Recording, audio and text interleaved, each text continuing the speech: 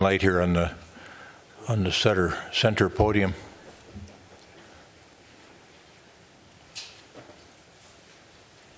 All right, here we go.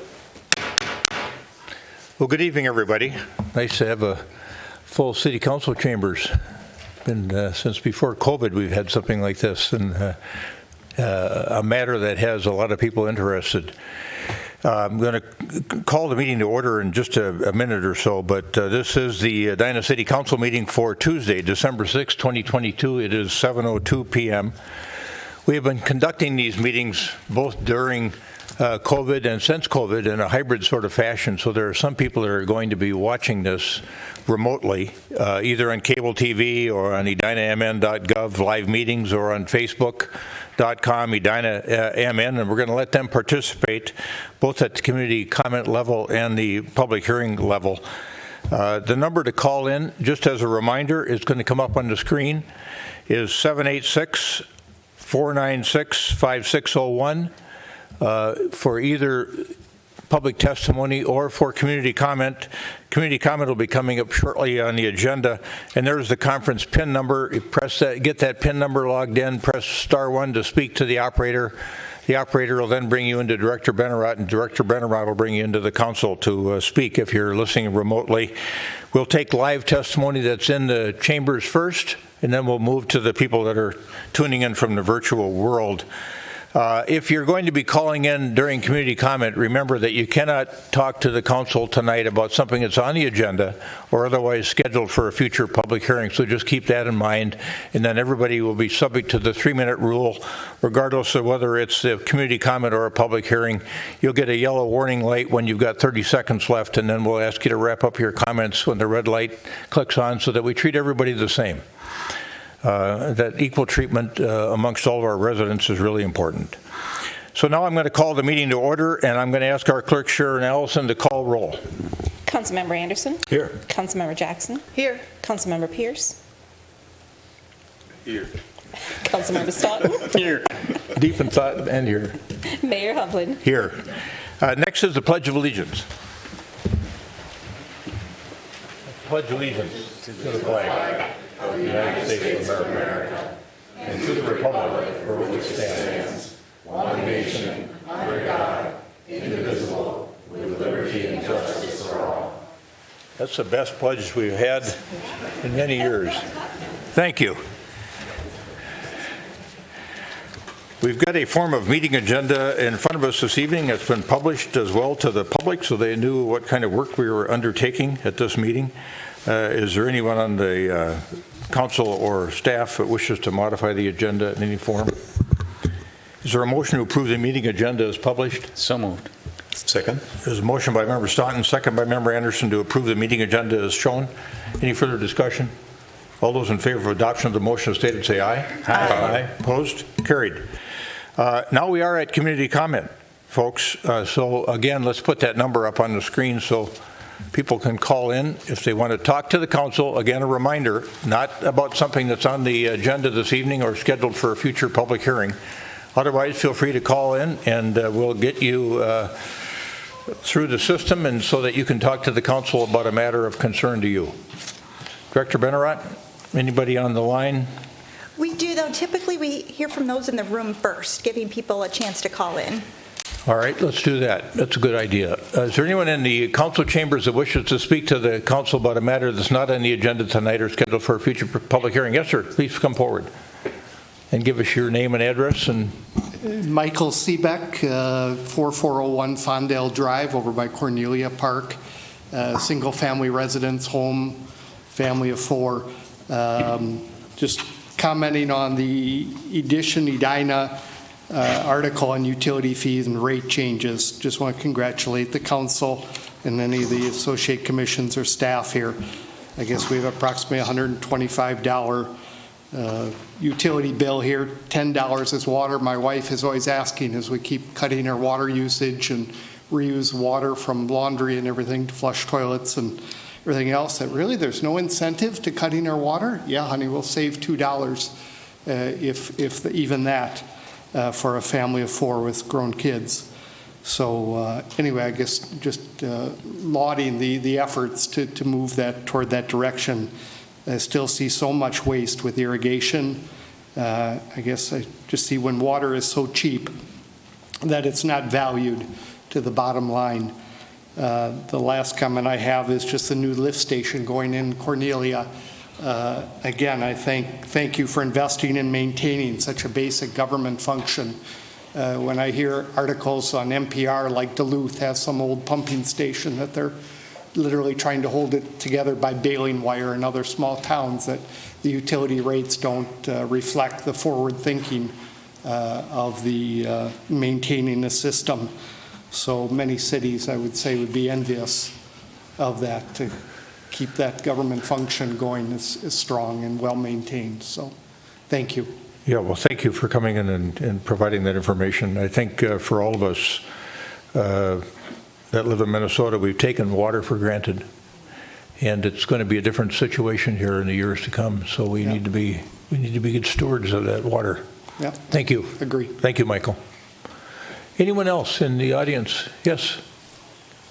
Owen Michelson, 4520 West 56th Street, Edina.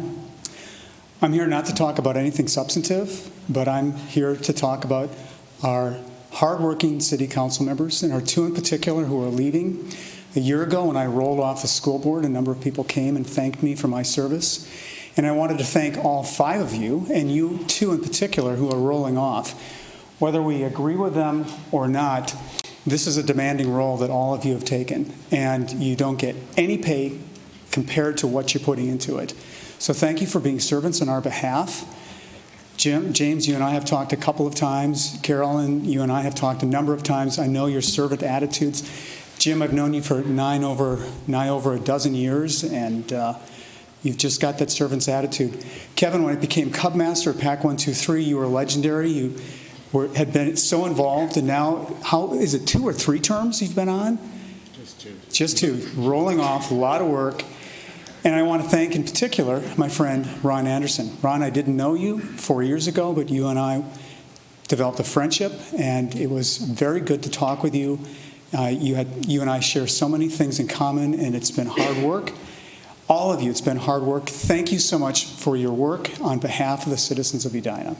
Thank you, Mr. Michelson.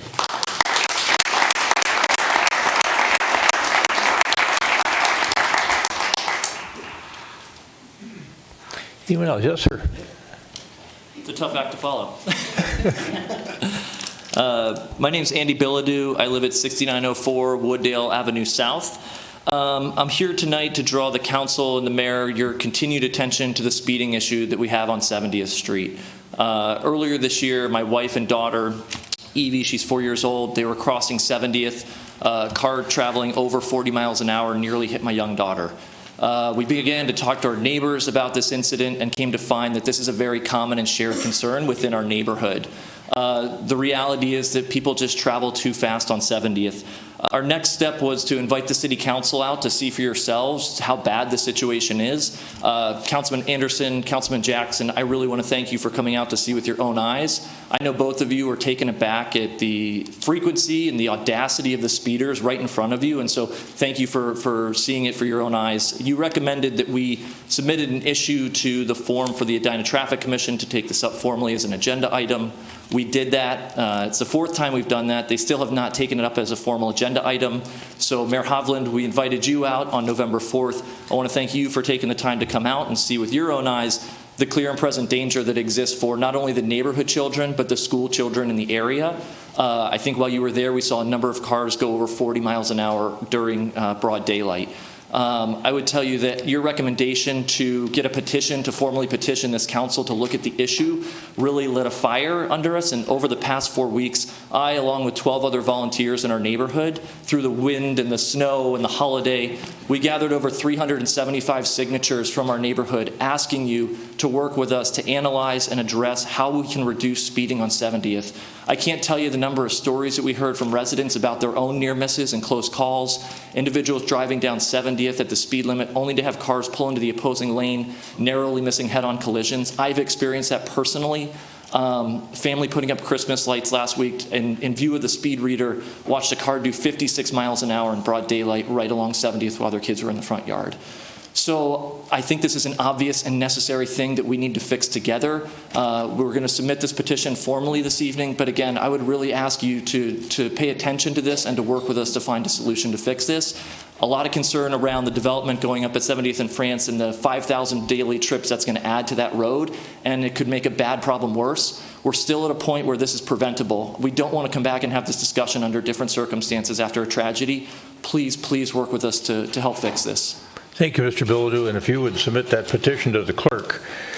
And in my conversations with staff and maybe other council members as well with staff, I understand, and Director Milner, you may have some insight on this, but we've talked about a broad traffic study because not only do we have to be concerned about 70th with respect to speed and volume, but any changes we make, usually that traffic moves somewhere else. So it goes down Wooddale, it goes down your street or some other street. So we need to have a comprehensive sort of analysis done to be able to figure out a strategy on trying to reduce, particularly speed, I think. Volume is a little bit more challenging with 70th, but nonetheless, your points are well taken. Yeah, absolutely open to looking at this holistically. I think there's just broad support for this in the neighborhood, and if that means redirecting or coming up with traffic calming or quieting measures, open to those solutions. Just really want to partner with you to fix this. All right, good. Thanks, Mr. Bilodeau. Thanks for coming in. Thank you.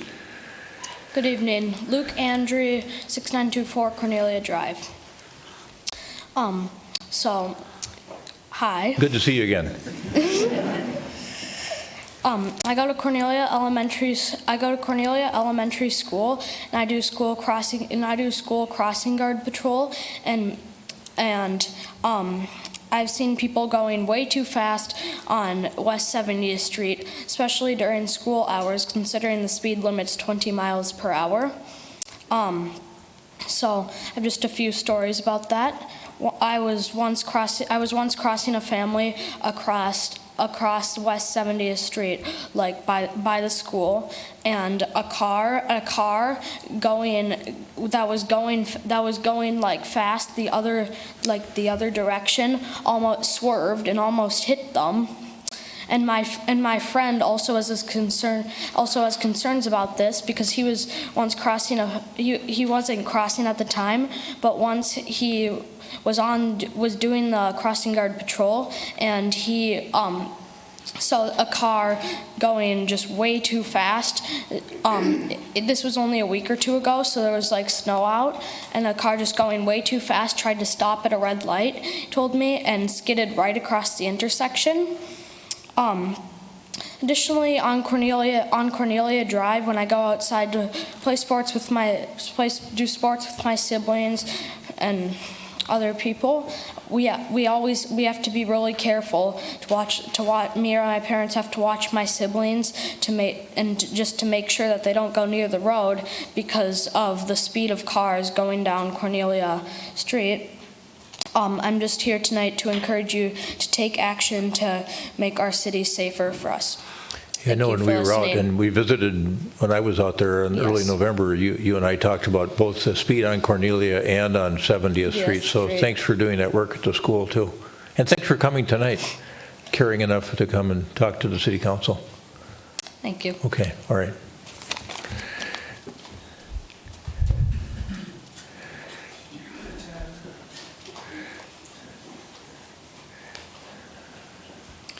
Hello, Council. You chose to follow him. Well, I had to wait for somebody shorter. Good evening. My name is Ralph Sickert. I live at 4311 Cornelia Circle. I was part of the group that did the survey with respect to the petition. I'd like to emphasize that it isn't just 70th. 66th Street is as much of a problem as 70th Street, albeit that we don't have a school on our street. And there are certain unusual circumstances with respect to 70th Street which warrant extra consideration. But what I would add is that in the houses that I went to, 90% of the people who answered the door signed the petition in my neighborhood.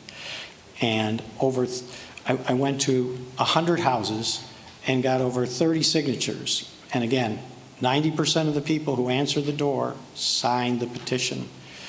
This is a major issue for the city.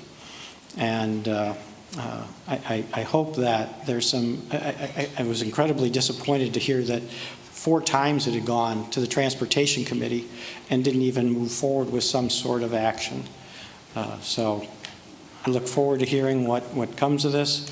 And finally, again, special thanks to Ron and Kevin. Best wishes.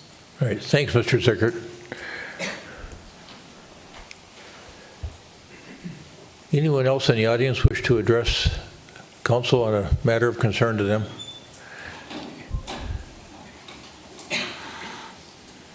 Good evening. Good evening. My name is Nora Davis, and if the two of you thought that you were going to get away without hearing from me again, and again, thank you for your service. It's greatly appreciated.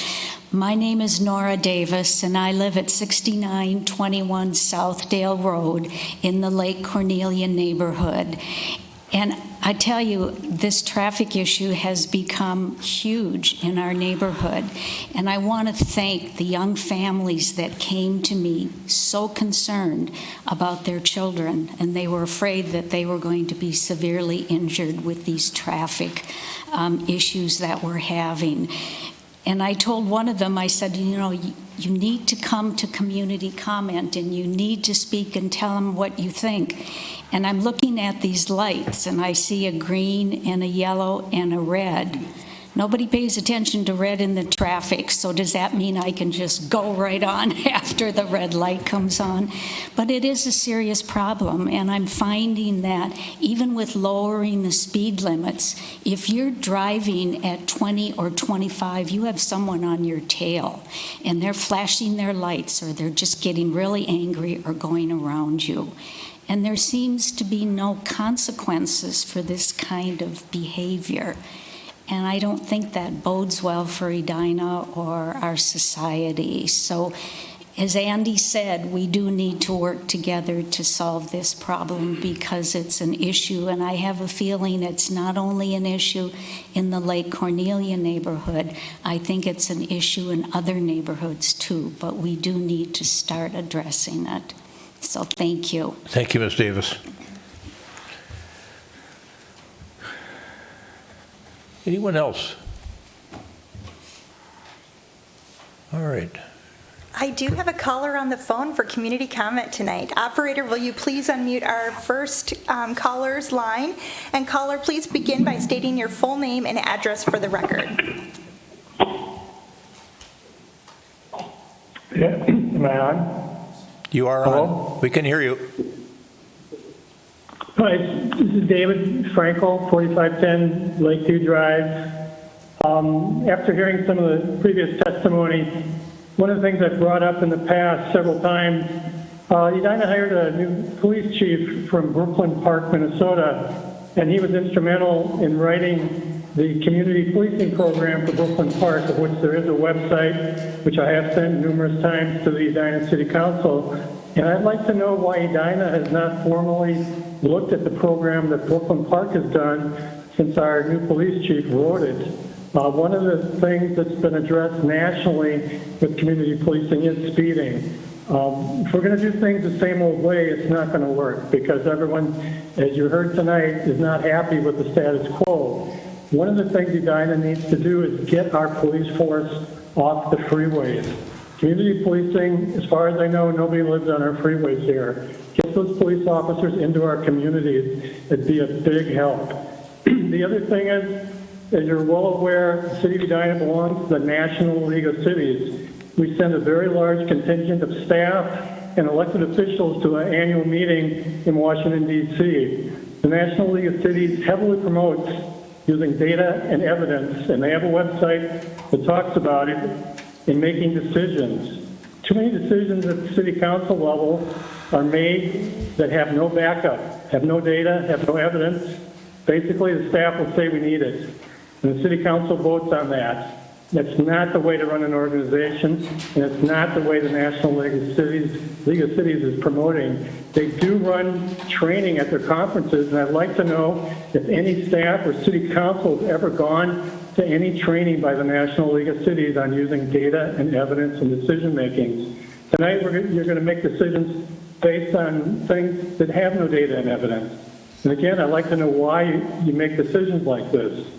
The last thing I'd like to say, as you're well aware, we're going to have two new city council members next year, which means 4 of the 5 members will be on their first term. I think it's a good opportunity for the mayor of Edina to step aside and allow some new candidates to run for mayor in 2 years and have a whole new city council. I think it's the right time to bring on all new blood across the board, which may also involve getting a new city manager at that point. Thank you. All right, thank you, Mr. Frankel. I do have more callers on the line, but no one is indicating a desire to speak at this point. Callers, if you're interested in speaking, please press *1 on your telephone keypad at this point. If I don't see your hand raised, I will assume that you're just listening and online for another matter.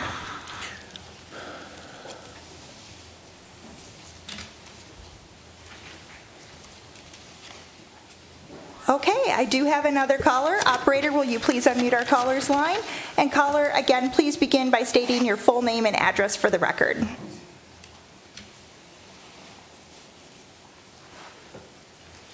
Go ahead, caller.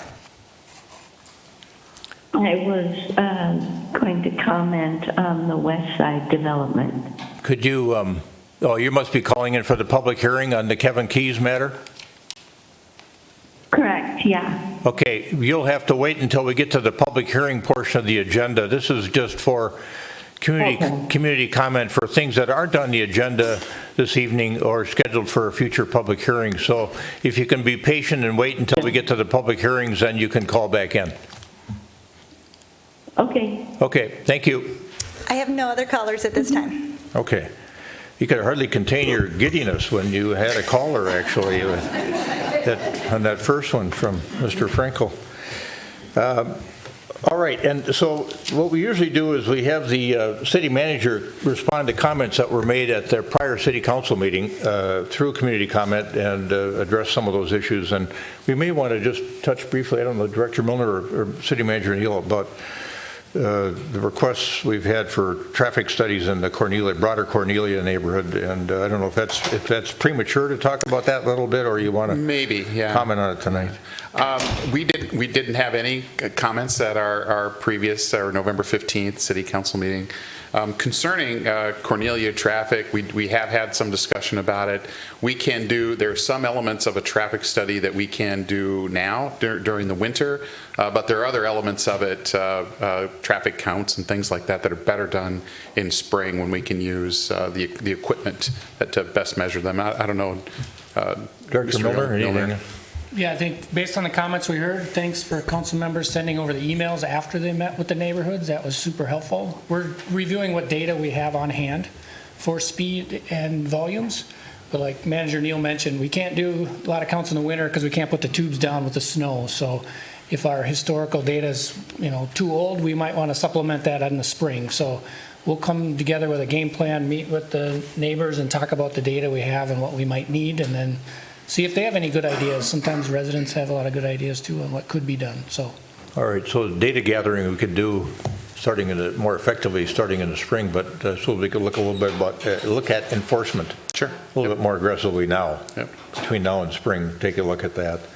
I know we often have an officer sitting at Arneson Acres and rarely see anybody along 66th Street, which there is some pretty significant volume there as well as speed. So, all right, let's move on then, past community comment, and we've got a consent agenda as part of our main agenda this evening. There are numerous items on the consent agenda that could be approved in a single motion. I'm going to read the ones that people have expressed. When I say people, I mean council members wanted off the consent agenda. Member Staunton would like to remove item 6A. Members Staunton and Anderson would like to remove 6C, and Member Anderson wanted to remove item 6D. So with the exception, is there anyone else who wants to remove any other item from the consent agenda? With the exception then of items 6A, C, and D, is there a motion to approve the remaining items on the consent agenda in a single motion? So moved. Second. Had a motion by Member Jackson, second by Member Pierce to approve the items on the consent agenda in a single motion with the exception of items A, C, and D. Any further discussion?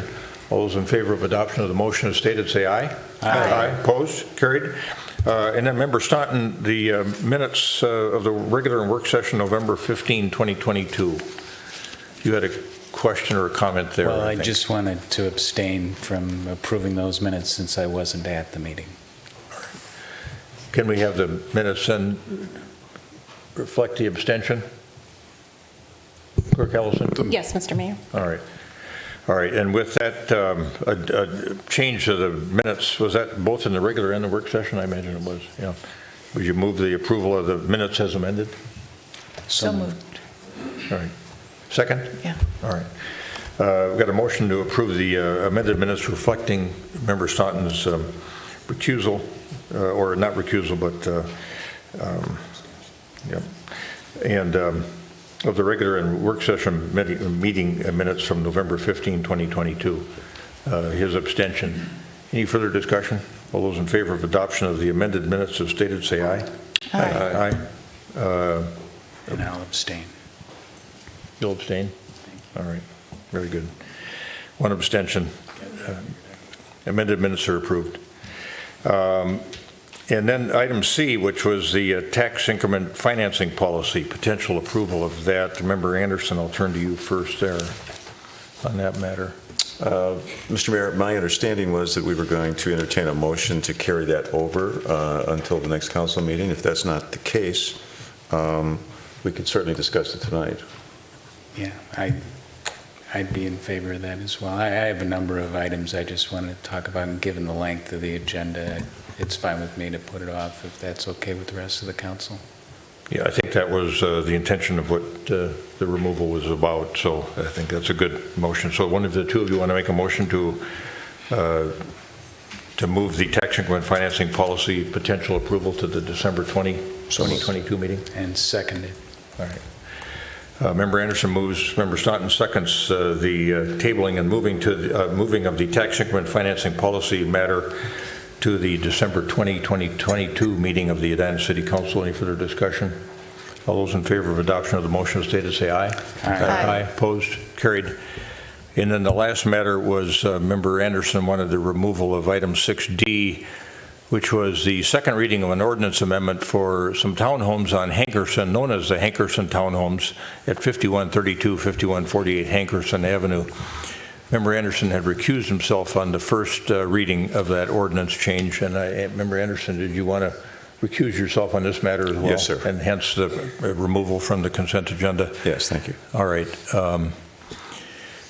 So let's take up ordinance number 2020-04, second reading of an ordinance amendment for Hankerson Townhomes at 5132, 5148 Hankerson Avenue. Is there a motion to approve the second reading of that ordinance? So moved. Second. We've got a motion by Member Staunton, second by Member Pierce to approve the ordinance 2022-04, the second reading thereof. That's an ordinance amendment for the Hankerson Townhomes at 5132, 5148 Hankerson Avenue.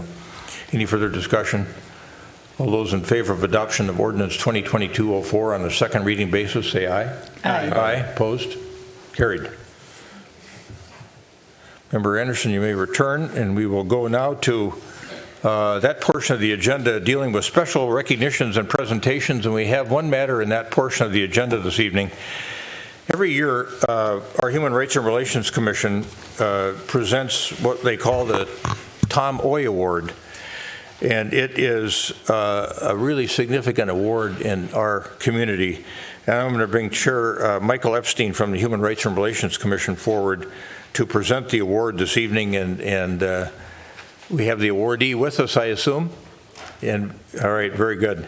And then you're going to hear what the Tom Oy Award is all about and why this particular person is being recommended by the HRRC for that award. Chair Epstein, welcome. Welcome. Thank you.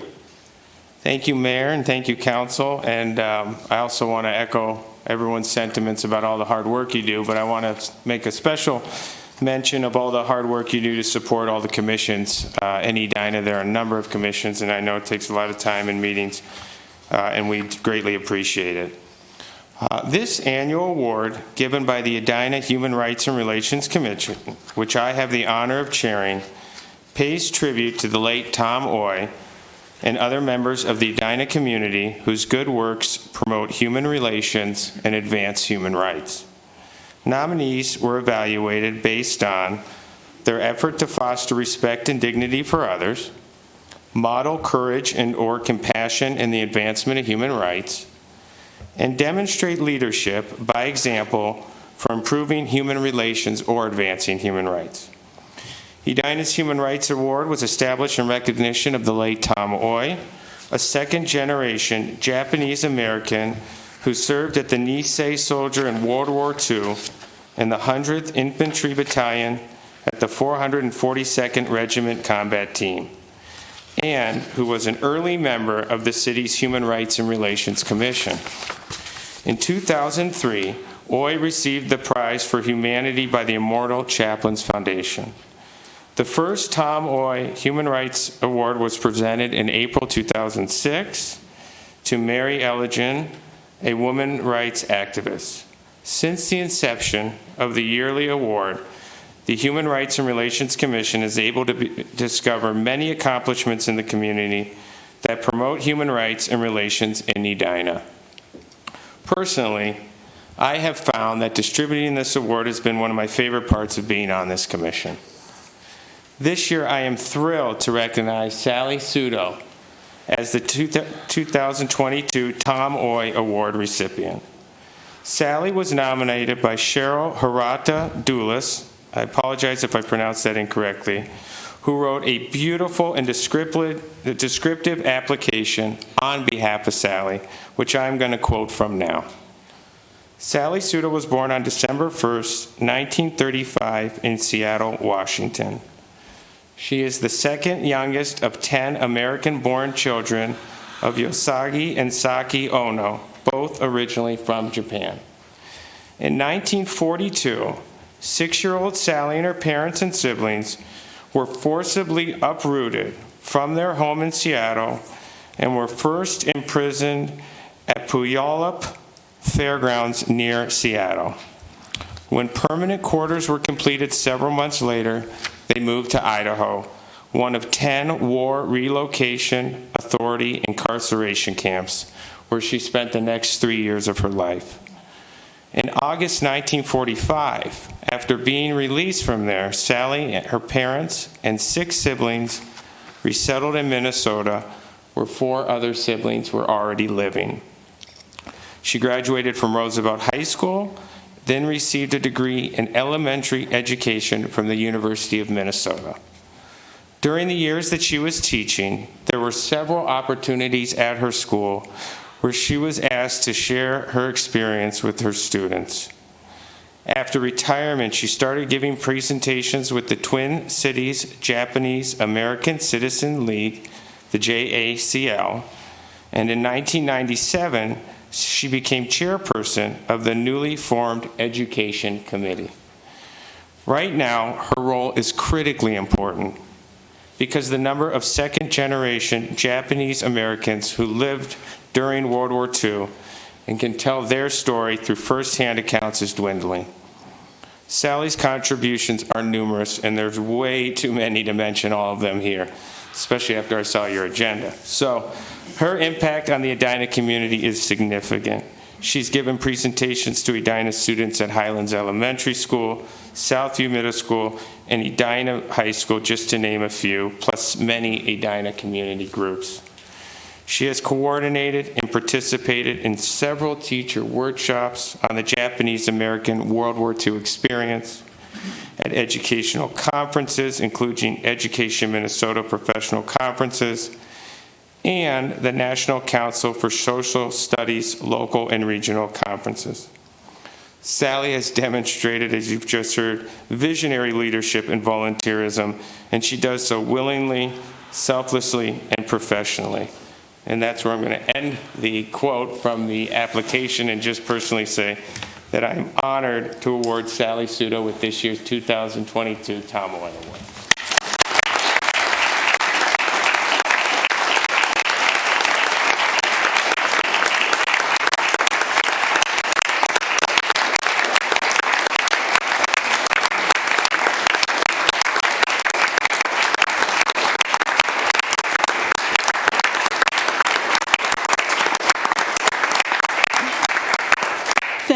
Thank you very much to the Human Rights Commission and for this award. I'm really humbled and honored to receive it.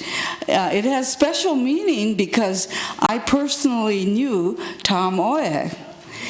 I do also want to give a special thank you to Cheryl Hiratadolis for nominating me for this award. My message always when I go out and give my talks is whenever you see injustice, you must be willing to stand up and speak out. So thank you, everyone.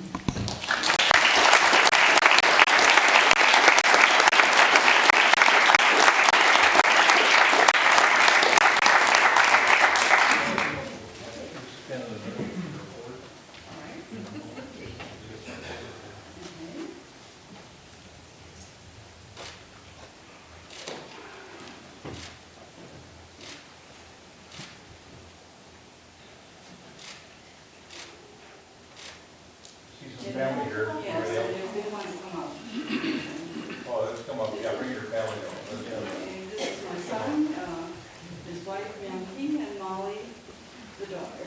Okay, let's scrunch up. Scrunch up, yeah. All right, this is great.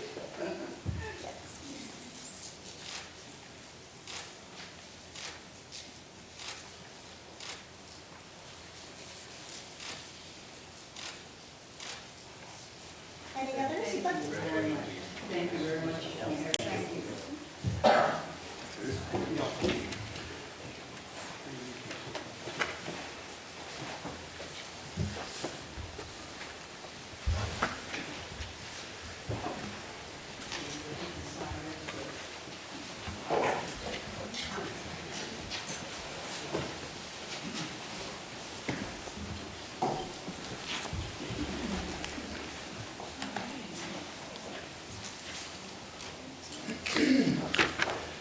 That completes the special recognitions and presentations portion of the agenda. We're now going to go to the public hearing portion of the agenda where we have 3 matters to address this evening. The first matter is going to involve what we know as the Kevin Keys site, the 6016 Vernon Avenue. First, we're going to have a presentation by our Community Development Director, Carrie Teague, and then we are going to have a presentation by the applicants and the property owner, Chris Davis and Marty Collins from Special X Properties. We'll give them about 20 minutes to make their presentation. We've also got our traffic consultant available for questions.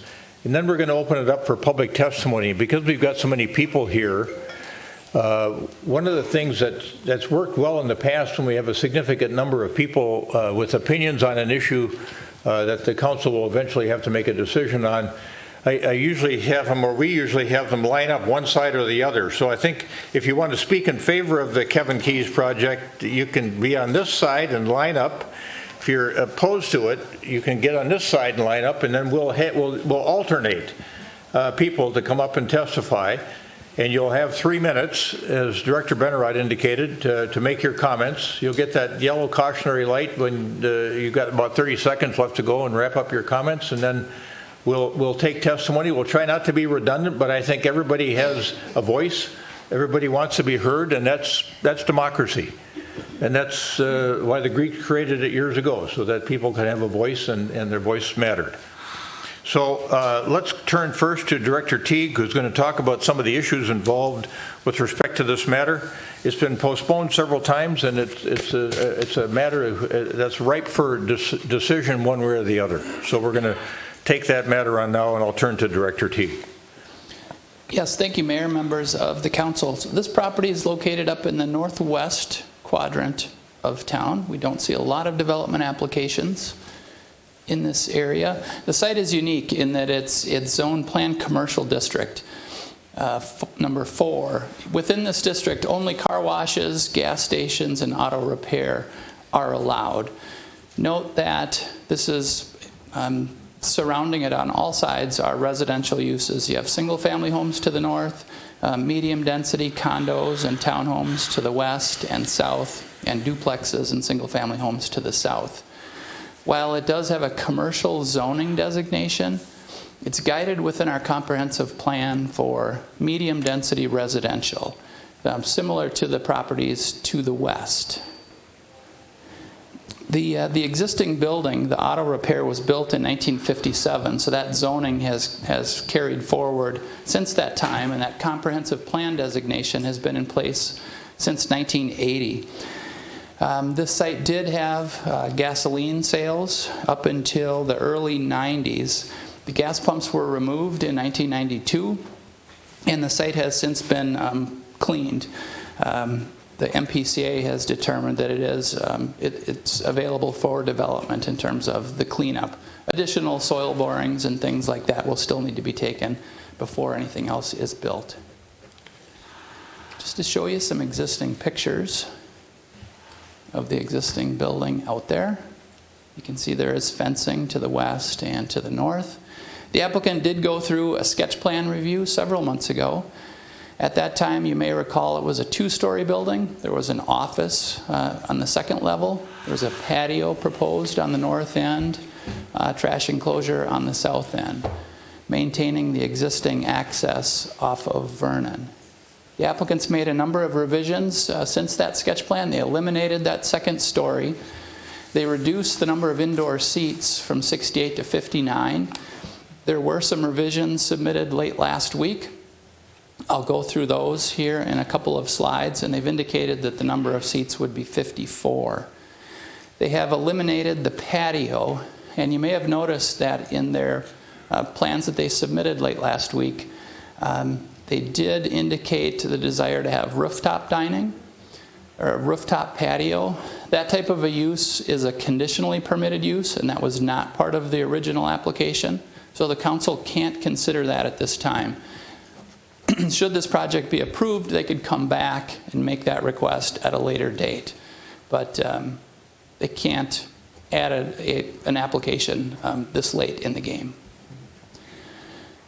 So this is the existing plan. So they're proposing, again, a 54-seat restaurant, about 2,300 square feet. Access, again, would be maintained through the site this way. The plan that was considered by the Planning Commission did have a patio in this location that separated the two parking fields. That has been eliminated with those revised plans. Just to run through some renderings of the site. Again, this patio has been removed. So the building itself would match the building materials of the existing building. The addition that goes to the west. So again, the proposed landscaping that you're seeing here, many of these trees are actually on the adjacent property. The property line is right here. They would maintain the existing parking lot for the most part, make some revisions on the south end. There was a traffic and parking study that was done. Again, Chuck Rickard is here with us this evening to answer any questions. The study has concluded that the roads can support the project. There were some conversations initially with the county about could they provide parking stalls along Vernon Avenue. The county has indicated that they would not want to see parking along Vernon. In terms of the parking study, with those revised plans, the plan has been revised from 28 parking stalls on site to 24.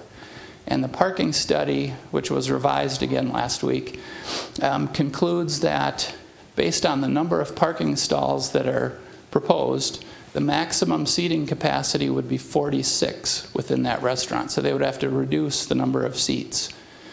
The study doesn't take into account indoor versus outdoor seating.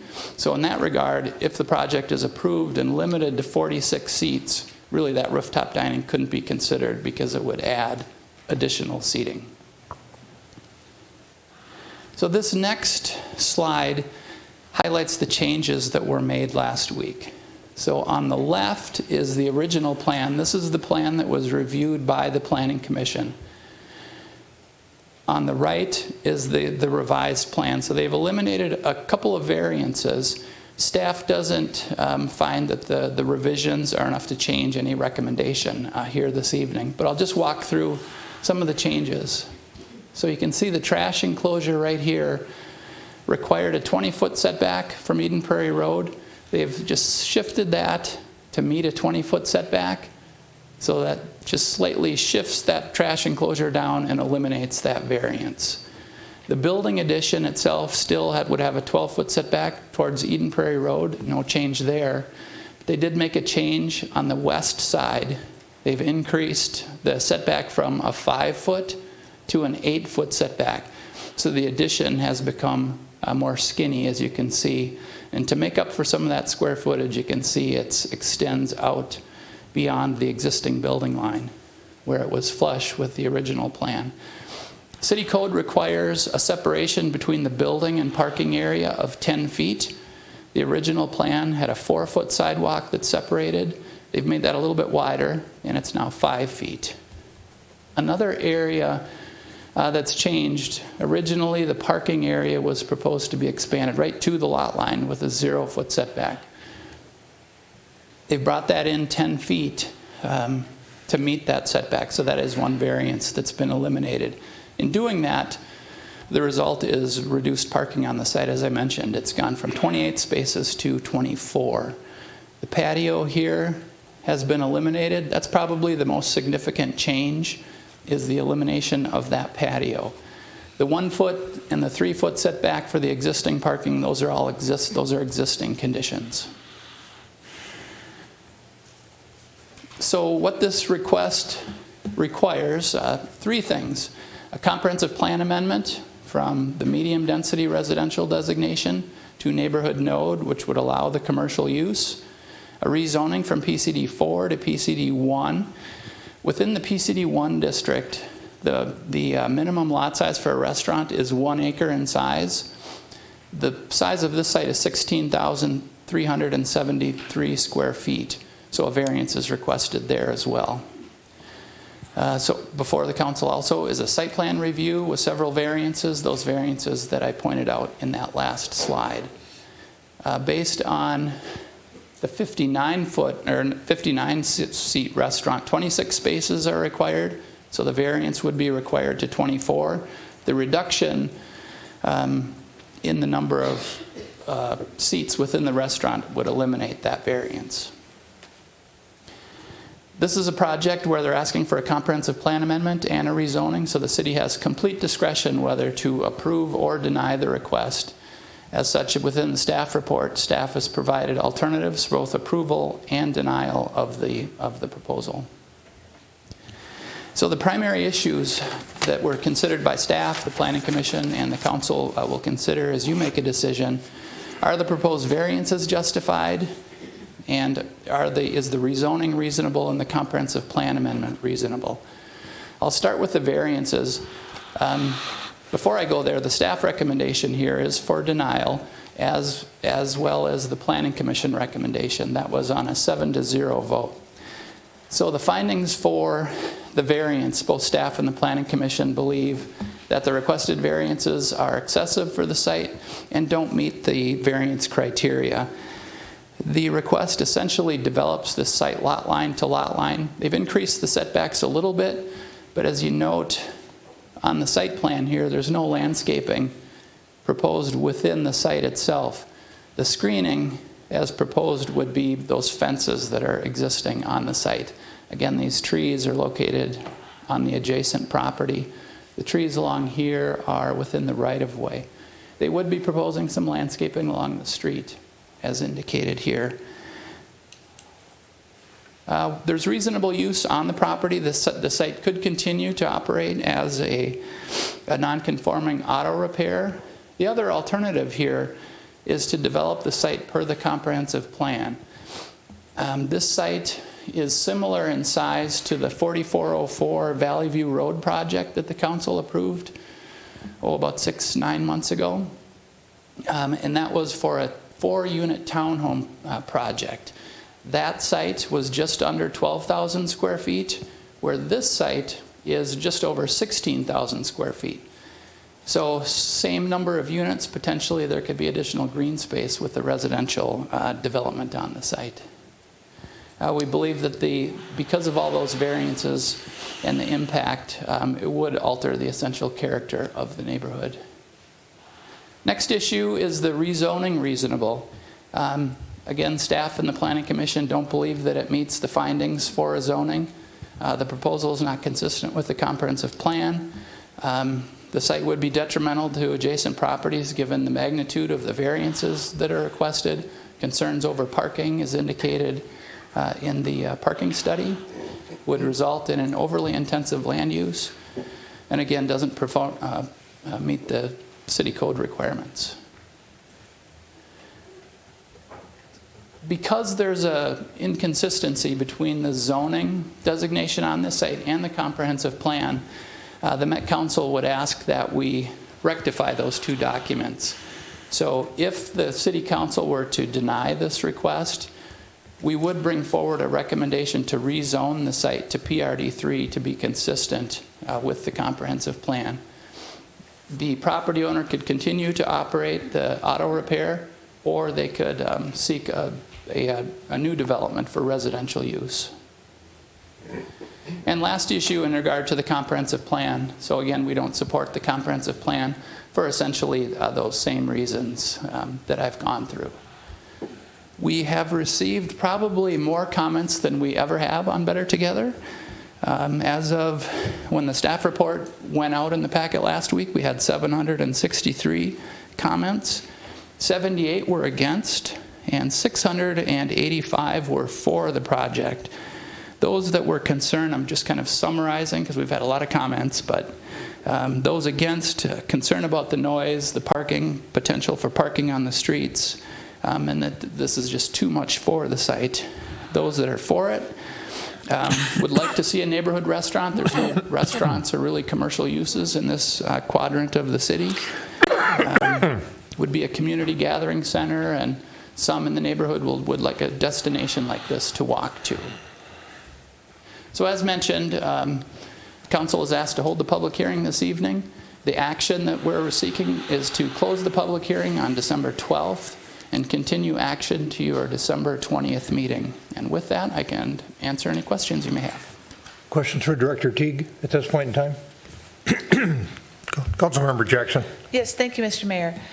So if this were to be residential, the size, did I hear you correctly that there would be 4 units allowed? So not a skyscraper or anything? That is correct. That would be allowed, the density allowed under the comprehensive plan. Okay, and then if it's denied, a car wash would not be an option. It could be an auto repair or rezoned as residential. Is that correct? Yes, and that was a recommendation of the Planning Commission as well, we need to rectify the discrepancy between the comprehensive plan and the zoning. So we would suggest that we move forward with the rezoning of the site to be consistent with the comp plan. And then one of the questions, and I don't know if this is for you or for Mr. Milner, but the crosswalks across Vernon, I live in that neighborhood and it's very dangerous to cross Vernon most times of the day. Where are the nearest crosswalks? Boy, that one I don't know off the top of my head. I think we can look that one up and get back to you. Okay, thank you. Councilmember Anderson. Thank you, Mr. Mayor. Director Teague, I have some clarification questions. So the applicant is, as of tonight, moving from 28 to 24 spaces. And so with those 24 spaces, that takes maximum seating there to 46. Correct. And so if for any possibility of approval, that would need to be reduced to 46. That would be a condition. Correct. Okay, thank you. And then just to be clear, the matter considered tonight is the single-story plan that we've seen pieces of here. That is correct. Without the patio, and does not include a second-story deck type of dining arrangement. Correct. Is that correct? And so then if if there was ultimately an approval, then the approval would be for that only, the 46-seat restaurant, which would be a single story with no dining above, and then a future council would consider a revision on the part of the applicant to add that, but it would not be included in any potential approval. That is correct. So this is a preliminary rezoning, so we would put those conditions on. They would then come back for final approval, and it's at that time we would ask for those revisions to be made, the elimination of the rooftop dining. You know, it would be a plan that's consistent with this preliminary rezoning. Thank you. And so, thank you. That's very helpful. And then, just to clarify Councilmember Jackson's question, under Section 36-611, which are the principal uses in PCD-4 in that subdistrict, I see that automobile service centers are included in that, which would be a permitted use given as farmer use. That also gas stations and car washes would be included in that use. I don't know what permitting is involved in a gas station, although I don't know if that would even be a matter of consideration. The car wash question, though, comes forward because I've heard that both pros and cons from various people in the neighborhood. And so can you, since that's a permitted use here, but that would not be, if I'm hearing your answer correctly, that would not be a permitted use on this site for these applicants at this time. Yeah, so currently the site is zoned for Planned Commercial District 4, which allows those uses. If they wanted to put a car wash on there, they could make that request. It would be a site plan review with variances, just given the size of the site. I'm sure they would need some type of setback variances. But we still would need to amend the comprehensive plan because it's guided for medium density.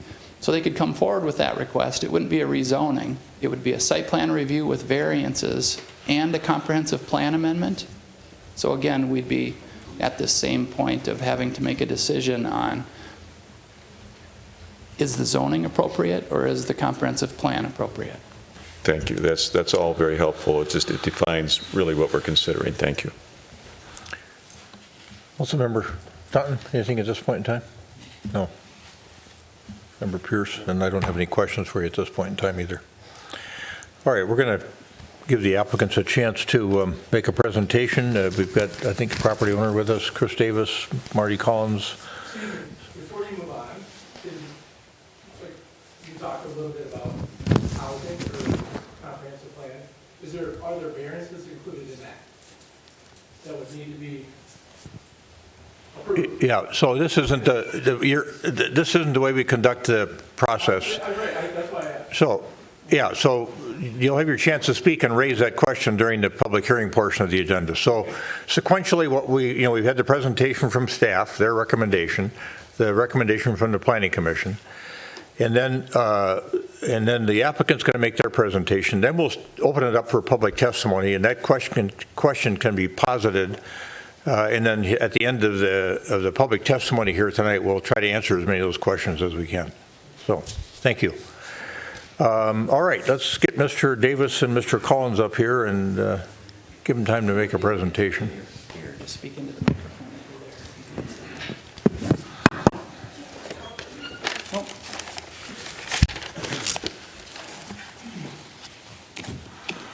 Hey, good evening. My name is Chris Davis. I don't know if you need my address, but it's 6637 Parkwood Road in Edina. Marty Collins and I purchased the Kevin Keys property in October of last year, and we thought that a neighborhood restaurant would be a great community-focused use of the space. And little did we know that we would still be here after 14 months with no approved use. We have proposed a very small restaurant on this unique and oddly shaped property. Our architect, Christian, could probably speak more to the challenges of this site, but you probably picked up on some of that from Carrie. The entire property is basically a variance. The tiny existing building already exceeds setbacks on two sides, and almost the entire existing parking lot is a variance. anything we did with housing would also require variances. Anyway, we were able to come up with a 54-seat restaurant with 24 parking spaces. And we are planning a Yum Kitchen type concept. Order at the counter and take a number back to your table. We've polled the community, and we've seen that poll reflected in the Better Together Edina comments. The community overwhelmingly wants this restaurant. They want a place that they can walk to or bike to. They want a neighborhood gathering space. And they want another option for food.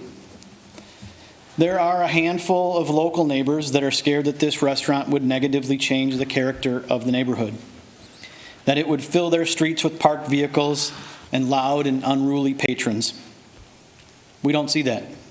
We see a walkable, bikeable, sustainable, family restaurant that adds value to the neighborhood.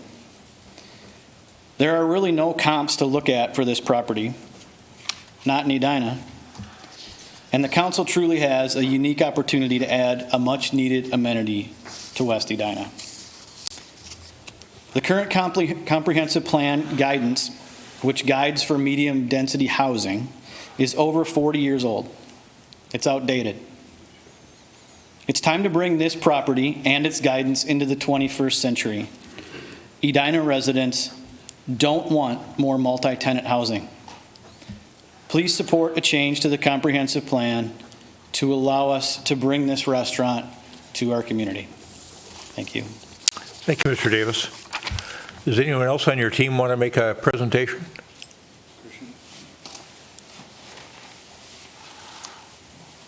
Good evening. I'm Christian Dean. I'm a resident of Minneapolis. My office is Christian Dean Architecture, based in Minneapolis as well. For context, my firm did the restaurant Kalita on 54th and Penn, which is remarkably similar structure to the Kevin Keyes site.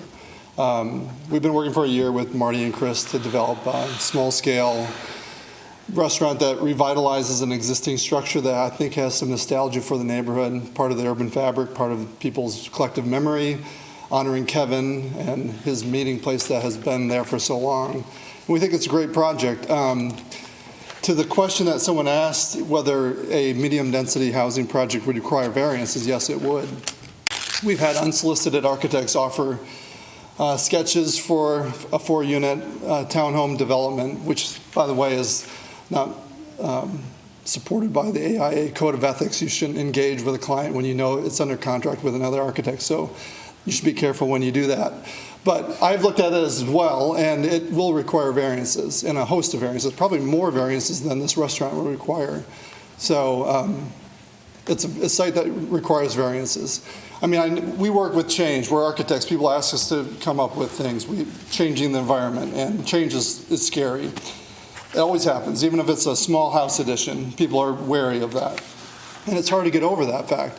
But you know, this is a project that I think the neighborhood, Marty and Chris have done a great job asking the neighborhood what their opinion is. A number of people have come out in support of it. I'm sure there's a few that are nervous about the change that's being proposed here. But any project that's going to be developed here will require a host of variances, more than the site can bear. So the idea that this is a bad design or it requires too many variances is not really the issue. It's just about the use. I think we should just come to the table and say this is just about use. Is it about a restaurant or housing? Because any project is going to require variances, whether it's building setbacks or parking setbacks. So I just want to put that on the table tonight. Thank you. Hello, Marty Collins. I live at 6104 Jeffrey Lane.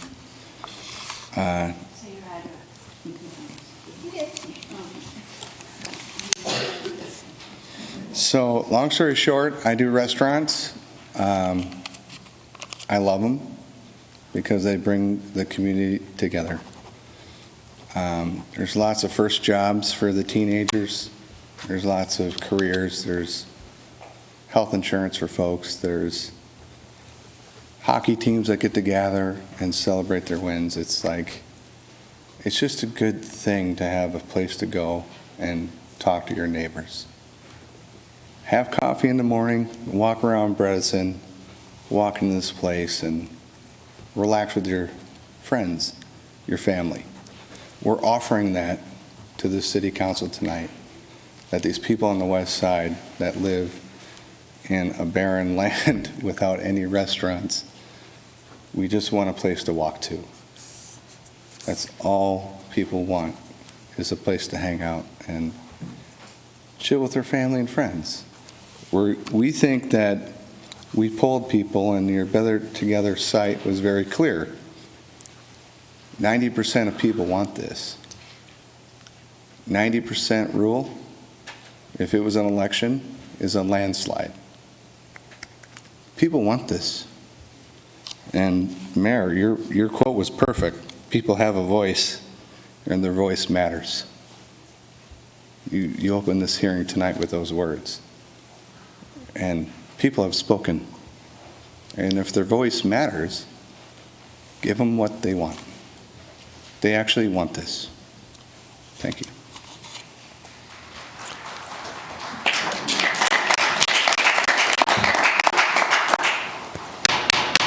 Folks, this is my fault. I should have talked about this at the beginning.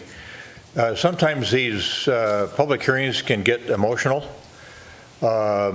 You favor one side or the other, but what we all want to make sure that we do is be respectful of other people's opinions.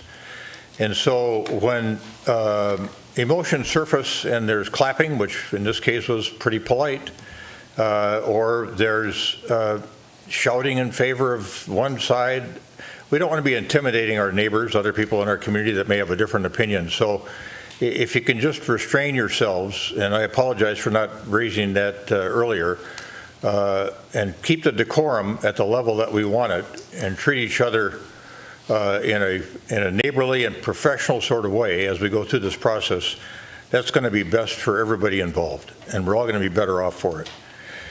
All right. So anything else that you want to do on your side, Mr. Collins? All right. Okay. So now we talked earlier about how, and some of the folks beyond the council chambers, I don't know what your schedules are, but I'm going to ask people to start lining up this side if you're in favor of the proposal, on this side if you're opposed to the proposal, and then remember you've got 3 minutes.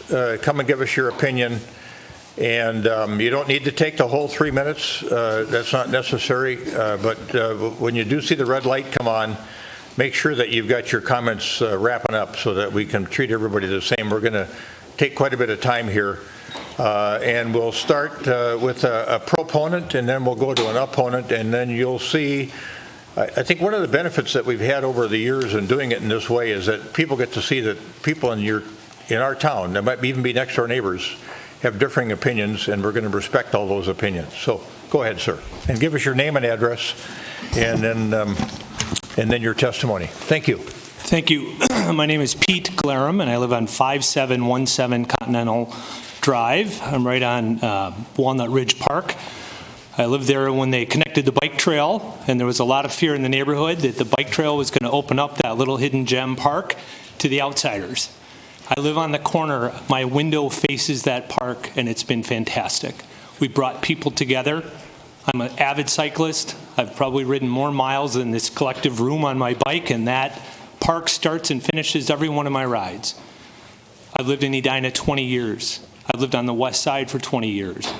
And it's time for us to get a restaurant that we can walk to. Everybody's going to say the same thing. It's community, it's belonging. We've just gone through one of the worst episodes of our collective lives with COVID and being locked down. We're coming out of our shells. Mayor, you said it. Biggest meeting since COVID. We want to come out of our shell. We want to walk, we want to bike. It's not about the parking. It's not about the setbacks and the zoning. It's about the community. It's pretty basic. I raised my family in Edina. Both my kids graduated from the public high school. This community matters. We're a first-tier suburb. We're fighting a lot of development on the outer edges. I have a lot of colleagues that started in Edina and have left. They've gone other places. So let's not sit back on a plan, on a variance. Let's actually sit back at what matters, the people in this room. As you said, the Greeks, my wife is Greek. We can quote them all day. The Greeks have spoken. Democracy is here. We want this. It's a no-brainer. I'll buy the first round, the first night. It's on me. Thanks. Thanks, Mr. Braun. Some pictures. Sure, go ahead. And then we're going to hand you a handheld microphone so you can stay right by that.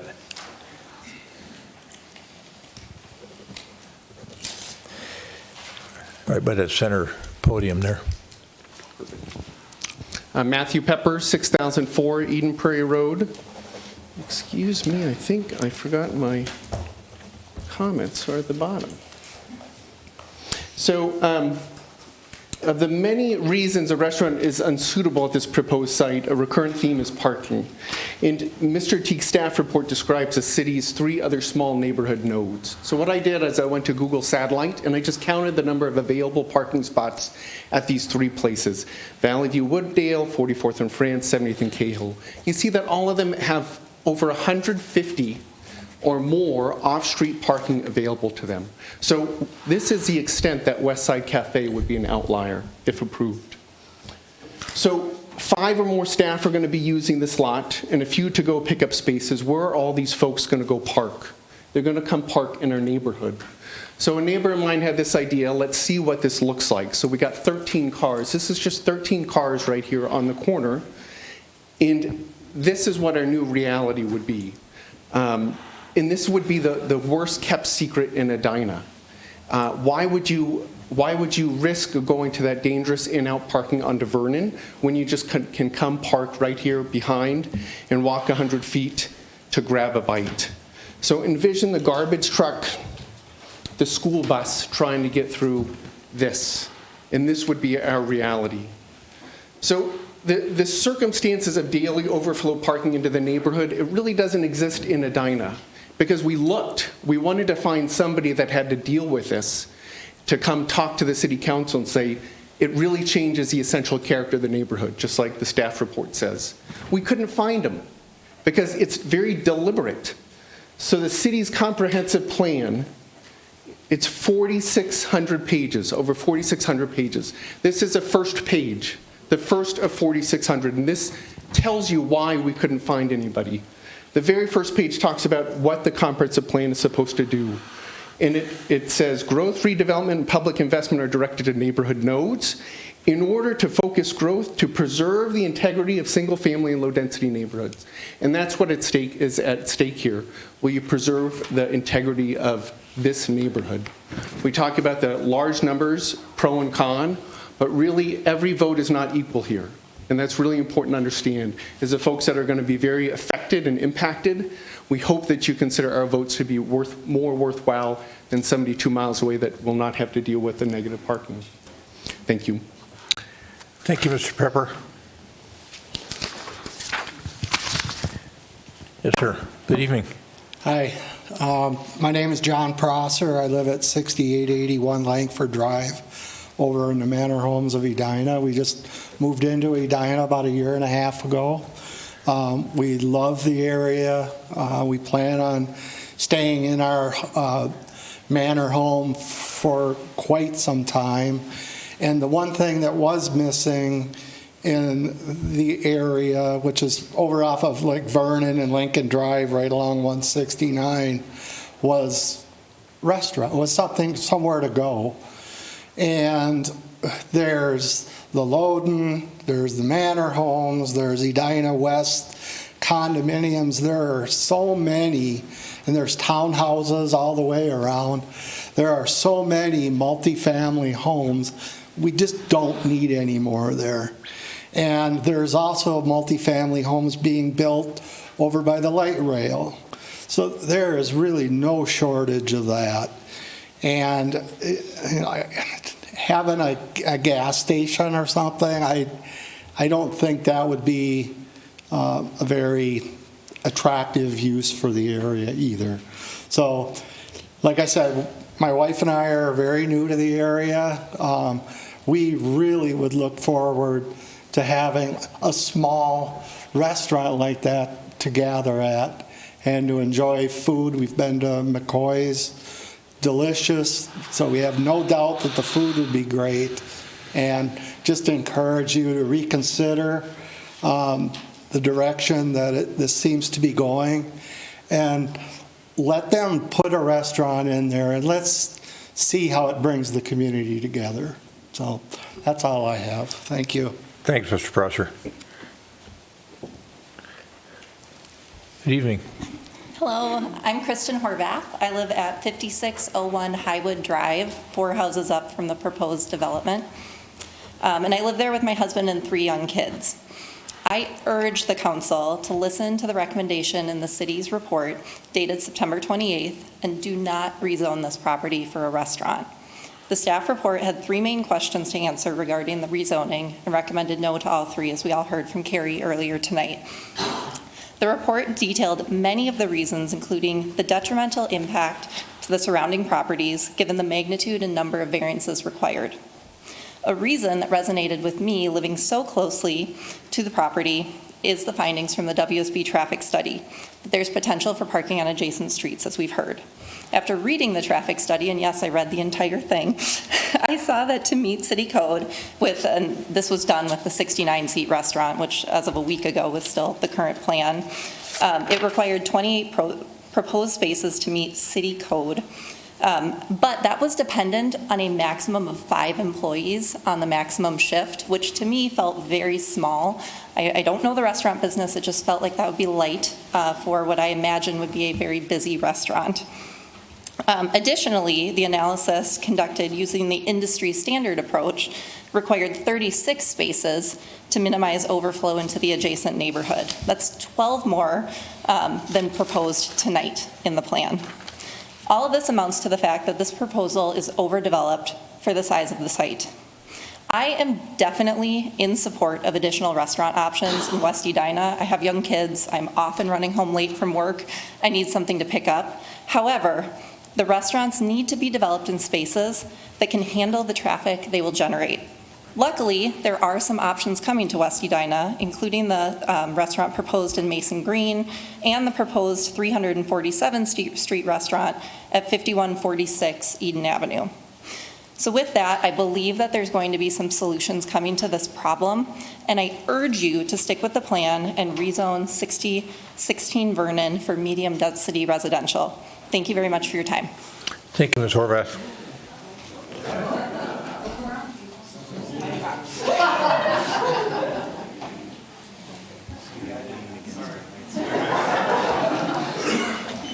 Hi, my name is Julie Hansen, and I live at 59. I'm sorry. Bear with me just a moment there. It's a little hard to hear you with the door kind of rattled there. So if you could stand a little closer to the microphone, it would help. Thank you. Hi, my name is Julie Hansen, and I live at 5909 Walnut Drive. I am in Edina, 55436. This is the first time I've ever come to speak at a thing like this, and I hate public speaking, which is why that is how strongly I feel about this project. I've lived in Edina for almost 20 years. I've raised my kids in Edina. They went to Countryside School. I've had to drive past the Kevin Keyes place probably thousands of times, and it's not pretty to look at. I mean, no offense to Kevin Keyes, but the fence is not painted, the building has not been upkept, and I think that having a place to walk to and have a community place for people to go is something that is vastly missing in our neighborhood. Again, someone mentioned the bike trail, that everyone was afraid of that change, and I'm on that trail. In fact, I can see the bike trail from my house. So it runs right behind me. And it's never disrupted anything. In fact, it's enhanced the community. The first thing I wanted to do after I got vaccinated from COVID was go to a restaurant, because that is where you socialize and you meet other people in the neighborhood. And there's no place to really do that in the area that we are, in the 55436 neighborhood.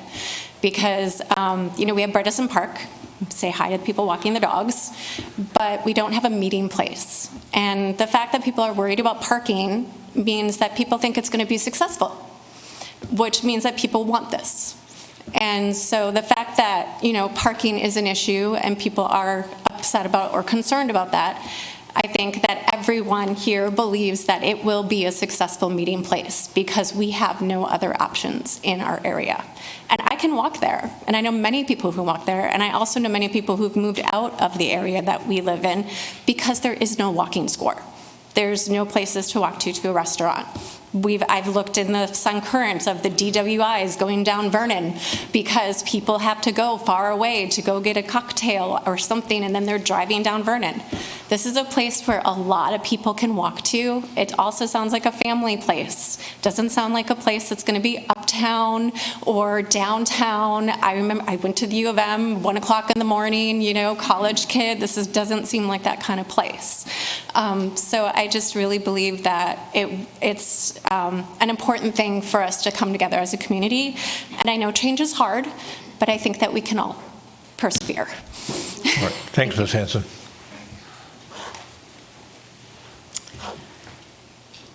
My name is Sarah Irwin, and I live at 6025 Kmar Drive. First off, I want to say that I'm all for developments. I am all for gathering places. I am all for getting to know my neighbors and connecting. I'm certainly not opposed to that sort of thing. What troubles me about this is that I'm opposed to the fact that something's being proposed that I don't feel fits in the space that it's proposed in.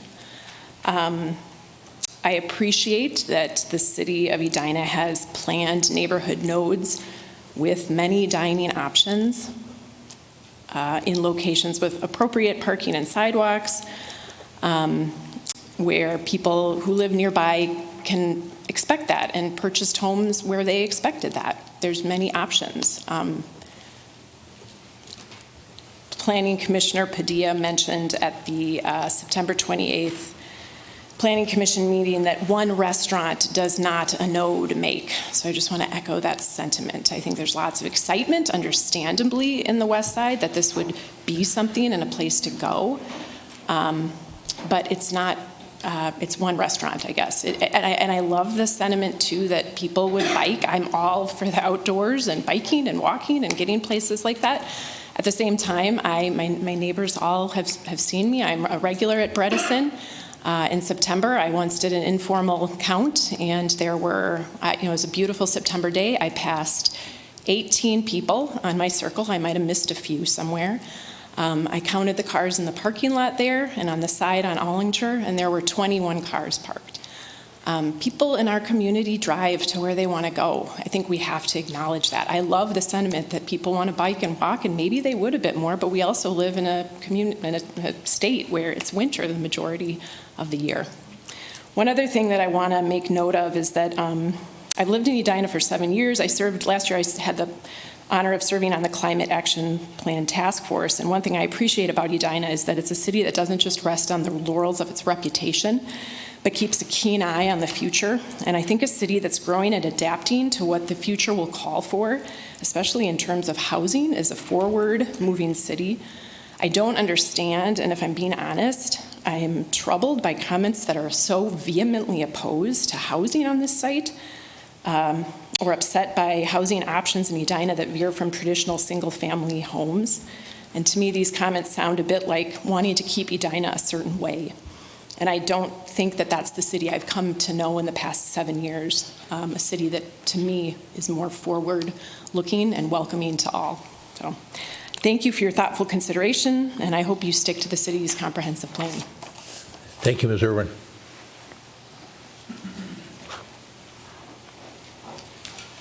My name is Lisa Duran. I live at 5513 Highwood Drive. And I would like to speak in favor of the rezoning of 6016 Vernon. I and my family live about a block from the proposed restaurant site. We've been in our current home for 7 years and residents of Edina for 18 years. When we heard about the proposed restaurant site, we were very excited to have something like this come to our neighborhood. I envision a place to enjoy dinner on a night that I don't want to cook, a place where you could run into neighbors and meet friends. I love that this is going to be a family-friendly restaurant, that this is being created by local people, and that the restaurant will create jobs in our community. Mostly, I'm excited to have finally have a place close to our house that we can walk to. I think walkability is something that our neighborhood currently lacks. There are no amenities within walking distance to our neighborhood, and I would love to see this restaurant change that. I know the council relies on the constructive input of residents to make their decisions, and I ask you to consider my comments as a close neighbor to the site and approve the rezoning. Thank you. Thank you. Thank you, Lisa. Good evening. Hello. My name is Samuel Reed. I live with my wife and 2 daughters at 6012 Eden Prairie Road. Thanks for the opportunity to address you. This proposal just doesn't fit. It doesn't fit the property for all the reasons outlined by the Planning Commission. It doesn't fit the city's comprehensive plan. And it doesn't fit the quiet, safe, residential neighborhood feel that we've come to enjoy. Inserting a restaurant with a bar, as noted on the diagrams, that will serve alcohol late into the evening, potentially now on a rooftop terrace, will insert noise, disinhibition, and traffic into our neighborhood late into the evening. The property lines of the proposal will not contain those ills. We will enjoy a lesser quality of life, and I worry about lesser property value as well. For these reasons, I ask you to decline this proposal and to work toward rezoning it residential. Thank you. Thank you, Daniel.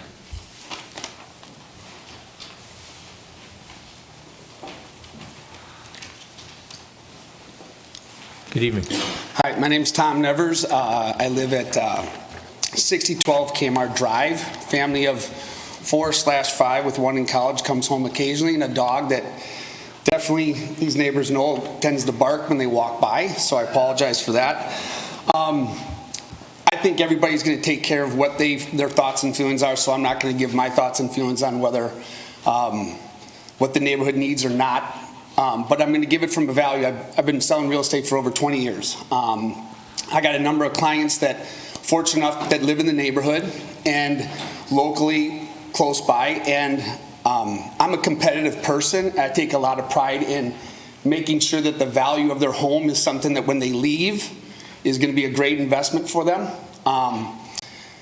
Nobody calls me up and says, hey, I want to live next to a condo, or let alone 2 condos, and give me a 2-story that lives there, okay? What happens is that they come back and they look at that nice 2-story that's across the street from the condo and realize that it's anywhere from, and I researched it, 6.5% to 8% value difference than one off of Eden Prairie Road, okay? So I'm sitting there thinking in my mind, what would be the best option to kind of create a more value, lesser, take the 8%, maybe bring it down to 6%. Take the 6.5%, bring that down to 4.5%. Deduction. It's no different than living next to a busy street. It's no different than being on Vernon. You know what you're getting when you're living there. But for clients, for the people that live in the neighborhood, the big question for me is, if you're okay with the opportunity to not have the value be better and improve for you and your family when you're on your way out, that's fine. I have no rebuttal for that, but I look at it from a standpoint of, like I said, I'm competitive. I want what's best for my clients, and I just think that the restaurant's an absolute no-brainer. And whatever you do, I'll live with it. I'll live with it. But I also want to say, too, is this, and leave with this, is that whatever decision you guys make, whatever happens here, there's no reason for anybody to be pissed off at anybody in the neighborhood. That's what makes our neighborhood great. I mean, I'm not going to go through the history. I lived on Highwood Drive. I worked at the gas station. I've seen this whole thing. I'm 51 years old. And I would love to see something that we're proud of, that's going to add value, and we all can sit there and hang out together. And talk through our differences, but not sit there and be pissed off at each other. So, thank you. Thank you, Mr. Nevers.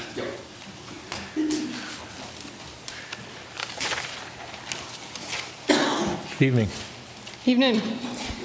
Ladies and gentlemen of the City Council, thank you for the opportunity to speak.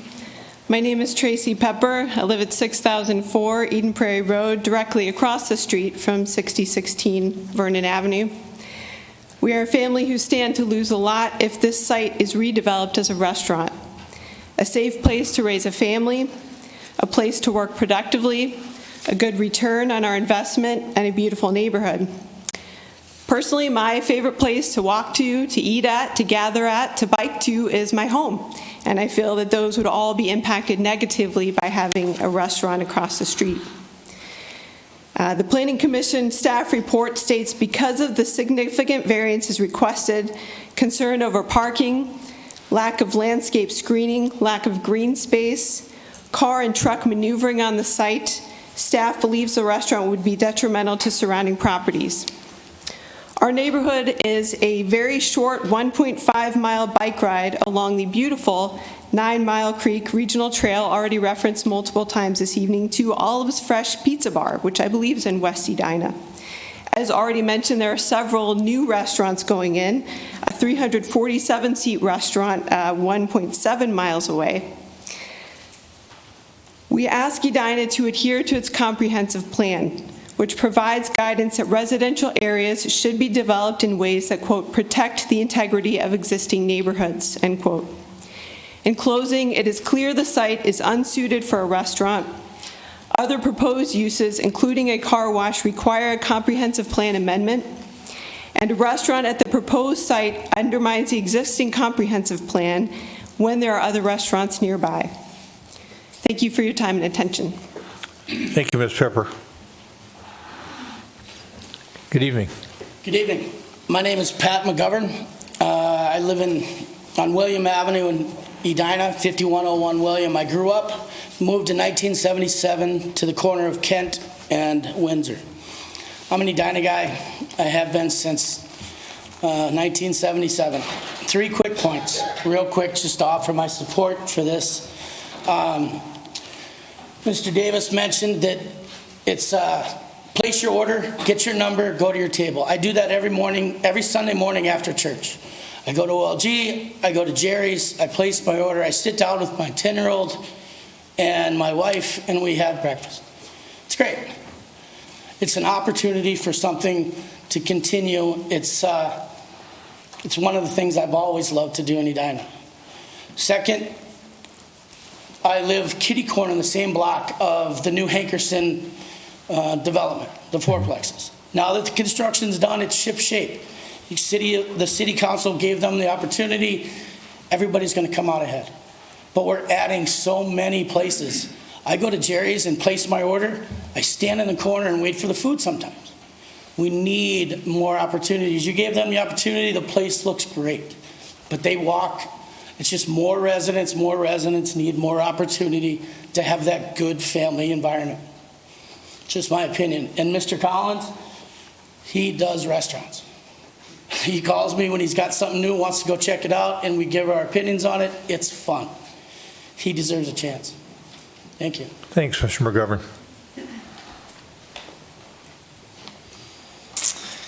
Yes, sir. Yes, Mayor Hovland, council members, thank you for your time, your service, and your leadership. My name is David Irwin. I live at 6025 Kmart Drive. I'm here tonight to voice my opposition to the proposed Westside Cafe. My wife and I and our 3 kids moved here 7 years ago, and we previously lived on a side street often used as a cut-through to a more major street. And so in our search for a home here in Edina, one of our top priorities was a quiet neighborhood, one with little or no through traffic, and we found that on Kmart Drive. It's my belief that homeowners in Edina develop certain expectations for their neighborhood when they're buying into it, and that the city will do its best to maintain that essential character of that neighborhood. I'm very concerned that a restaurant at the old Kevin Keys location will disrupt the quiet nature of our neighborhood. I believe that the new restaurant will generate more cut-through traffic, more street parking, making it less safe to walk and bike our neighborhood. Noise, especially with the newly proposed rooftop patio, I believe will filter through our neighborhood. If we lived in an area with an existing commercial activity, with certain expectations already set, I think these changes might not have a significant impact. But for Eden Prairie, Kmart, and Highwood, this new restaurant will dramatically change that feel, I believe. I'm for commercial development where it's done in the right place, but in this case, I'm very concerned that a new restaurant will negatively impact our neighborhood. Thank you for your thoughtful consideration on this matter, and I hope that you vote to stick with the city's comprehensive plan. Thank you. Thank you, Mr. Irwin. Good evening. Good evening, everyone. My name is Kristen Peterson. I live at 6020 Leslie Lane, which is just a couple blocks off from the proposed site plan. First of all, I want to acknowledge everybody's concerns who have come here to, speak against, the proposed site plans.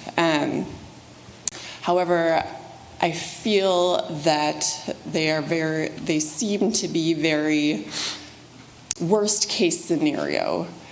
And if we move on in our lives simply with worst case scenario in our minds, we will never go anywhere. We will never progress doing anything, because there's always a worst case scenario in any plan that we put forth.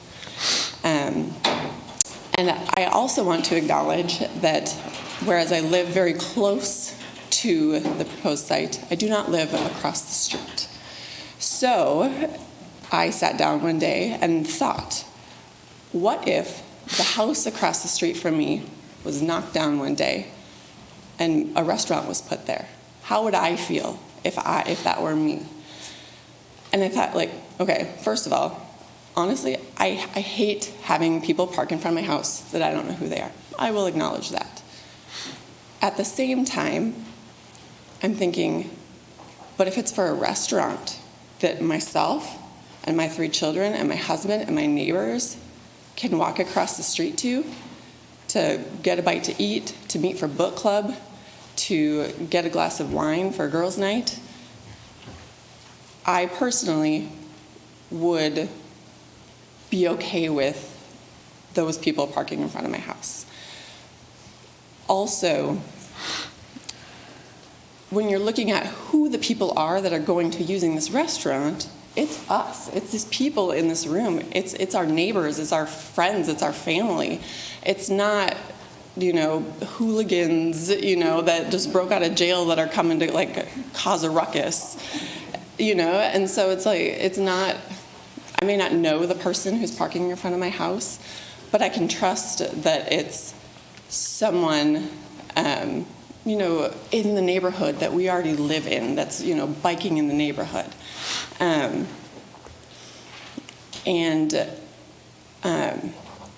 Also with that, I know Marty and his family. He lives around the corner from me. And when I think of our neighborhood, I think of his 2 young children riding their bikes around our neighborhood. They're always riding up and down the streets. As the owner, he's not going to want to put a restaurant in his own neighborhood that's going to jeopardize his own children, his own family. And I can trust that about him. And then I don't know Ms. Peterson, I need to have you wrap up your comments. Sorry, yes. Yeah. I don't know if y'all have been to the site, but when it talks about parking, it's very few houses. It's a small restaurant. I need to have you stop. Okay. I'm sorry. But I'm not going to cut you off because you can write in your opinions, but I want to make sure everybody gets the same amount of time. I appreciate it. And you're the only one that's drifted over so far. So far. Thank you. But we're going to keep this open for further input. So if you have those other thoughts you want to express in writing, send them in. Sure. Because we're not going to make a decision on this tonight. Have a good night, everyone. Okay. Thanks, Ms. Peterson.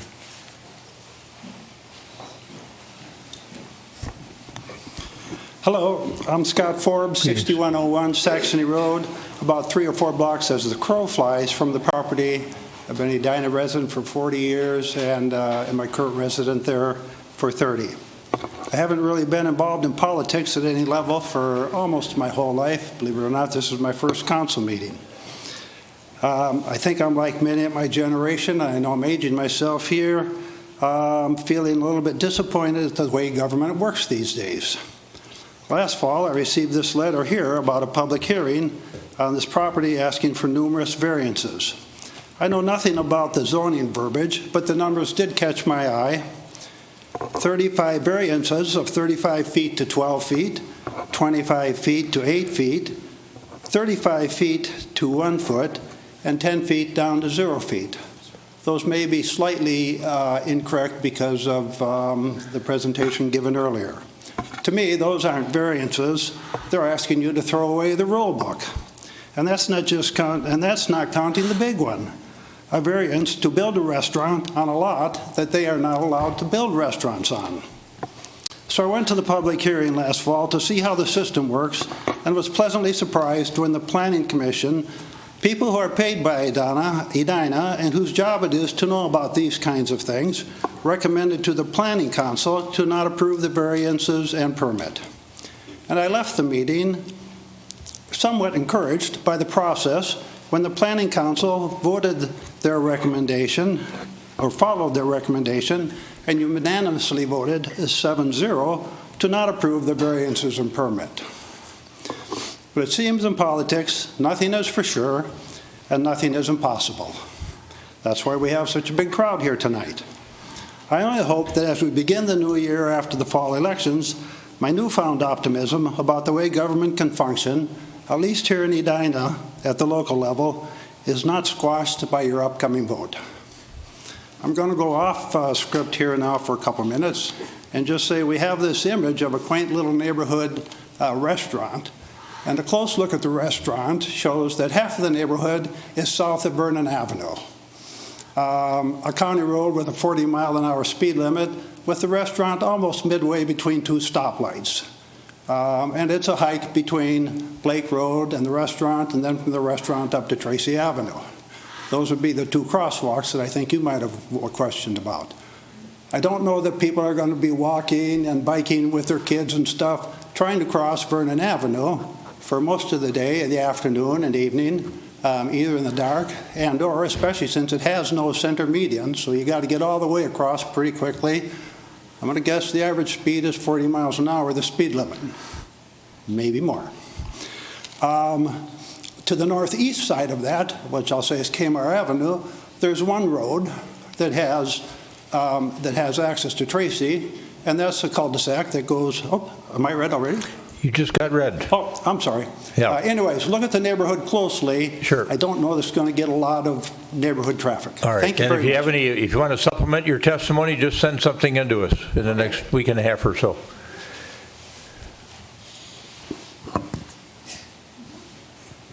Good evening. Michael Cashman. I'm a 22-year resident of Edina. I live at 5820 Vernon Lane. I'm the current president of the Old Vernon Homeowners Association. Good evening. Thank you for having me. The comprehensive plan is just a plan. It's just a guide. You have the discretion to change it when it's appropriate. In fact, the comprehensive plan is discriminatory. That's a strong word, but it is discriminatory about the whole of West Edina. This is from the comprehensive plan, and you can see that it designates only certain areas for commercial development, none of which are anywhere in Northwest Edina. This can be rectified easily with this plan.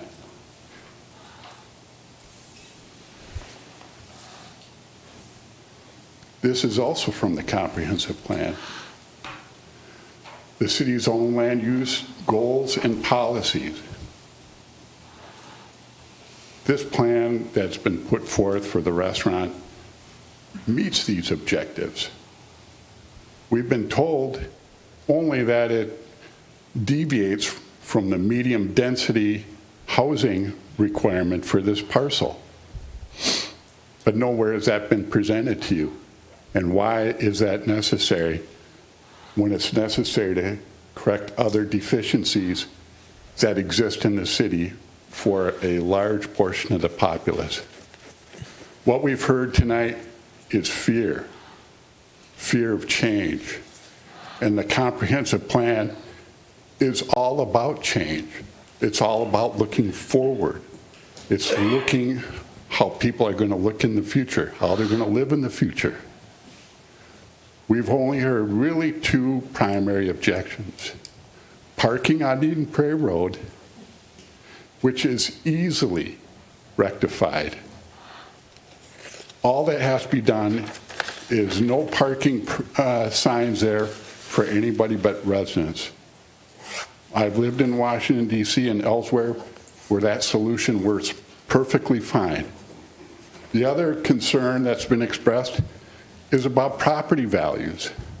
In fact, all of those residents on Eden Prairie Road, Highwood Drive, Kmart Road, purchased their properties with Kevin Keys present.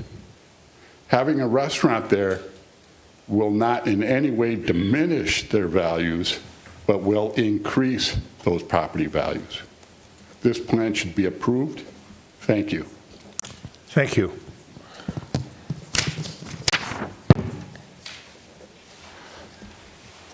Good evening. Good evening. My name is Barbara Bender. I live at 6105 Eden Prairie Road, unit number 36. I'm currently the president of the Whitehall Condominium Association. We are home to 21 families. These are families who believed they were moving into a quiet neighborhood supported by a comprehensive plan to continue in that vein.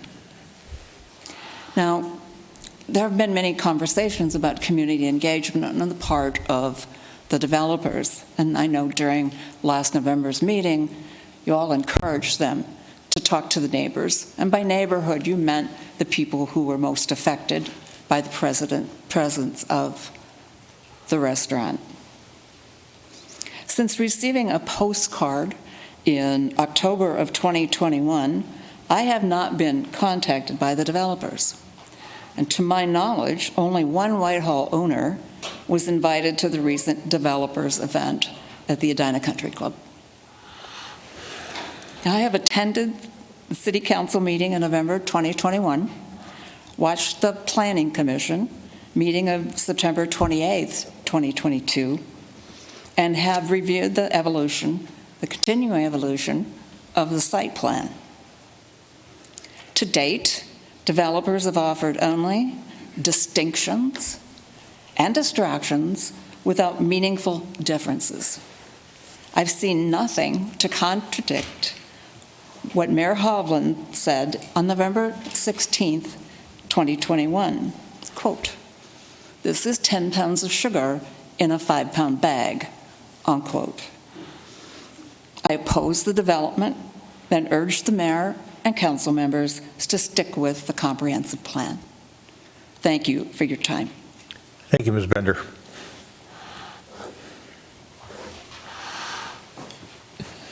Good evening. Hello. It's not in my nature, but hi, I'm Lee Azar, and I live at 5608 Highwood Drive, which is 3 doors down from the proposed site, right off of Vernon on Highwood. I just want to say I fully support the restaurant. I'm probably not saying anything more than others, but I think we could benefit from a walkable, bikeable place. I know my husband and I often find ourselves driving to Eden Prairie, Hopkins, St. Louis Park to dine, just to avoid some densely populated areas in Edina. So I also am not worried about the parking. I feel like the proposed site has adequate parking for the number of seats, and I'm not worried about people parking in front of my house, which they more than likely will do since it's such an easy access from Vernon.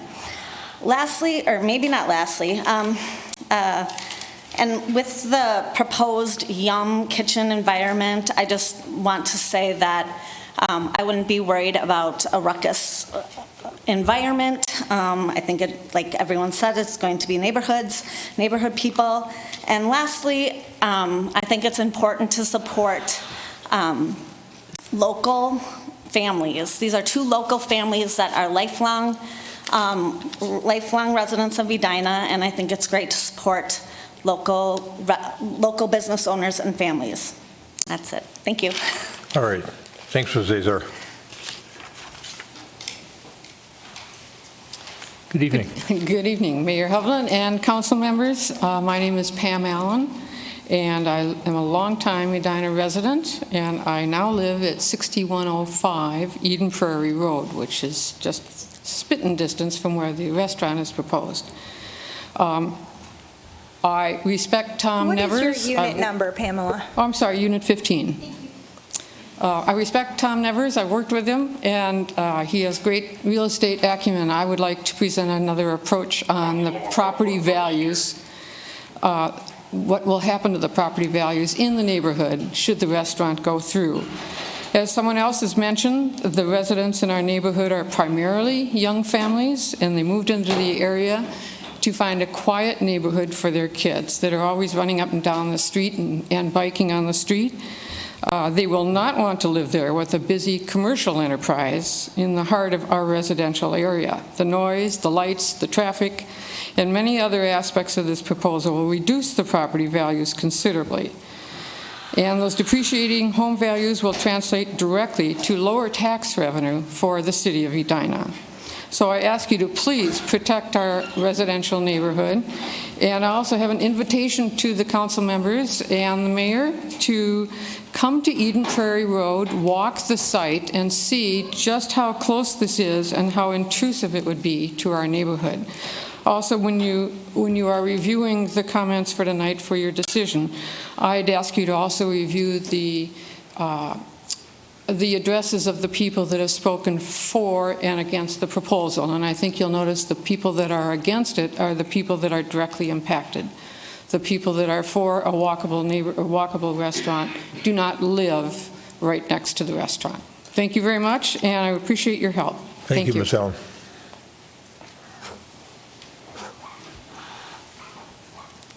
Good evening. Good evening. My name is Chris Cooper. I've lived in Edina 35 years of my life. I live at 7008 Weston Circle.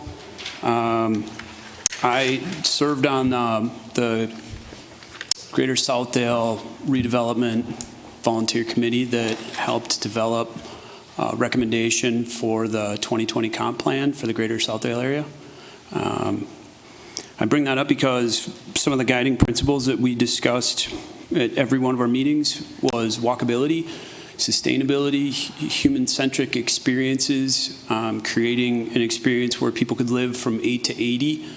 And I think that this proposal is an absolute bullseye for that. We're talking about a restaurant that would house or seat no more people than what's in this room. The idea that that would lower property values, I think, is fear-based. In fact, I challenge those of you who have preconceived notions to not do this, to reconsider. We're talking about a restaurant by people who lived in the neighborhood, for people who live in the neighborhood, by people who have grown up in the neighborhood. I understand that people who live within a half a block are concerned. And I think with some thoughtful care, we could absolutely accommodate both wants and needs. That's all I have to say. All right. Thanks, Mr. Cooper. Good evening. Yes, ma'am. My name is Susan Larson. I live at 6105 Eden Prairie Road, Unit 17, and I'm here to oppose the restaurant, but I'm also here to pose a question to all of the people who are for the restaurant. If you were to wake up tomorrow morning and open your front door to see that the two houses across the street from you are being torn down to build a restaurant and a parking lot, a restaurant that has a bar and alcohol, would you really be for that? Somehow, if you really thought about it, I don't think you would be. I know another woman brought that up. But all of you who don't live anywhere near the neighborhood, I don't think you would be happy to open your door to that every morning. Thank you. Thank you, Ms. Larson.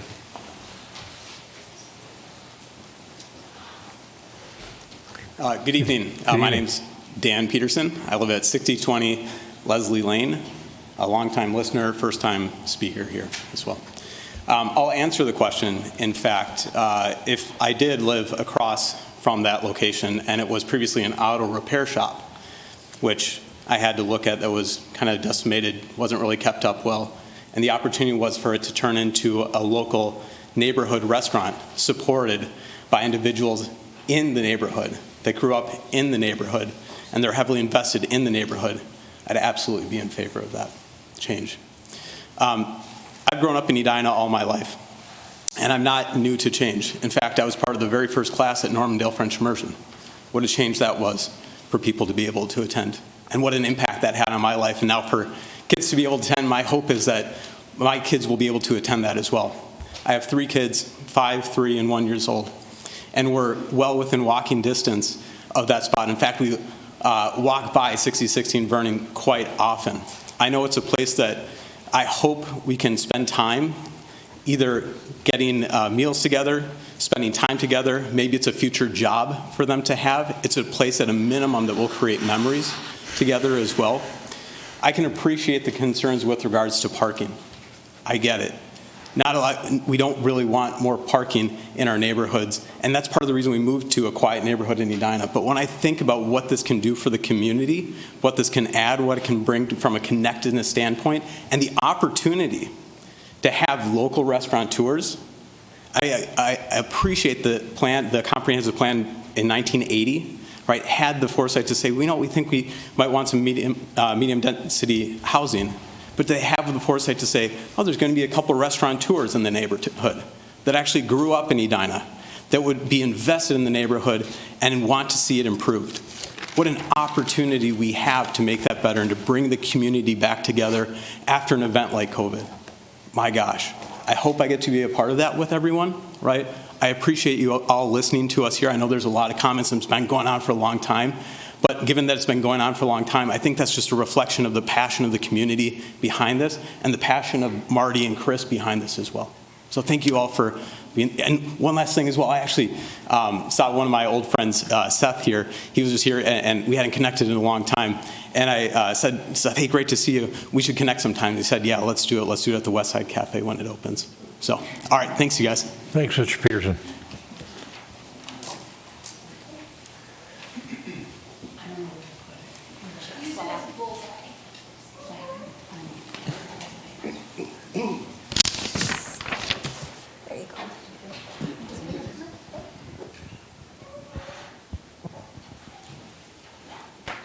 Good evening. Good evening. My name is Maureen Lannon. I'm at 6105 Eden Prairie Road, number 14.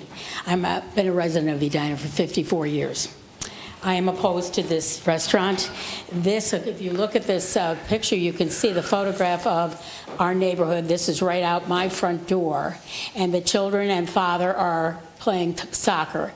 And we have a lot of this going on. Plus, we also have a lot of seniors who are walking, and we have 2 people in our building who are handicapped. And one in particular had a stroke when she was 45. She's quite a bit older now, and she needs to get out and walk, but it's very, very difficult. She goes at a slow pace. We have a man who's doing this also, and he is also trying to get some exercise. This is a community of young families and seniors. We have worked together, and we have a great deal of camaraderie, respect, and we hope to keep it that way. Thank you. I hope you will consider sticking with the comprehensive plan and reject the restaurant proposal and protect these families and seniors. Thank you. Thank you.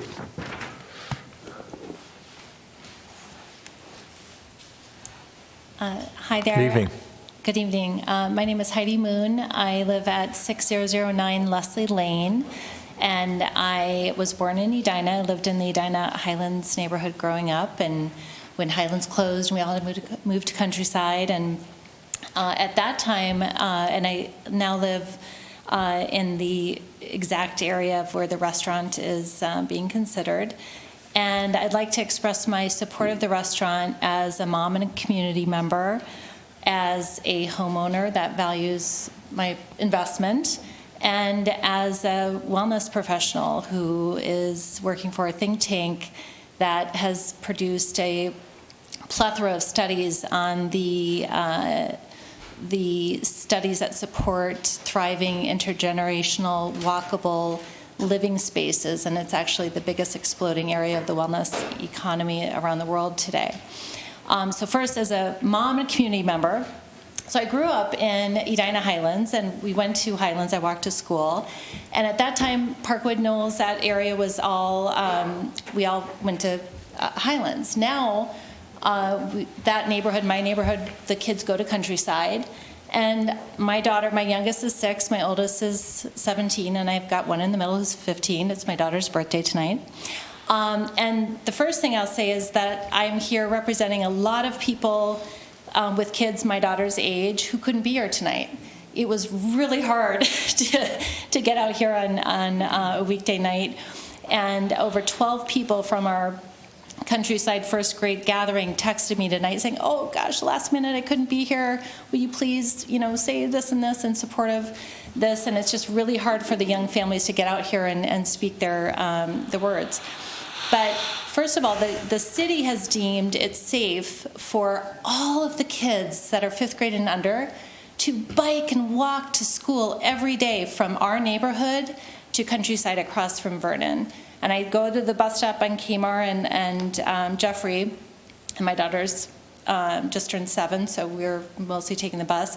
But flocks of kids are just buzzing by on their bikes and going right by Kevin Key's, the property, and crossing Vernon and going to Countryside. So the issue about the safety of crossing the road and all that, I hope that Edina has deemed it safe because they zoned for all those kids in the Parkwood Knolls to be traveling by bike and walking to go to school every day. And they do it. They do it every single day. And as a community member, I will also say that we are a very close community, and I really appreciate the fear of change and the worry about traffic on the street, and I completely get that. But I do believe that it's kind of the worst case scenario thinking and devalues the real meaning of the place, which is truly a place to gather. And we gather a lot as a community. We have 50-person gatherings in each other's homes a lot, and there are zero cars with 50 people in someone's house. And so I need to have you wrap up, Ms. Moon. So I just think that the value of the community gathering place far outweighs the concern about any parking. I will say everyone I've talked to in real estate. Okay, that's it. Please. Okay. If you want to supplement your testimony, I let you drift over a little bit longer than normal. You. So thank you.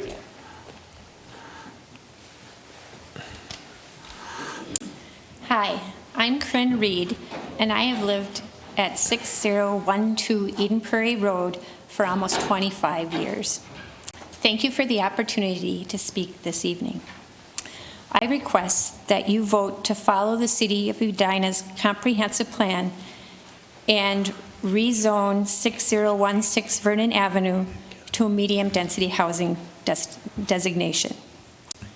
I feel the variances and rezoning proposal by the developers are extreme, not justified, and will change the character of our quiet, walkable neighborhood. The proposed business does not fit the space. Even with the requested variances, especially the parking lot is too small.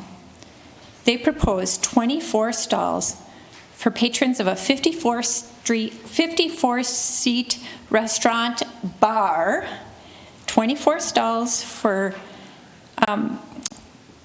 including deli traffic, staff, and restaurant delivery services such as DoorDash and Grubhub.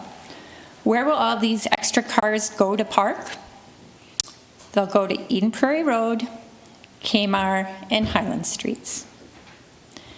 There are two sides to every coin, and though the developers talk about the walkability of their restaurant, I would like to show you the other side of the coin and propose that the restaurant bar will decrease the walkability of our neighborhood and the safety of our neighborhood.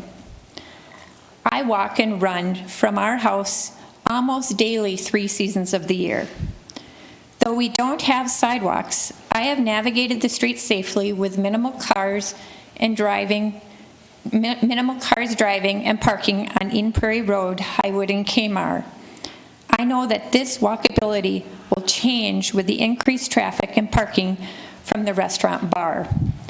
I really don't want to dodge moving cars, open and closing car doors as I finish a 5 to 10 mile run, or walk single file with my family down the street because there's no sidewalks and there's cars parked on both sides, so that we aren't able to catch up with each other on our days like we have been able to do in years past.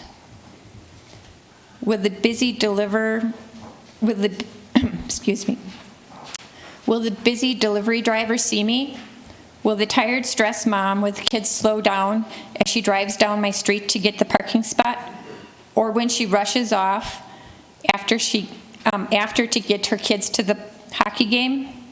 Will these people be looking into my house, my neighbors' bedrooms that face the street, altering our privacy?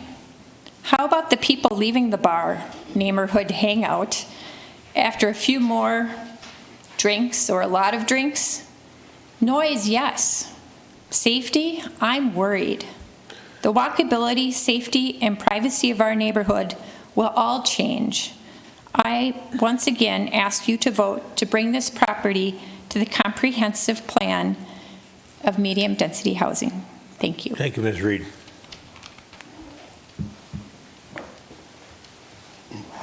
Good evening. Good evening. My name is Adam Sonnenfeld, and I live at 6112 Kmart Drive, just down the street from the property and on the corner of one of the streets that would be most affected by potential changes to parking patterns. My wife and I bought our house 1 year ago, and we have 3 young children. We've loved being a part of our neighborhood. We bought our house knowing that there was an auto body shop around the corner, which frankly we thought was an eyesore, and we would have valued our property more had a small destination restaurant been in place. And honestly, I think we moved to our neighborhood because the low walkability made it more affordable. The view of the young families who live right there is obviously mixed, but as you can see, a significant number of us are firmly in support. So I speak in favor of rezoning the site for a restaurant. As we saw on the earlier presentation, we do not have a walkable community restaurant or cafe, and it seems to me a unique opportunity to improve the character of our neighborhood and give our families a walking destination unlike anything available to us now. So my family and I hope the City Council will approve the restaurant redevelopment and give Chris and Marty the opportunity to modernize and better our community. Thank you. Thank you, Mr. Sonnenfeld. Good evening. Good evening. I'm Mary Melander. I live at 6105 Eden Prairie Road in Unit 35. I grew up in Edina, graduated from Edina High School.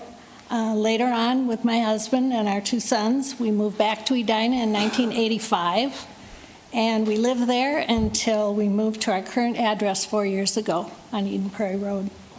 I strongly oppose the restaurant proposal that will affect my residential neighborhood. One of my concerns is about the proposal is the traffic on Vernon.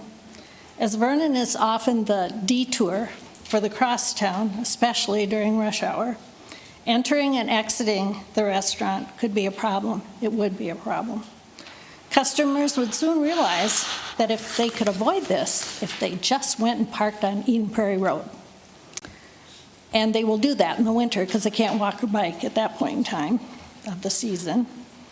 Our friends, our family, when they want to come to visit us in our home, they need to park on Eden Prairie Road. There's no other option for them. And I like to have my family and friends visit me. I thank you for taking these considerations into effect. Thank you, Ms. Wielander. Good evening. Hello, Dan Aram, 6016 Eden Prairie Road.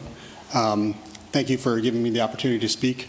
Most of you have already heard a lot of the same things I'm going to talk about, so I think that one of the things a couple things I wanted to emphasize, I'm approximately 250 feet away from the building. and I support the restaurant concept 100%, mainly because of the fact that it changes the character, and it's an opportunity for us as a community to kind of build a new path for the investments that we've made in the community already. We've built, the county and the Three Rivers Park District has invested in the bridge across Bredesen. We have a huge element of our community who's interested in walking with young families. We've invested in the parks trails along Walnut Ridge. I feel that this is another complementary piece to the community at large. I think the element that I think gets overemphasized, and again, the fact that we are parking on Eden Prairie Road when there is overflow. That is, we can't guarantee it. The parking permit piece won't work, obviously, because what she had mentioned about her friends and family visiting, that's not going to necessarily be an option for us. But 24 spaces for a 46-seat restaurant, to me, seems like a reasonable thing. It seems like the reason why the restaurant industry has those ratios is for scenarios like this to accommodate neighborhood-type restaurants. And I feel that the neighborhood restaurant that we're talking about isn't necessarily a late-night bar-based atmosphere, especially in the counter-serve market that they're talking about with the Yum. So I think that ultimately I would appreciate the opportunity, after walking around Bredesen, after finishing a soccer game at Highlands or whatnot, to have the opportunity to congregate at a place like this where you could quick stop, get a meal, meet people, have a place to organize. I know my kids would do that as high school students. They would appreciate the ability to have a place to study, rather, nothing against Jerry's, but to go up to Jerry's, they would have a place to be able to work together, be a part of their community, and have a walking distance, place within walking distance. Thank you. Thank you, Mr. Erm.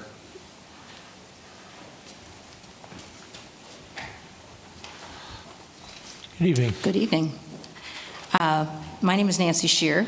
I live at 6105 Eden Prairie Road, Unit 32. I've resided there for the last 4 years. I am a lifetime Edina resident, grew up on the east side, raised my family on the west side. I would like to state for the record that we've had a lot of continuances of this process, and I'm hoping that we can come to some resolutions in fairly short order. I personally was neither contacted for comments by the developers nor invited to any meetings to discuss my concerns, despite the fact that they received a continuance to pursue neighborhood input. You've already heard a lot of, I'm going to jettison some of my comments. You've heard extensive comments tonight. I know the mayor doesn't like repetition. You've heard extensive comments tonight about all the reasons that people who live in this immediate neighborhood are going to be negatively impacted by this. Insufficient setbacks, expected long hours of operation, increased noise factors, air and light pollution, increased traffic, significant parking concerns.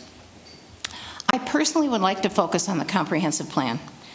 I served as a planning commissioner for 9 years and worked on one version of the comprehensive plan during that period of time. So I have a real strong appreciation for the fact that I think citizens need to be able to rely on it. We put a lot of citizen input time, research from staff, and planning commission time, city council time in redrafting it every time it's redrafted. And I think it is not something that we should easily just cast aside. Citizens need to be able to rely on that plan for their long-term real estate decisions that they make.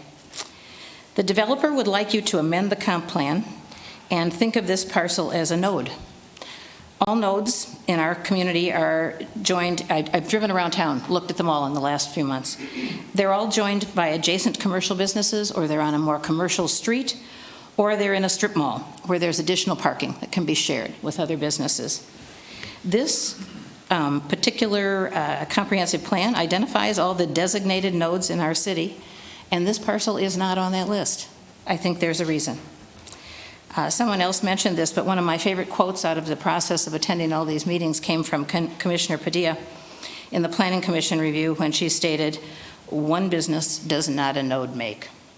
I think that summarizes it all. I am not opposed to development. I am not opposed to West Side dining. I am not opposed to these guys getting a chance to make their magic on the west side of town. I just truly do not believe that this is a parcel that can sustain this without doing harm to the adjacent neighborhood. Thank you very much.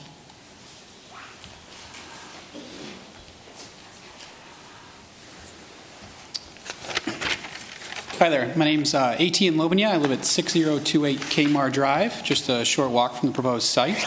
I bought my house there with my wife in 2017.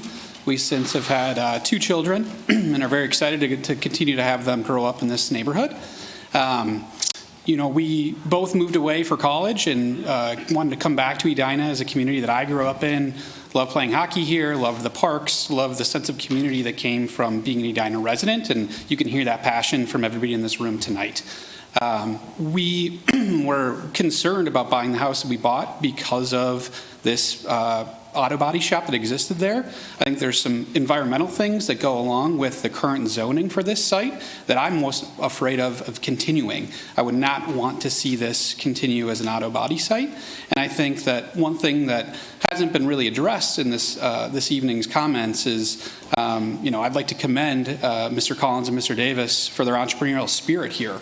They're going out on a whim, making an investment in a piece of property and have a vision behind that. And as residents of a community, I think that they have been a part of, for their entire lives, have created a vision that I think echoes what the broader community is interested in. I was at a recent neighborhood gathering with 2 other families with children also under the age of 5 who we joked about the comprehensive plan was written before all of us were born, and now we're homeowners and taxpayers in this community. I'm not opposed to additional housing being put in this neighborhood, but I think this is a unique opportunity. A site like this isn't going to arise in this part of the community again. And I think that we need to think long and hard about the options here.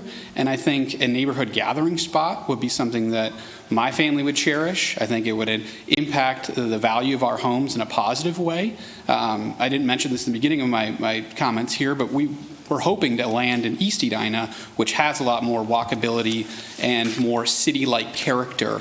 And I think that the next generation of homeowners in the city of Edina are looking for that walkability, character, an area that you can live, work, and play in. And with the recent influx in working from home, having a spot that residents nearby can walk to grab a sandwich or a cup of coffee to get out and be a part of their community, I think is a great opportunity for them from a mental health and physical health element as well. So I stand strongly in favor of this proposed site turning to a restaurant. Thank you. Thank you.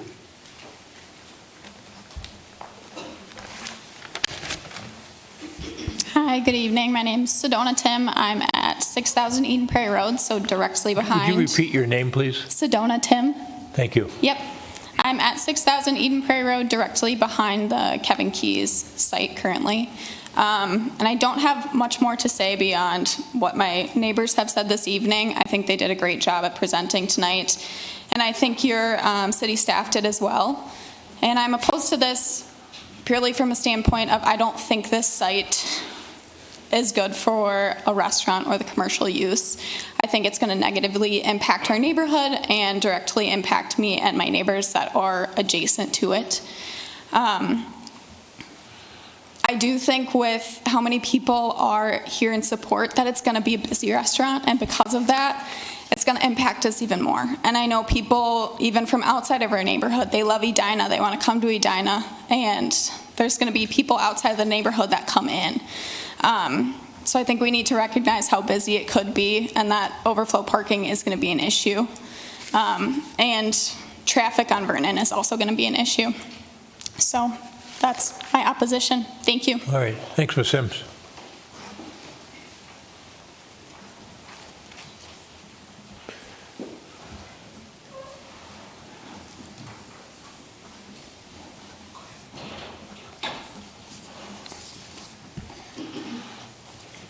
My name is Blaine Anderson, 5721 Blake Road, South. Thank you for your time. I'm a resident that lives on Eden Prairie Road with my family. On the evening of October 27th, I went to a neighborhood meeting.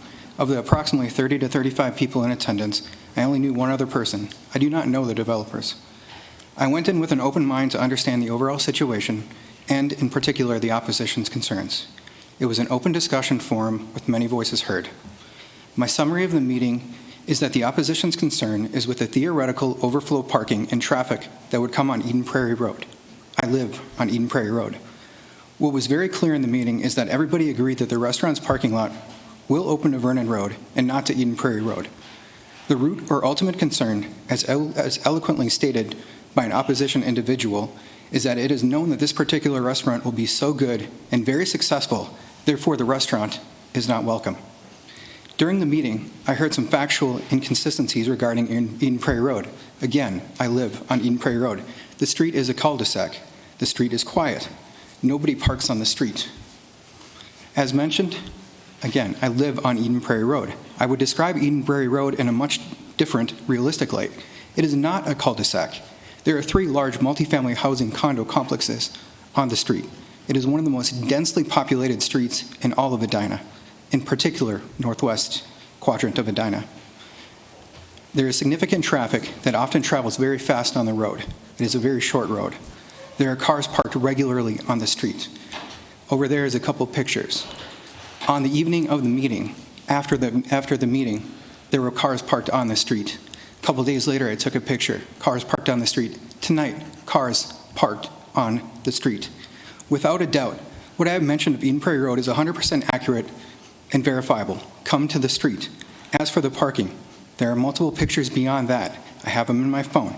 Happy to share them, send them, whatever.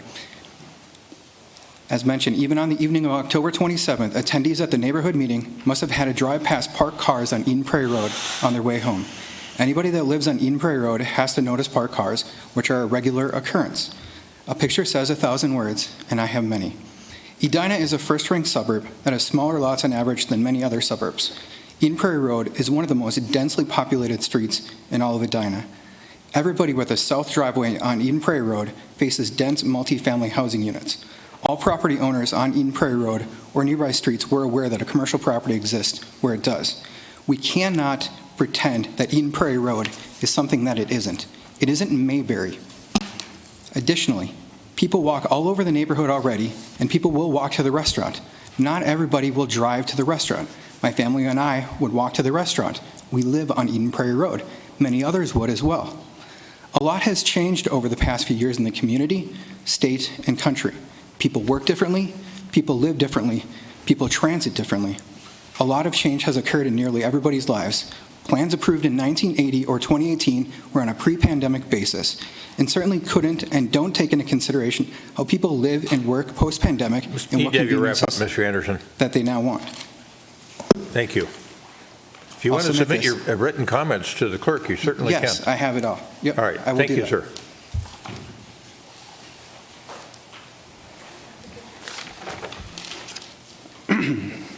Hello, my name is Jeremy Cass, 6016 Kmart Drive.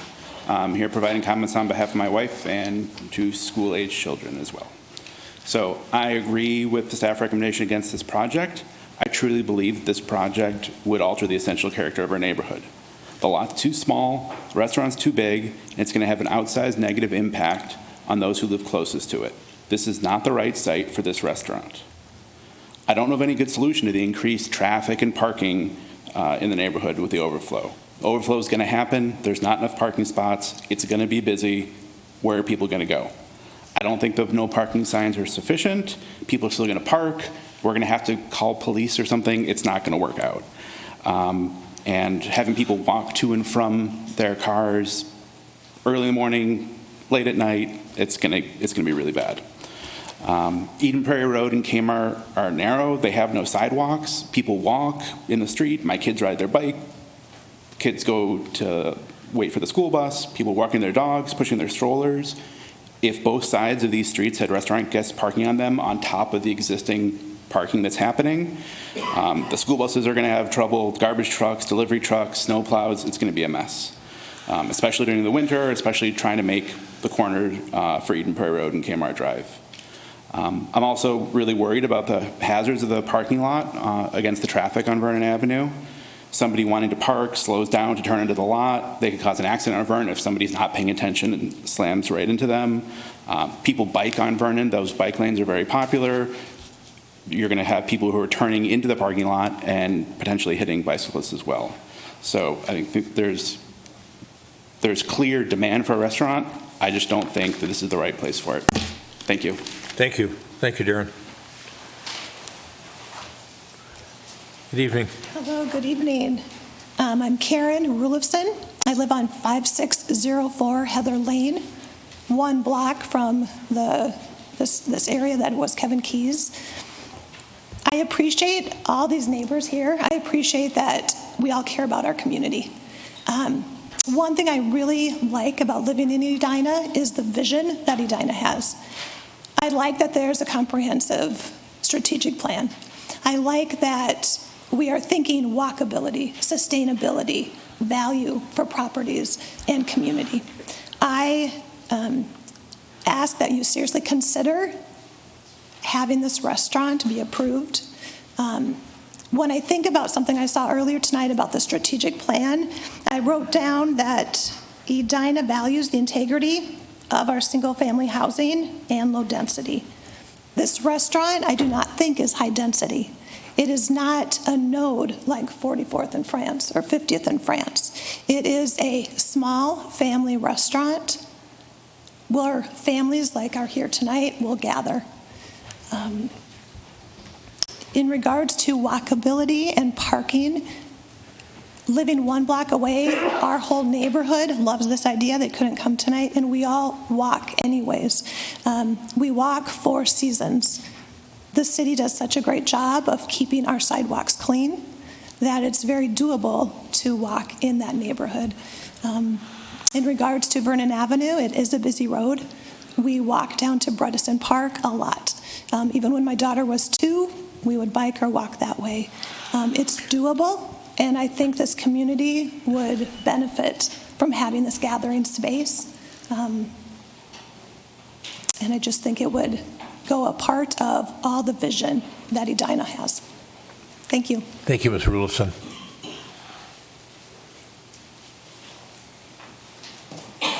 Hi, my name is Mary Keneally Berdice. I'm a lifetime resident of Edina. And I grew up in the east side and moved to the west side. And once we moved to the west side about 15 years ago, I was like, well, why didn't we do this sooner? It's a completely different feel. I have enjoyed all of our neighbors. I'm kind of cross-generational because I'm old. Some of the people that spoke tonight, I babysat their kids. When we moved into our neighborhood, our direct neighbors were in their 80s. And they used to sit in chairs in there and watch my kids do homecoming and watch everybody show up at our house. That was their entertainment. And now I have grandchildren, one of whom is 2 and rides her Hot Wheels down Kmart Drive. And I like that. Chris's family moved across from us. We loved every generation that has been there. I guess my concern is that when I hear that it's much needed in our community, we do need more restaurants. As people have stated, perhaps not there.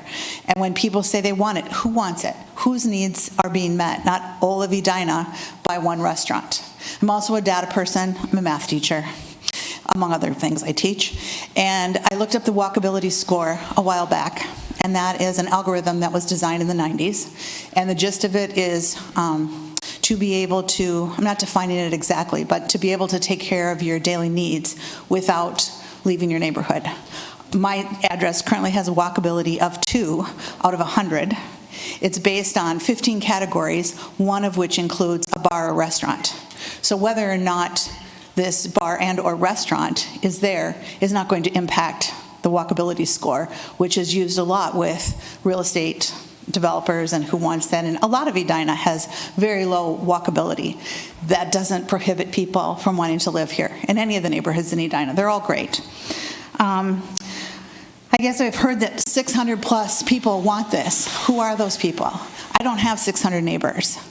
And the people I've spoken with, some people want it. Some people are good friends with the people who are planners. I'd like to think that I'm friends with some of them, but that's not impacting like an emotional thing. I want this or I don't want this. I guess someone talked about it being we're looking at the worst case scenario. I've looked at the best case scenario. What is the best thing that could come out of this? And I haven't seen that all the things we think will come out of it will come out of it. There's plenty of places to gather. There's plenty of places to talk to your neighbors. I've been with them multiple times just in the last week or 2. I also feel badly that the planners were kind of tasked with communicating with the neighbors. I have not been communicated with the exception of being invited to Edina Country Club. And at that meeting, I would have liked to have heard more from the developers.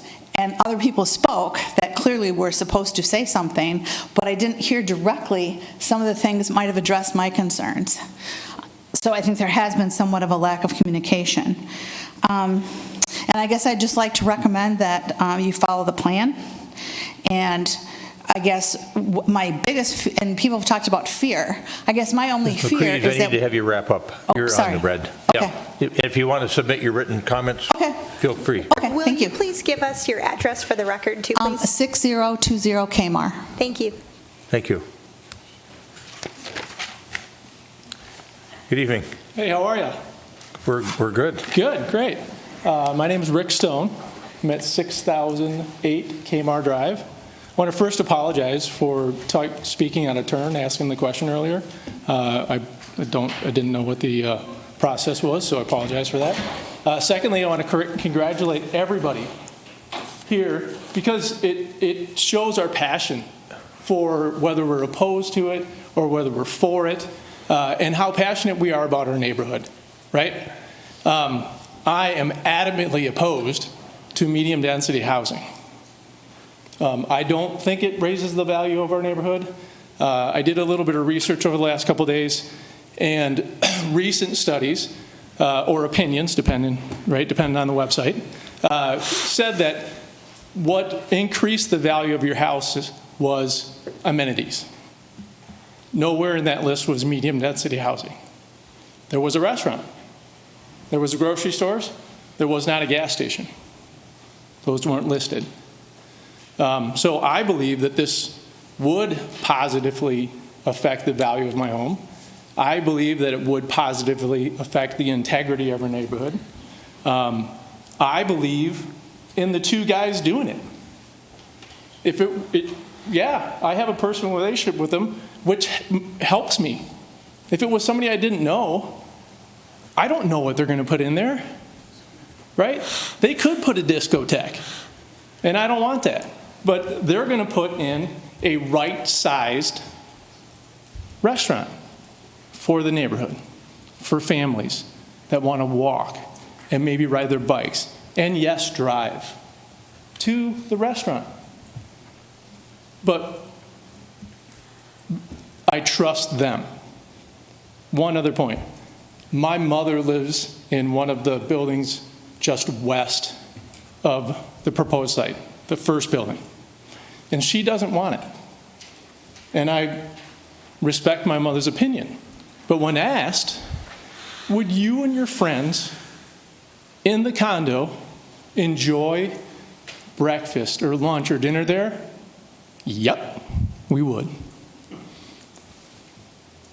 Opposed because she doesn't think that it's the right spot. But if it was there, would attend. So, again, I'm for it, adamantly opposed to medium density housing. Apologize again for my question earlier, and thank you. Thank you. Yep. Thanks, Mr. Jones. Yes, sir. Good evening, council members. My name is John Wellborn. I live at 6008 Eden Prairie Road, directly across 67 feet from the property in question. For the last 14 months, this project has followed a robust process that the city established. It's gone through the sketch reviews, both at the Planning Commission and this level. It's gone through the professional review of your department, and it's gone through a formal Planning Commission vote. At every step along that way, the answer was, no, it won't work. Mayor, on November 16th, you said this was 10 pounds of sugar in a 5-pound bag, and this location's future was in residential. Councilmember Jackson, you indicated that your view of the comprehensive plan was a promise made and that you don't support a restaurant at this location. Councilmember Anderson, you said this was too much for the site. The question is, will this alter the character of the neighborhood? Let's look at your department's report. Your staff's report says this restaurant, as proposed, would be detrimental to the surrounding properties. There's the answer. The Planning Commission you appointed is given the authority to recommend rezoning based on, but not limited to, 6 factors. Your planning report fails all 6 of those elements. Your report. I quote, staff believes that the variances requested in this report are excessive for this site, do not meet the variance criteria outlined, and would have a negative impact on the surrounding residential properties.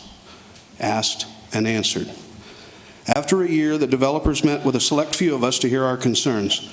They admitted they paid too much for this site for it to be residential as the plan calls for. They heard our concerns and they offered their sympathy.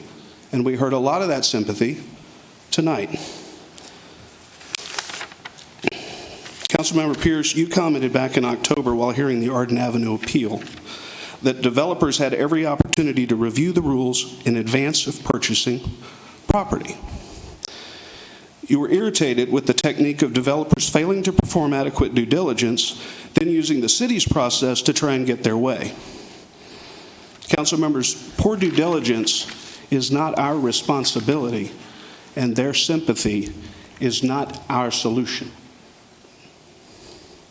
Your comp plan, your requirements, your process, your subject matter experts, your commission, and your own previous comments all say vote no. I lived next door to Chris Davis for many years. Tom Nevers, who spoke tonight, sold me my house. I've been to Marty's restaurants, and to the comment earlier, I am the one that said, one of the reasons I'm opposed to this is I know it'll be a great restaurant, and the better it is for you, the worse it is from me 62 feet away. Please stick with the plan and vote no. Thank you. Thank you, Mr. Wellborn. Hi, my name is Brittany Fox, and I live on 6101 Kmart Drive. My husband and I moved in 2 years ago, and he was born and raised in Edina and had no trouble convincing me that this is the suburb that we should move to. I am not going to say anything new or innovative, but I am here to show my family's full support of this restaurant, being that we live in the neighborhood and will be directly affected by this restaurant. I see the West Side Cafe as a really rare and unique opportunity to have a neighborhood gathering space, and this is something our neighborhood lacks. Multifamily housing brings nothing new or innovative to the area. An auto repair shop is redundant. Grandview Auto is less than 5 minutes away. Although there are not an extensive amount of parking spots in these plans, I do not believe the potential negatives of some increased street parking to outweigh the benefits that this restaurant can provide to my neighborhood. I believe no parking signs in our neighborhood could be effective, and my husband and I will not be driving to this restaurant, but we will be walking like many others in our neighborhood. Council members, I am asking that you approve the proposal for the West Side Cafe. Thank you, Ms. Fox.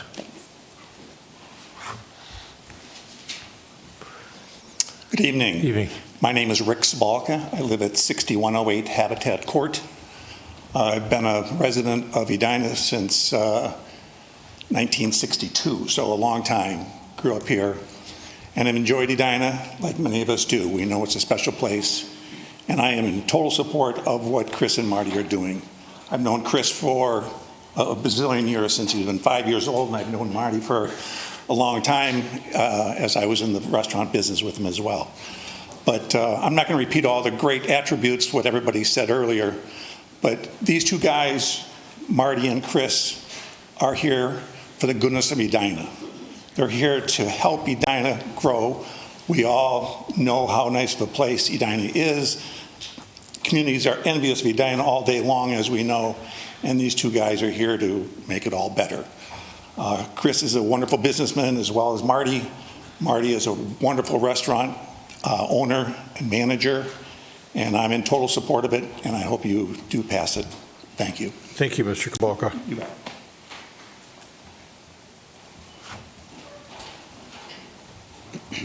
Hey, good evening. My name is David Rulofson. I'm at 5604 Heather Lane. We're just around the corner from Kevin Keys.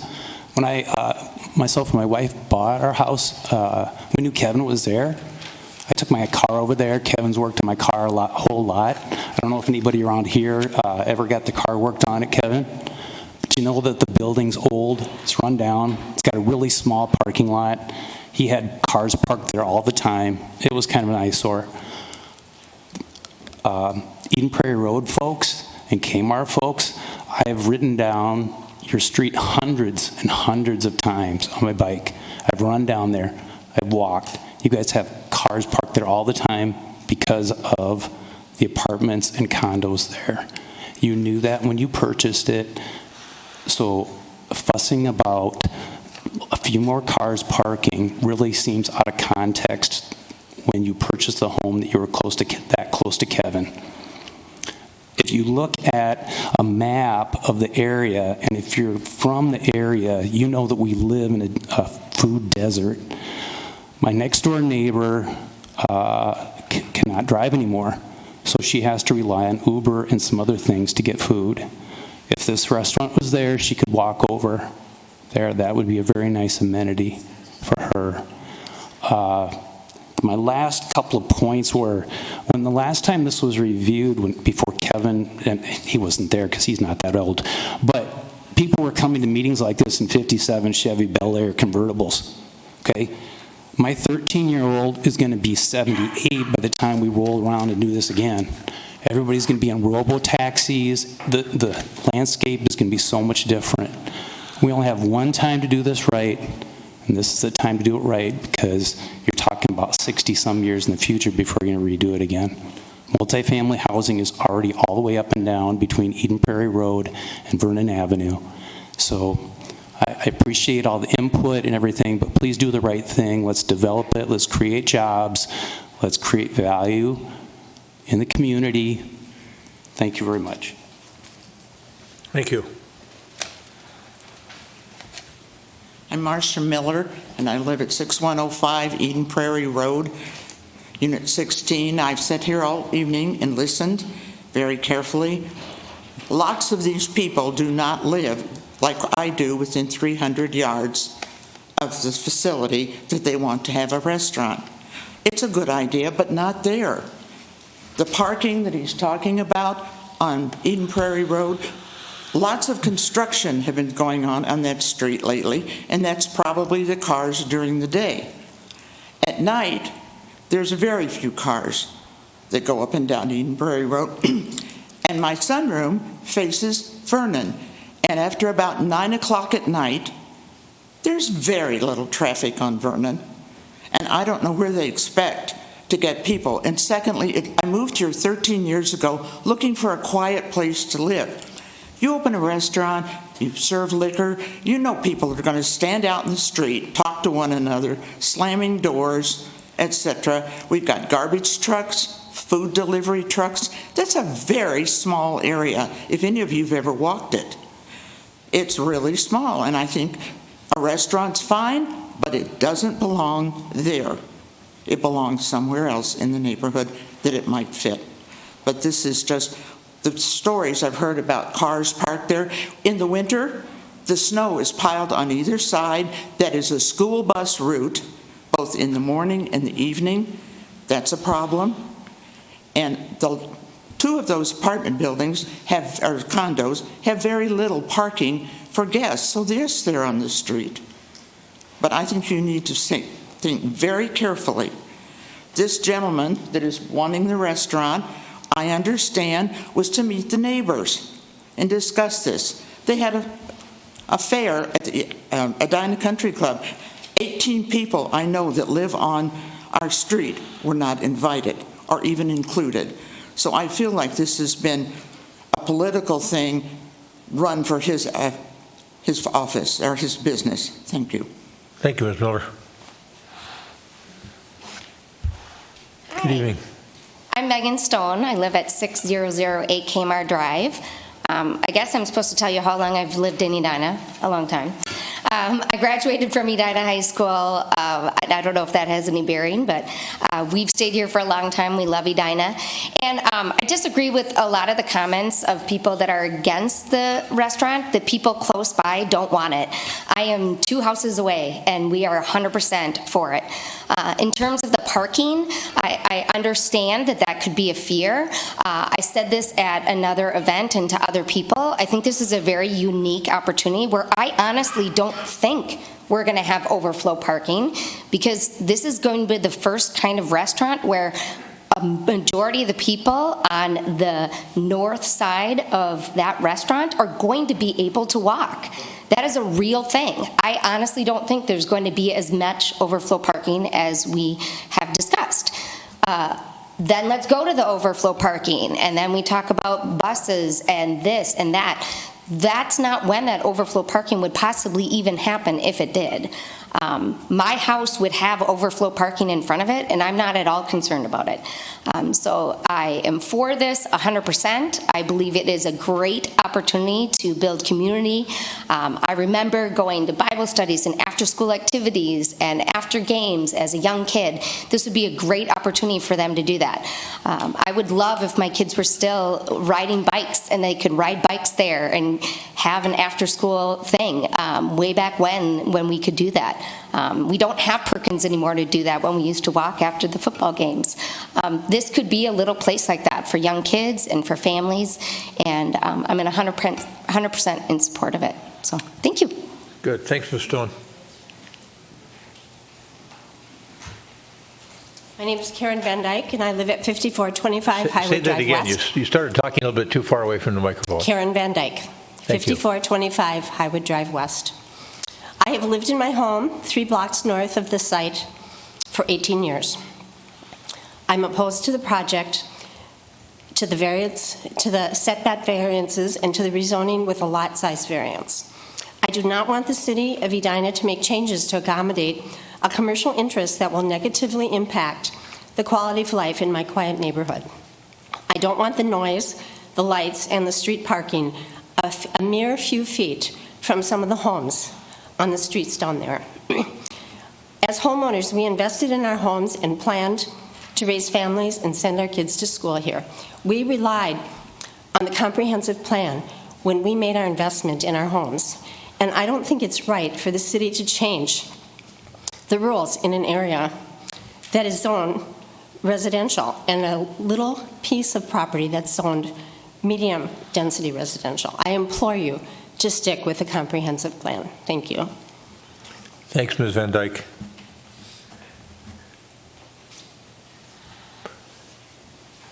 Anyone else?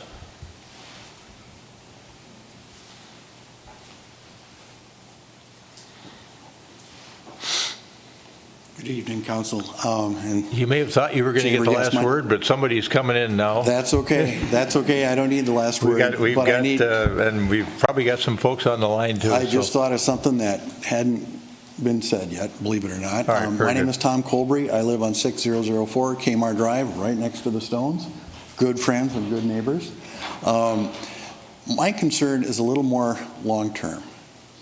We know that the comprehensive plan is really, according to the city, not in sync with what this development is. This development might go great. It might not go great. But what happens if you change the zoning to commercial, and then at some point in the future, their business doesn't go well, or they get tired of it, or for any other reason they decide to sell? Now that site has been zoned commercial, and commercial is an all-inclusive. What part of commercial can it be? Well, it could be anything commercial, right? Who knows what the next thing could be that goes into that place? It may not be as neighborhood friendly as a small get-together restaurant. It could be, who knows? But we can all think of things where it might fit, but it might be a terrible fit. And for the sake of the community and the particular neighborhood that we bought into 30 years ago because it was a quiet cul-de-sac, it'd be great to have a nice restaurant nearby in a good site that was big enough to accommodate it. But in a site like this, say, heaven forbid, it doesn't go well, or even if it does and they decide to retire and they want to sell their site, my big concern is what else goes in there? And that could really damage the neighborhood. And for that reason, I implore you to say no and stick with the recommendations of the city planner and the planning commission. Thank you very much. Thank you, Tom.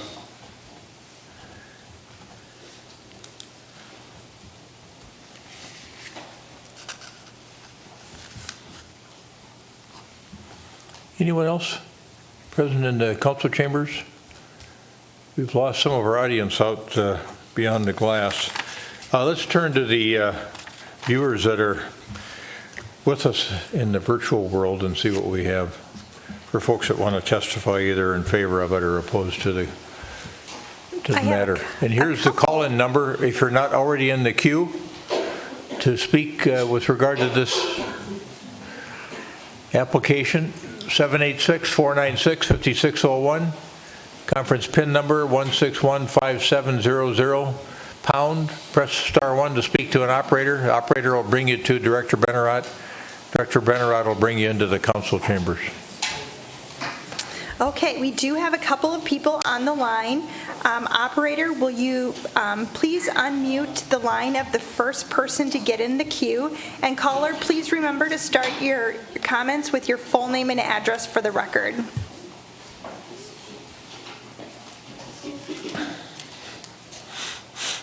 Go ahead, caller. This is Lucy Peterson, and I live at 5600 Highwood Drive, so a block away from this site. Been here for 20 years, and I have several concerns, many echoing what others have said. I have concerns about the parking and the congestion associated with that, and the safety of the kids and animals playing in the front yard of the neighborhood. And the other concern I see is that with the high volume of traffic on Vernon, it's already very congested, especially at certain times of the day, and it can sometimes take several minutes for there to be an adequate break in the traffic to drive across Vernon from Olinger to Highwood. And adding traffic from the restaurant with ins and outs from the parking lot would be a real concern. I could see major traffic delays and also safety hazards, especially when you put walkers into that mix. And I do want to note, in terms of the supporters and the votes that have been taken in the community, that if you look just at the votes from Eden Prairie Road, Kmart, and Highwood, only 16 of the 58 votes are in support of this property development as is proposed. So that's less than 1 in 3 when you look at just the people in the neighborhood. And frankly, I don't know why the developers would want to move into that type of a setting. So, thank you. All right, thanks, Ms. Peterson. Operator, will you please unmute the line of our next caller? And caller, please begin by stating your full name and address for the record. Go ahead, caller. Hi, my name is Cara Anderson. I'm at 5721 Blake Road. I have 2 school-aged children, born and raised here. Our house is situated on Blake and Eden Prairie Road, so we are one of the primary entrances to get onto Eden Prairie Road. So I do see cars, and my kids do take the school bus on a daily basis. I'm in support of the restaurant. So with my husband, we think it would add to our property value. We think it would be good for the neighborhood and promote a gathering spot and a safe place. I think the alternative of more multifamily housing are just not something that we can support for our family going forward. So I asked the city council members to consider having a restaurant instead of multifamily housing going forward. Thank you. Thank you. Ms. Anderson.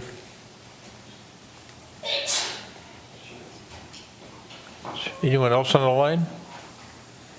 I do have some other people on the line. As a reminder, to get in the queue to speak, you need to press *1 on your telephone keypad. That's the asterisk symbol, then the number 1. Let's give it a few more seconds to see if someone is indicating. I don't see anyone, so I think it's safe for you to move forward. All right, we've got a couple other public hearing matters, so they could be staying on for that.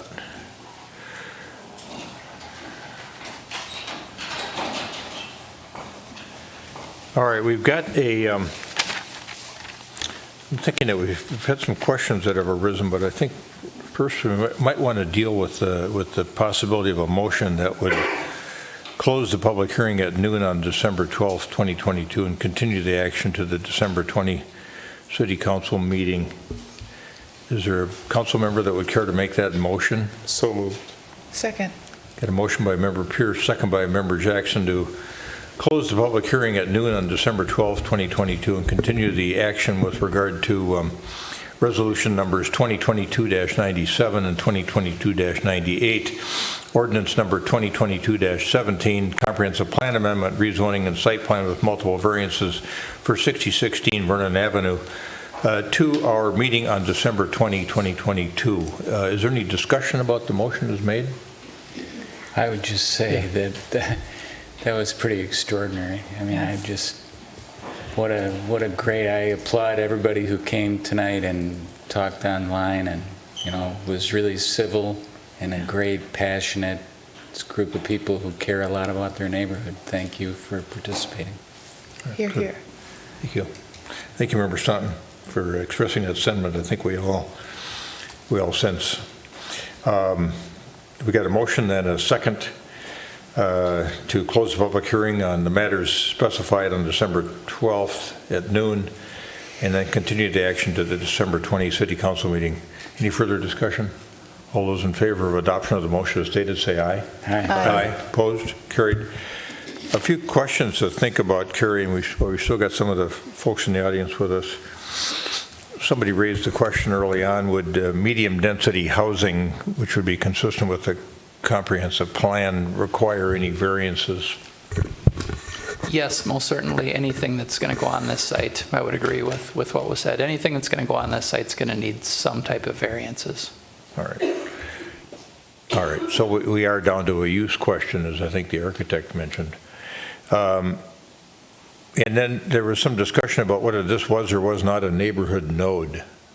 And historically, if we found a neighborhood node, we've designated it as something that needed a small area plan.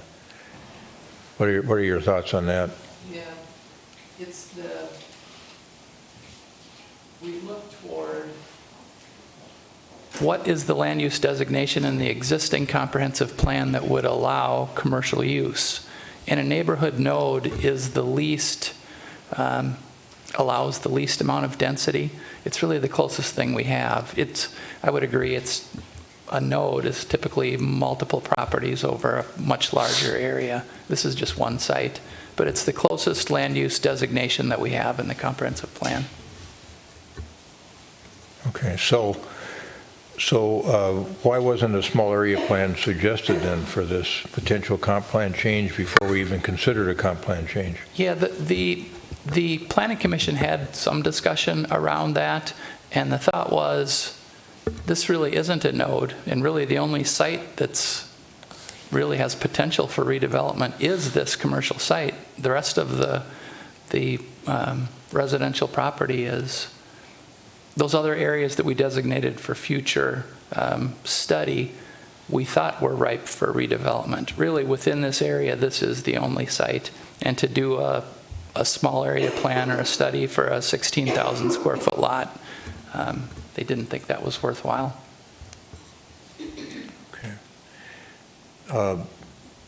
You were giving a little bit of background at the beginning of your presentation about what year I think Kevin Keys went into operation, back in the 50s, I think you said. 1957. So the question I have is, and somebody caused me to think of it, that brought the comprehensive plan page for the whole Northwest Edina, and it's all single family and multifamily and no commercial areas. I'm wondering how Kevin Keys got to be there as such an outlier in a single family neighborhood, essentially. Yeah, Do we know that?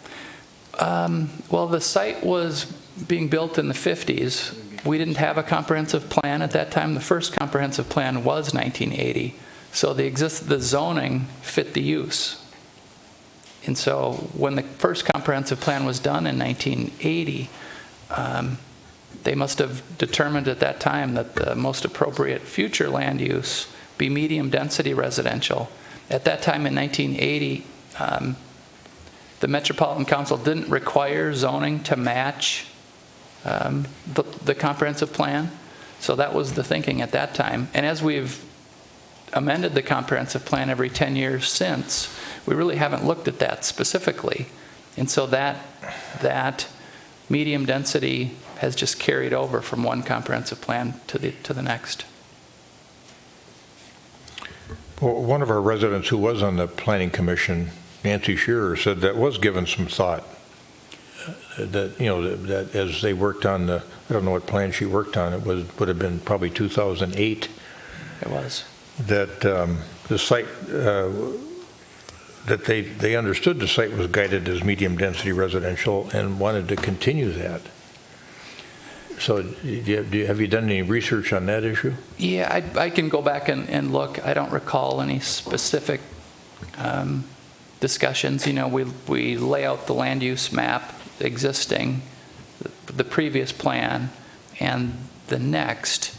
I don't recall a specific discussion around that, but it did continue from the 2008 plan on to the current plan. And then one of the gentlemen that spoke later, just a few minutes ago, Tom, and I didn't get his last name, if this property is rezoned, if the application was approved, rezoned to PCD1, what are the potential future uses for this property beyond having it be used as a restaurant site? Yes, he's certainly correct. It could be just a change, and another restaurant could go in there. Retail use would be allowed, an office would be allowed. So, yeah, with the PCD1 zoning district, all those uses they would be allowable use on that site. Other council members have questions that they wrote down that came to mind that we want to address? Well, the one question that came up was in regard to crosswalks, and where the closest one to the west on Vernon is where Blake and Olinger come together. And then to the east, the nearest crosswalk across Vernon is at Tracy. Okay. Did other folks pick up questions at this point in time that need to be answered? Okay. All right, good. Well, everybody, thanks for being here this evening. It was a great democratic, small d, democratic exercise. So appreciate all of you being here and getting your input. And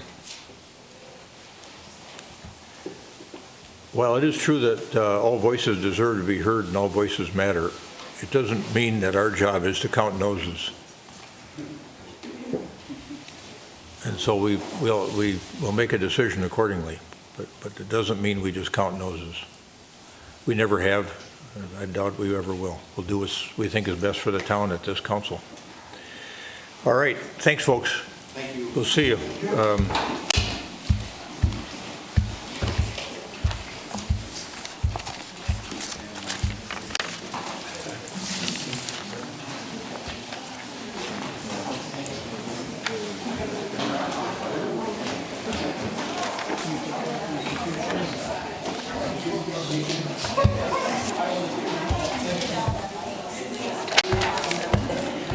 Well, anybody need my bad back just. Okay, I'll just put new batteries in this one.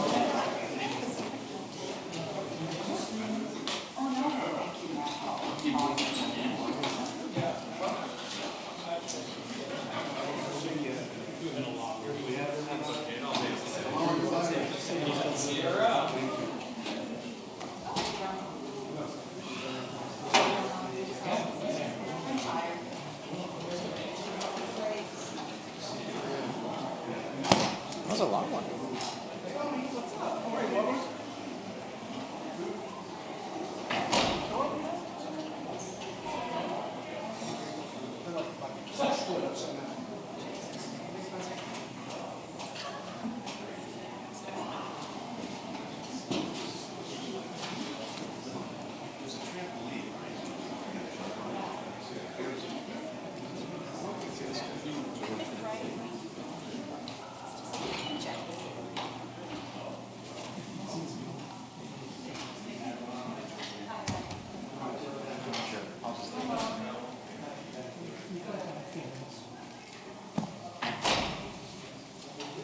Oh, is this for me? Good luck. Is this on? It'll just be on when you activate it.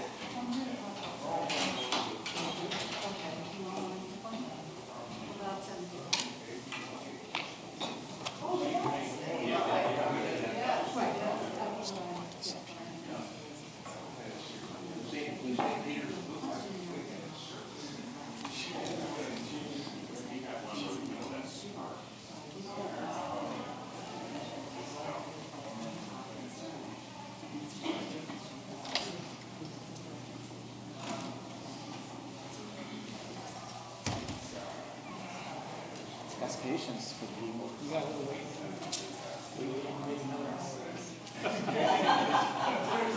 Sure, 45 minutes. You can get through this quick. We'll try.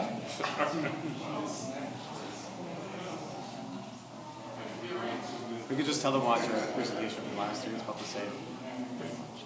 Yeah. Same name.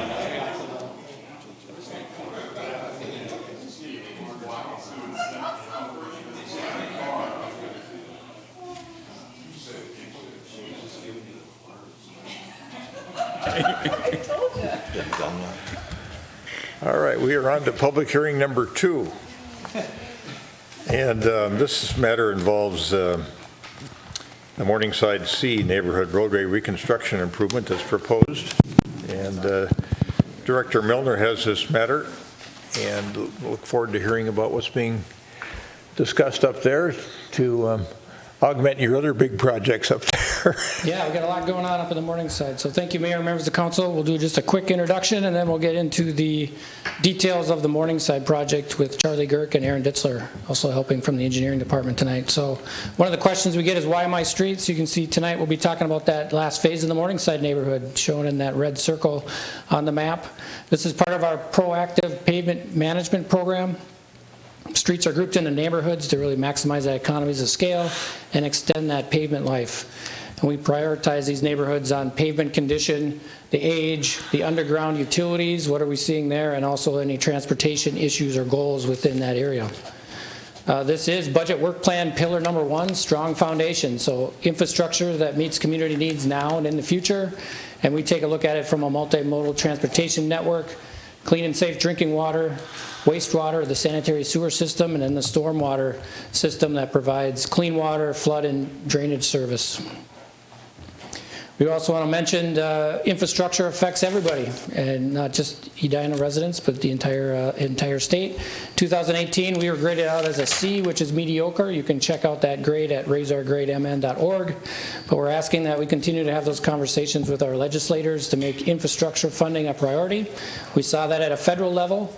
But now we need to continue that discussion at a state level to help us maybe with some of those grants and funding scenarios have matches that the locals could do more projects. So there's a lot of matches that are required, and agencies run out of those funds to do the match. So help us raise that grade together and have those conversations. How much infrastructure do we have in Edina? We got like 200 miles of streets, roughly 200 miles of sanitary sewer and water main systems, 4 water towers, and 4 water treatment plants. So lots of infrastructure that's not really visible from the street level. That's a lot of underground infrastructure that we'll talk about this evening within this one neighborhood. Our pavement condition index, you can see 10 years ago we were at 51, so just above the poor level. We've made various investments, talking with the council, budget increases and other various changes to our program, and we're up near 76 to 78 today, 10 years later. So we're making strides on our pavements as part of that proactive pavement maintenance program. We'll talk about irrigation systems, pet fences, landscaping, and turf, driveway pavements. Those will be repaired and restored as part of the project. I was in front of you a few weeks ago and we talked about the turf establishment policy that we amended. So in 23, it's just a reminder that it'll be a combination of seed and sod, and we're working through that combination now since we've had to do partial projects over the course of 22 and 23. And this neighborhood's right adjacent to a current project that'll be finished up next year. So lots of irrigation systems, lots of shade. Seed does really well, but we'll look at what is appropriate for this neighborhood next year. And with that, I'll hand it over to Charlie to get into project specifics on the Morningside neighborhood. Thank you, Director Miller. Mr. Girk, welcome. We haven't seen you for a while. Been about a year.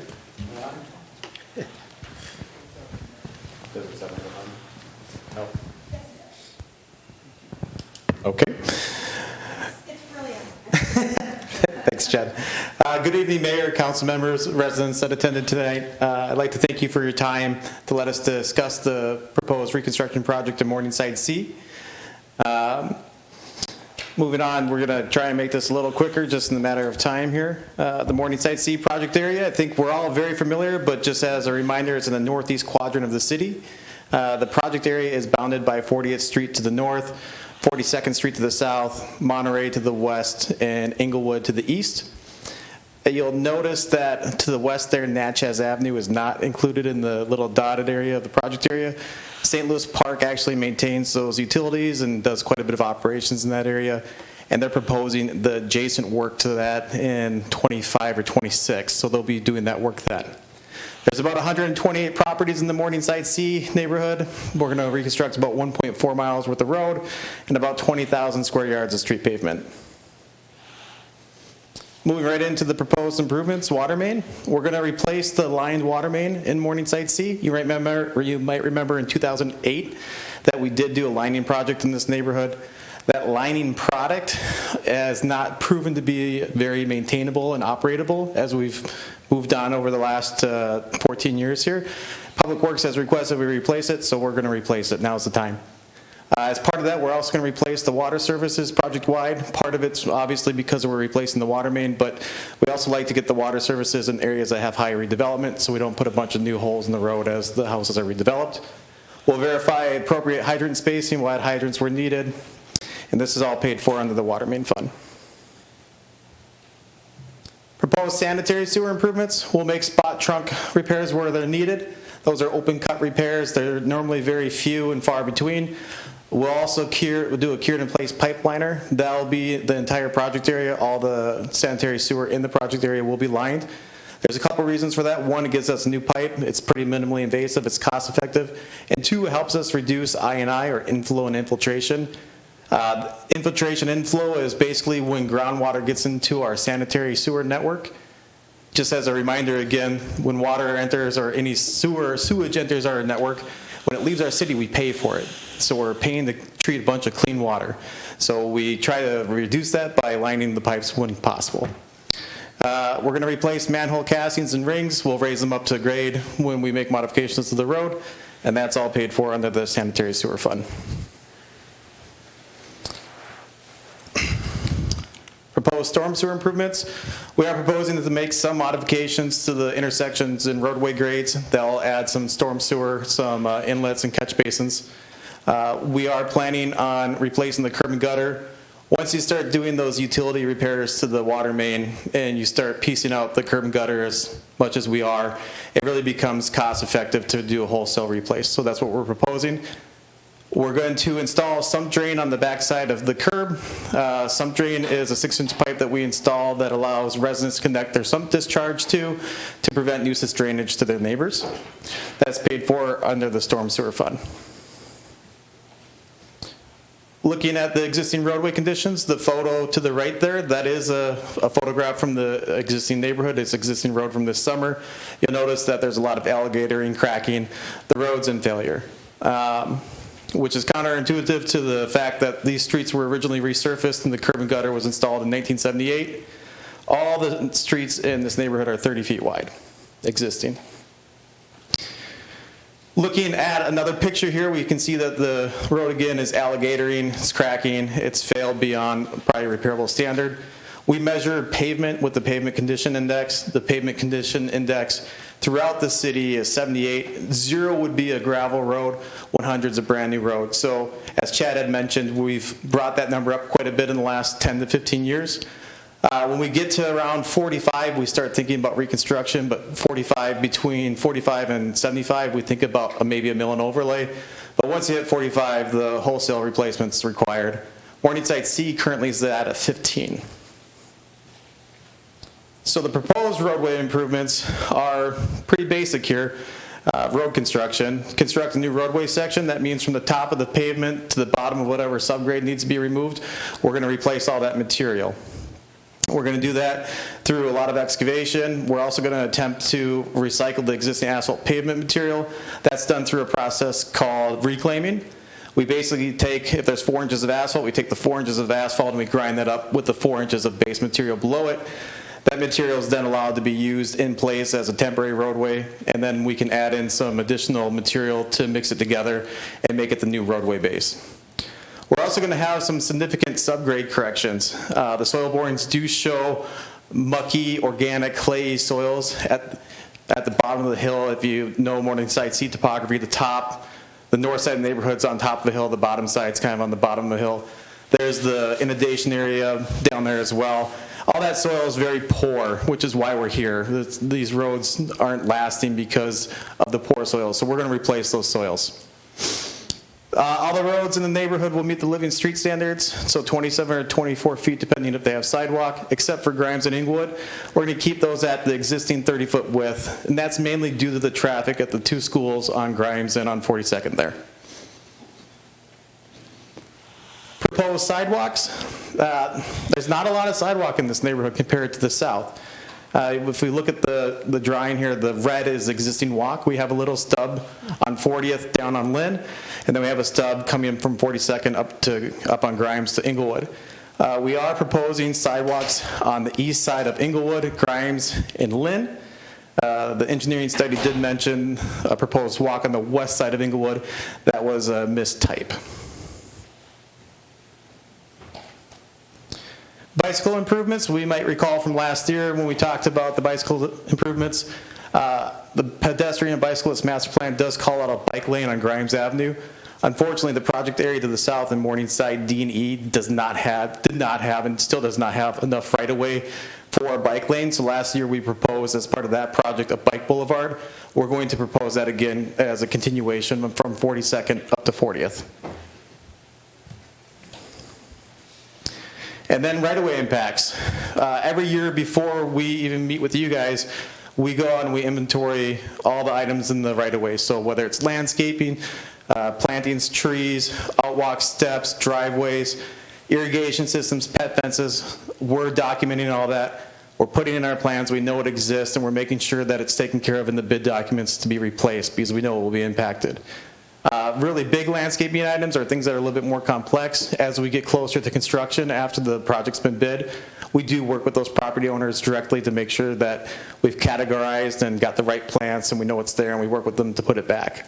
We are going to likely propose seed as part of this project. That's still kind of up in there as part of the overall seed sod conversation, but due to the proximity of Morningside D and E, there's kind of a question of fairness there for those residents versus the residents in Morningside C. Thanks, Mr. Girk. Mr. Ditzler, welcome. Yes, thank you, Charlie, for that introduction to the proposed improvements. Mayor, members of the council, staff, and residents, thank you for the opportunity to present the estimated project costs as well as the estimated assessments for the project. I'll start with the estimated project costs. The total project cost for Morningside C is $8.41 million. That project cost includes construction contingency, engineering, clerical, and finance costs. $1.84 million of the roadway improvements will be funded by special assessments. The remainder of the roadway improvements will be funded by property taxes. The utility improvements will be funded by city utility funds. And the sidewalk improvements will be funded by the Pedestrian Cyclist Safety or PACS Fund. Excluded from the project cost is the flood risk reduction strategy improvements that'll be spread out over 2022 and 2023. Although a vast majority of the $12.2 million is occurring with the contracts that began in 2022, but there is a smaller portion implemented with the 2023 project.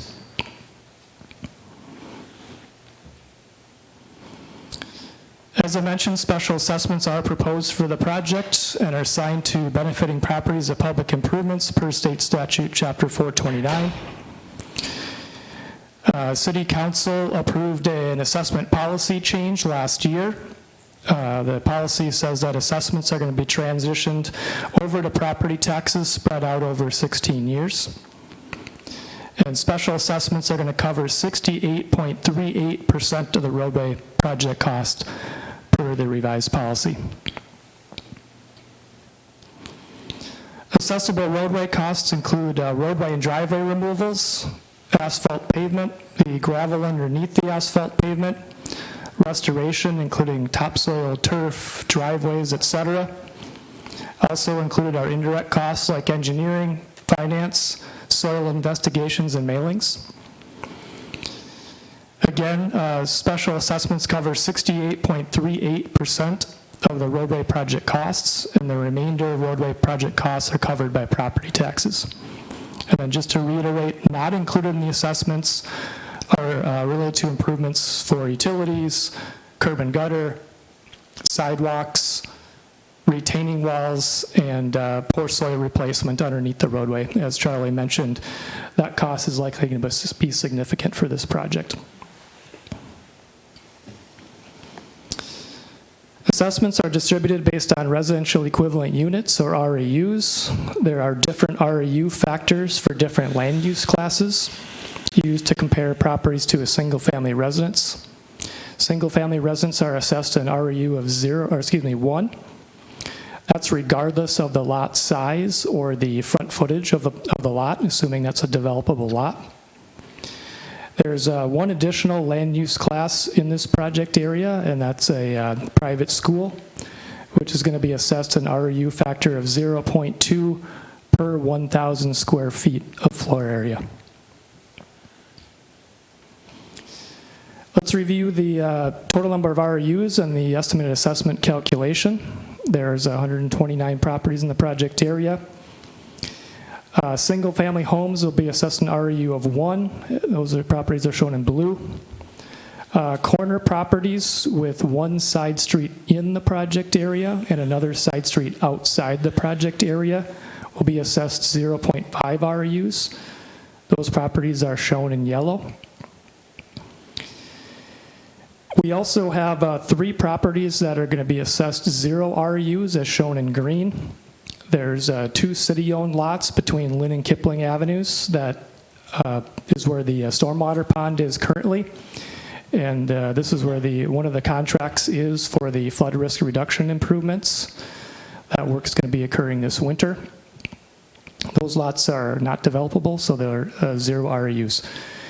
We also have the Susan Lindgren School property, which is a 0 assessment because it's in the 100-year floodplain. The purple property is the Vail Academy. That's going to be assessed 8.61 REUs. And the orange property is city-owned Weber Park, which will be assessed 5 REUs. So to get the estimated assessment amount, we take the roadway project costs times the assessment policy percentage and divide it by the total number of project REUs. We get an estimated assessment amount of $13,800 per REU. This amount is estimated. There is 15% contingency included in this estimate, so we do hope this amount goes down. And the final assessment amount will not be determined until after construction is complete. State statute chapter 429 says special assessments are valid if the assessment does not exceed the special benefit as measured by the increase in market value due to the improvement. We did hire a licensed and qualified appraisal firm to prepare a preliminary market benefit estimate. They concluded that properties could see an average price benefit of $12,000 to $17,000 per buildable lot. And again, our estimated preliminary assessment is $13,800, which is in that preliminary market benefit range, and our estimate does include 15% contingency. So we do hope this amount goes down. So let's review the assessment amounts for the 2023 Morningside C versus Morningside D in 2022. Morningside C has $13,800, as I mentioned. Morningside D and E from 22 has $9,300, which is quite a bit less. And let's dive into why that is the case. If you substitute the square yards of paving for the roadway project costs, since the roadway project area is the dominant factor in the roadway project costs, and you divide that by the total number of project REUs, you get a square yards of paving per REU, and the higher that value is, the higher the assessment amount, which Morningside C is 149.4, Morningside D and E from 2022, 112.6. Let's dive in a little bit deeper on that as well. So if you look at Morningside D and E from 2022, the lots in green are the 0 REU lots. There's 5 of them from Morningside D and E. And the lot sizes are relatively insignificant when you look at the project as a whole. However, for Morningside C in 2023, while there's only 3 lots that are 0 REUs, those lot front footages are significant. In addition, if you look at the south 1/3 of Morningside D and E, the lot front footages there's predominantly 50-foot wide front footage lots, making Morningside D a little bit more higher density compared to Morningside C. So factoring both those things in, Morningside C being a little bit less dense, and these 0 lots providing a little bit more front footage comparatively to Morningside D and E, that lowers the REUs and it raises up the assessment amounts when you compare the 2 projects. I'll also add that the roadway project costs are increasing, and that's primarily due to rising inflation. Let's review the assessment payment options. The final assessment amount will be sent 1 year after the project is complete, scheduled for fall 2024. The options include paying the entire amount upon receiving the bill within that first 30 days to avoid interest charges. The next option is to pay a minimum of 25% within that first 30 days, interest-free, and the balance rolls over to property taxes spread out over 15 years with interest. The next option is rolling the entire amount over to property taxes spread out over 15 years with interest. And finally, you can defer payment if you're 65 years of age or older and meet specific income requirements. Before we conclude, let's review the project schedule. Engineering staff typically reaches out to property owners 3 years in advance of roadway reconstruction. Staff prepared video presentations available for viewing on the Better Together Edina webpage. And we provided postcards annually, 3 different times to the neighborhood. Staff also invited the neighborhood to a Q&A meeting at the Weber Park Shelter Building on October 17th this year.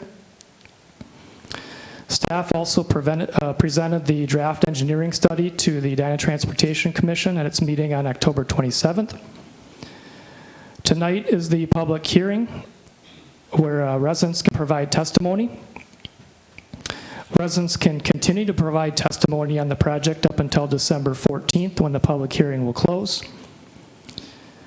City Council will make a decision on the project at their meeting on December 20th. If the project moves forward, city staff will design the project this winter. Contractor bidding will occur in March or April 2023. Council will consider awarding a construction contract, and construction would begin likely April or May 2023. Construction would conclude in fall 2023, and the final assessment hearing October 2024. So in conclusion, staff believes the project is feasible, cost-effective, and necessary to improve the public infrastructure. Therefore, staff recommends a motion to close the public hearing on noon December 14th and to continue action on improvement number BA 462 to the December 20th City Council meeting. That concludes the presentation, and staff can take time for questions and comments from Mayor and members of the council. Thank you very much. Council members, any questions for our engineering staff on this matter?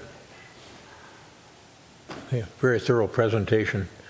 So that the roadway total 2.687200, that gets multiplied by the special assessment percentage that's in effect over the 16-year period, and that is 68.38%, and that's where you get the 1.843800.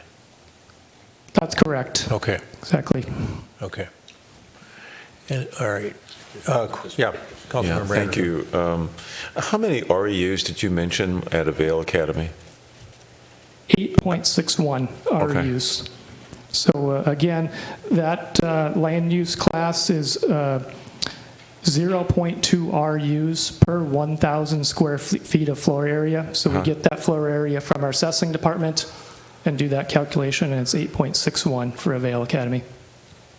Okay. Yeah, thank you. Other questions for staff at this point in time? All right. Stand by, folks. As I said, excellent presentation. I'm going to open this up for public testimony. I see at least one of the neighbors from the neighborhood present. There may be more. Is there anyone in the audience that wishes to testify regarding this matter? Yes, sir. Yes. Come on up. Yeah, and then give us your name and address. Sure. Ed Matthey, 4011 Kipling. I've been on Kipling for 6 years. Before that, I was on Grimes Avenue for 15. Before that, on Sunnyside Road for 9 years. So I've been in Edina Morningside for 30 years. When I moved to Kipling, one of the things you have to notice is it's a crummy street. You saw that it's a 15 score. I've been in a lot of places in Edina. It's the worst street in Edina, has been. The whole time I've been there 6 years. Always pitted, always, it's the worst one. Ask the engineers. It's terrible. And I've always sort of counted on the fact that, well, eventually it'll be our turn for the reconstruction. And that's when we'll get this thing fixed. And the flood mitigation stuff's going on, and so I count on that all that stuff is happening. But then the plan came out, and I had to wonder if we are continuing to be overlooked. Because in a lot of ways, that's what it feels like up on those last few streets in there. There was a comment like, oh, not a lot of sidewalks up there. I'm not sure why there's not a lot of sidewalks up there. We're part of Morningside, and I don't know all of the history of the neighborhood, but when I was on Grimes, there were sidewalks on both sides.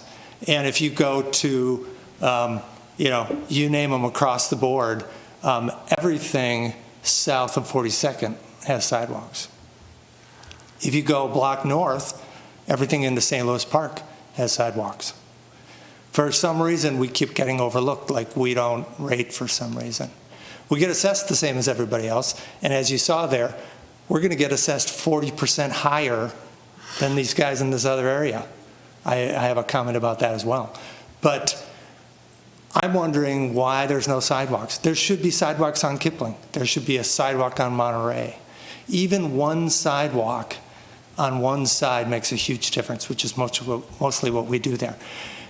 The plan also reduces the width of the street from 30 feet to 27 feet. So now I'm walking in the street, there's parking on both sides, and there's cars coming both ways. You have to go into the roadway around parked cars, and most of the time it's dark out, dark and slick a lot of the year. Imagine your senior friend, perhaps with a walker or a cane, walking, around and out in front of cars like this. And here we are, we're doing the reconstruction, and we're not fixing it. We're not doing a sidewalk. Why are we not doing a sidewalk? Okay, right. Well, I've made a note on that, Mr. Matthew, thanks. Am I out of time? You're close. Oh, okay. But I wanted to make sure you made your other point. Yeah. The other thing is, the assessment has all these, we're paying for all these free spots. That seems silly. Why are we paying for these free lots? They have pavement in front of it. That should be pulled out and accounted for differently. We have 4 huge free lots. We have Weber Park. We have Avail. We're paying 40% more than the guys up the street who have sidewalks on both sides. All right. Thank you. I made note of those questions. Thank you. Anyone else in the audience wish to testify?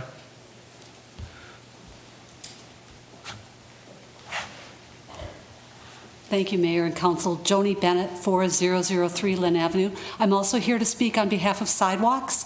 Yes, the map is accurate, and when this is complete, Monterey, as planned, Monterey, Kipling, and 40th Street will be some of the only streets in Morningside without sidewalks. I think that the city and the council and engineering have done a wonderful job of building a network of sidewalks throughout the city. There's been a lot of thought put into it and planning. The goal has been to, as I said, create a network for pedestrians, safe pedestrian movements. 40th is a street on which the same students who may be traveling by bus on Grimes and on, what was the other street that was going to be wider because of the school buses? Well, a lot of people are also walking. And Susan B. Lindgren on the St. Louis Park side. And unfortunately, our neighbors to the north, St. Louis Park, encountered an unexpected opposition to the sidewalk that they were going to build on the north side of 40th. Until the notice came out, I did not realize that 40th was going to be part of this project because St. Louis Park had reconstructed it, I think within the last decade.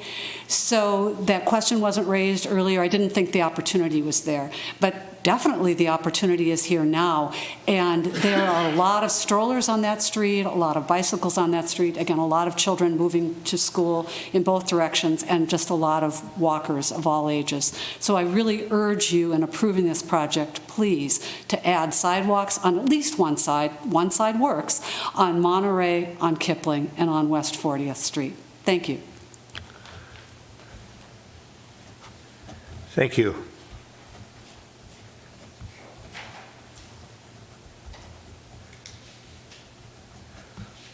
All right, very good. Anyone else?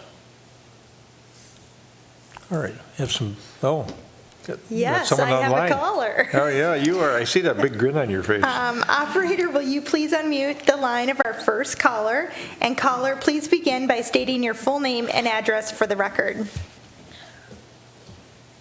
My name is Paul Domholt. I'm at 4025 Kipling. I just have a concern with the streets where all the residents of Edina all use the public streets. So I don't understand why everybody's not paying a certain percent each year of property taxes that covers the cost of replacing streets. I know in Minneapolis, everybody contributes to a street fund and no one's assessed for roadways in front of their house, since everybody in the city uses those streets. So I think as a resident of Edina, I shouldn't be responsible being assessed for the street in front of my house, since that's publicly used by everybody, I think everybody in Edina needs to contribute to a fund and then not be charged a special assessment. So that's my point I'd like to bring up tonight. Thank you. Thank you. I have no other callers. Okay. All right.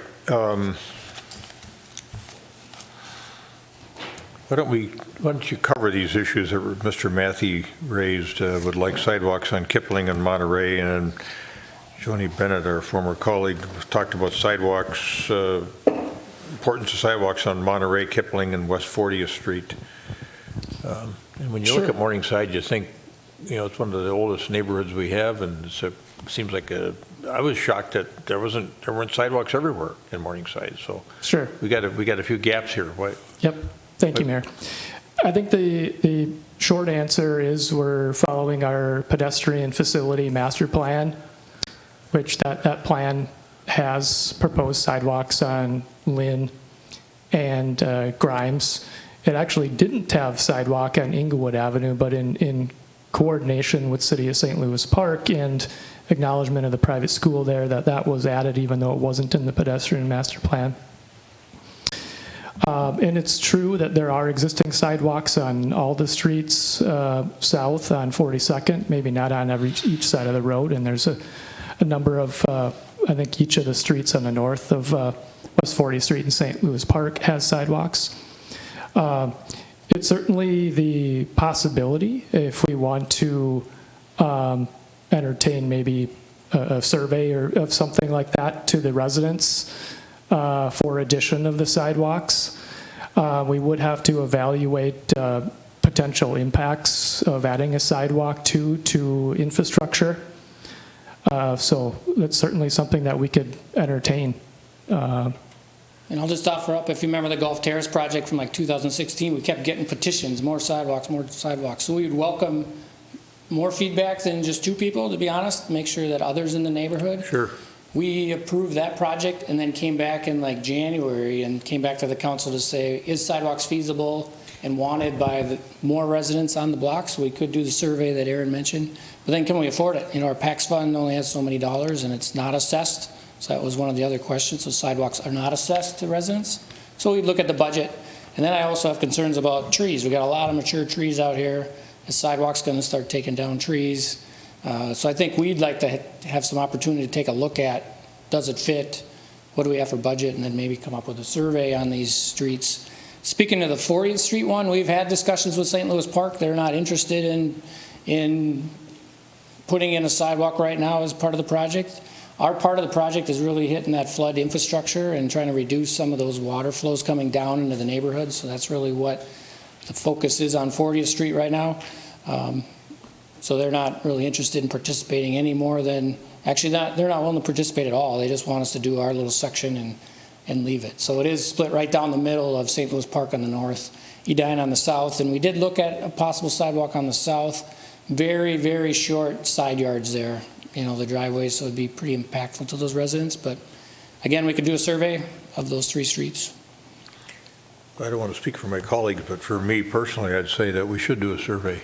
Okay. We've got an opportunity here. We're going to go in there and do a project, I'm assuming, and it seems like a ripe opportunity. Member Stoughton? Yeah, and that's only 40th. There's only, 10 properties. Yeah, pretty short survey. Survey is easy. We can send something out. I don't know if we'd have it by the next council meeting, but really the point of the public hearing is for assessments for the project and the general feel. But I know we could discuss sidewalks in the new year if we can't get that information together before the next council meeting. Yeah. And then I think the other question Mr. Matthew raised, and it's a good one, and it's one we've had and discussed before, is why are some of these lots not getting assessed, and some of them are city lots, and I think the word buildable was used, I think, by Mr. Ditzler, and I think that's been our standard. But you can go ahead and explain how we figure out if we're going to assess city-owned property for part of the improvements that are made. And I will add, too, that there is the city-owned property at Weber Park, which is still on the screen here in orange. That property is proposed to be assessed 5 REUs. It's just the 3 properties in green that are the zero assessment lots. Again, the large stormwater pond that encompasses essentially both of those lots between Lynn and Kipling can't currently have a developable lot on it, and that's per the policy. Likewise, the Susan Lindgren School on Monterey is in that 100-year floodplain. So, And that has been our past practice. If there could be an opportunity to develop, then we would assess ourselves, or, in this case, that school in St. Louis Park, but it's not developable, so we didn't include it. So following past practice with that. Okay, good.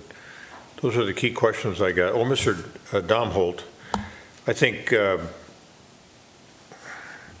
he's wondering why he's being assessed. Yeah. Why isn't it something that we cover completely because everybody uses the streets? And of course, this causes all of us that are sitting here that were involved in this whole resetting of our street assessment policy. Yeah, great question. Remember, the task force studied all this and came up with a recommendation that council accepted in summer of 21. And like the team has mentioned, we're at 68% assessments right now and slowly transitioning by 2035 to have exactly what that caller wants, is 100% property taxes. So we're getting there based on those recommendations from the task force. Mr. Mayor. Councilmember Jackson. Yes, thank you. So do you have a rough estimate of how much soil work is going to be done in this area that the city is paying for? Because you said that with the hill going down at the bottom of the hill, the soil is very bad, and there's going to need to be some hardcore soil remediation. I wondered what the cost of that would be. And I know it doesn't go to the citizens, the city will pay for it, but. Yeah, the task force said don't fund subcuts with assessments, so we. Precisely. So I'm just curious what that amount would be. yes, it's a great question, Councilmember Jackson. It's a difficult question to answer too. Historically, contractors, when they bid for poor soil removal, it is a highly variable estimate, even between the bidders. We've even seen contractors bid poor soil removal at a penny a cubic yard because they're gambling on something maybe being a little bit different in the field than what's shown on the soil borings. Likewise, we have a mile and a half of street, yet we have 6 soil borings. So those are just 6 kind of pinpoints at each location. But I'm fairly confident this could easily be $1 million worth of poor soil replacement in this project area. I highly doubt we're going to get a low bid from contractors with known issues of soil at the low areas on these streets. And some of that might be paid for out of utility funds. So if it's a hole we have to dig for utility needs, then we would pay out of there. So it's a balancing. It'd be spread out over a host of these different funding sources. And if I could add to another highly variable thing that happens during construction is rain. In a wet summer too, that can exacerbate poor soils and require additional, which thankfully that's one of the benefits of having a drought the last 2 years. We've done fewer subcutting. So I guess the point is that the city is going to make this better than it was before at our expense. Is that correct? Fair? Okay. Yes. Good, thank you. Okay, good. Any other questions at this point in time? I'll just offer up one other thing, Mayor. In your directions, you'll see that we're saying to keep it open until Wednesday, December 14th. So typically we've had that standalone meeting on a Monday, and then we have 3 days to turn around. We kept that same date of a Wednesday. So it's different than the previous public hearing and the other one. So on the Better Together page, it does say Wednesday, December 14th. We'll collect all those comments and bring those back on the 20th. All right. So the motion that staff is looking for is that we close the public hearing at noon on Wednesday, December 14th, 2022, and continue the action on the item to the December 2022 City Council meeting. Is there a motion to that effect? So moved. Second. Member Staunton moves, Member Jackson seconds. The motion is stated. Any further discussion? All those in favor of adoption of the motion as stated, say aye. Aye. Opposed? Carried. And now we have our last public hearing matter of the evening, and that is a potential setting of the 2023 tax levy and adopting a potential operating budget and potentially approving the 2023-2028 CIP, although we had a discussion about that in the work session. And this matter is going to be handled by Manager Neal, and Alicia McAndrews, our Finance Director, who's going to be available virtually. And so I'll now turn to our manager, City Manager Scott Neal. Thank you, Your Honor. The approval of the annual budget is one of the 2 or 3 most important decisions that a city council makes each year. Within the decision to approve the budget are thousands of smaller decisions around resource allocation and public policy that are really all wrapped up into one large decision that we call the budget and the capital improvement plan, which in 2013 in the city of Edina is projected to spend $144 million. For tonight, the council will host the state's required public hearing on the 2023 budget and tax levy. Staff are not asking or expecting the council to make any amendments or changes to the budget or tax levy this evening. Staff are expecting to identify and possibly answer any questions you may have tonight. If we are unable to answer any questions that you have tonight, we'll do our best to answer them at your December 20th meeting. The public hearing you are hosting this evening will remain open until noon, Monday, December 12th. Staff will ask council to approve resolution number 2022-109, setting the 2023 tax levy and adopting the 2023 operating budget at the December 20th, 2022 meeting, which is our final council meeting of the year and the final opportunity the council has to approve the proposed 2023 budget and tax levy. Staff will ask council to consider our request to approve the proposed 2023 through 2028 capital improvement plan this evening. Council has reviewed that CIP at the August 16, 2022 work session. Council provided feedback and input to staff that evening about the proposed CIP, including a request to increase the city's investment in park shelters and playgrounds. In response to that direction, staff have proposed a new special parks improvement levy for 2023 through 2028 time period that will raise an additional $3.6 million during that time frame in order to accelerate the reinvestment in our neighborhood park system. Director Vetter is available this evening to answer any specific questions you might have about those plans. Unlike our budget and tax levy, the approval and adoption of the CIP does not have a statutory format, timeline, or deadline. Staff are requesting council to approve the CIP at this evening's meeting because your approval will allow staff in our finance department more time to complete the necessary formal back-of-house work on the CIP before they take up that same sort of work on the 2023 budget and tax levy, which you're scheduled to take action on December 20th. With the completion of this preamble, I'd like to move into our budget and tax levy presentation for you tonight. I will lead the presentation from the council chambers, and Finance Director Alicia McAndrews will join us online tonight to supplement my presentation and to answer any questions you might have about the numbers. So let's move forward. This is our agenda for tonight. We'll talk about our CIP 2023 through 2028 CIP, our 2023 budget and levies, some tax comparisons with neighbors and averages in Hennepin County, and then answer any questions you might have. This is the 50,000-foot view of our 2023 consolidated budget. This is all the money that we plan to spend or forecast that we will spend in 2023. Includes all personnel costs, costs of consulting contracts, project costs, etc. All the costs that we will incur in our governmental funds, which are kind of the typical government funds. In our general fund, we fund police and fire and public works and parks, etc. All those kind of core city services you'll see in our governmental funds. In our enterprise funds, where you'll find our utilities, all of our water, sewer, storm sewer costs. You'll see our liquor fund, and of course our park enterprises, golf, art center, swimming pool, Centennial Lakes Park, etc. Internal services are where we budget our risk management, IT, facilities, equipment operations, things that have kind of an overhead functionality to them. All those together create our consolidated budget of $144 million.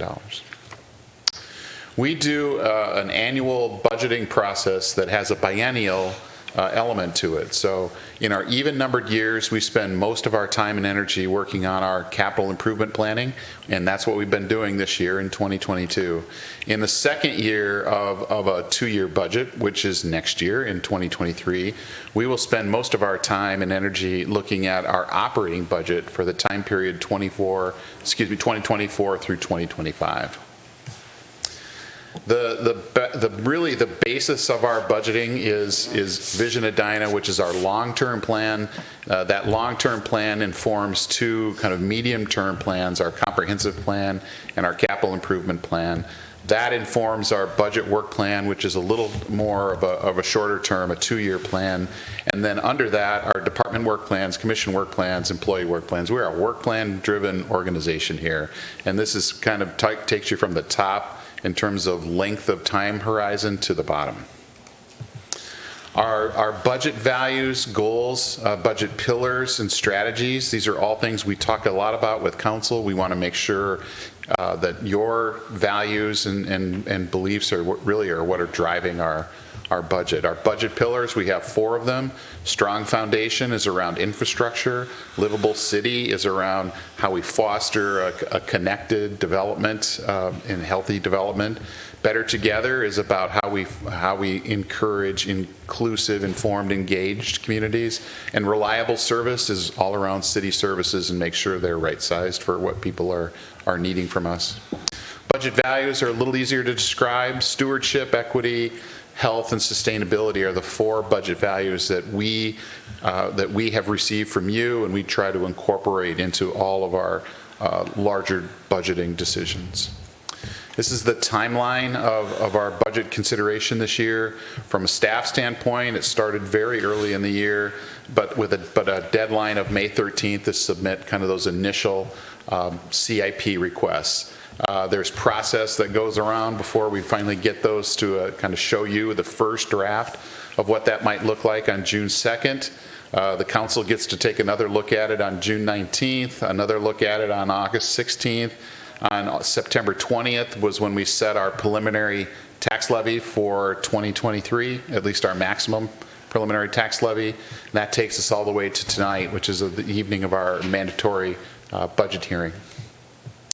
This is a debt service projection for the next 10 or so years. As you can see where we are right now, 2022, 2023, 2024, kind of largely or very similar.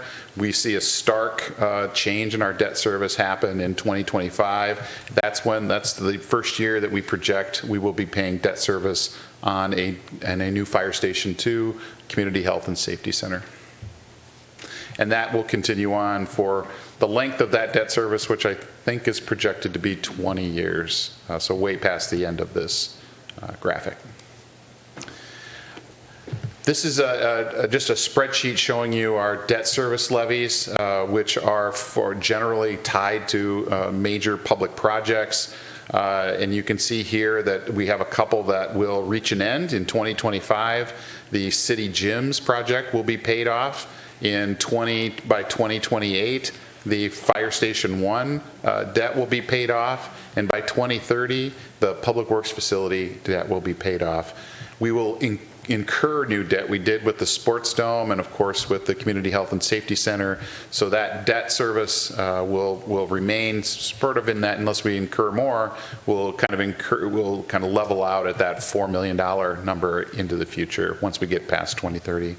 Construction fund levies are more to fund how we fund current investments in capital. So our CIP levy is where we're funding a lot of our parks and other public buildings from. The equipment levy, just like it sounds, it's funding trucks and fire trucks and squad cars and computers and other kind of equipment that we use to do our jobs. The special street levy, we just discussed that. This is the process we are using to take ourselves out of the special assessment for street project in the future, and we're doing that by increasing our levy incrementally every year, the special street levy from between $150,000 and $200,000 a year, all the way out to 2035, where we'll begin to level out.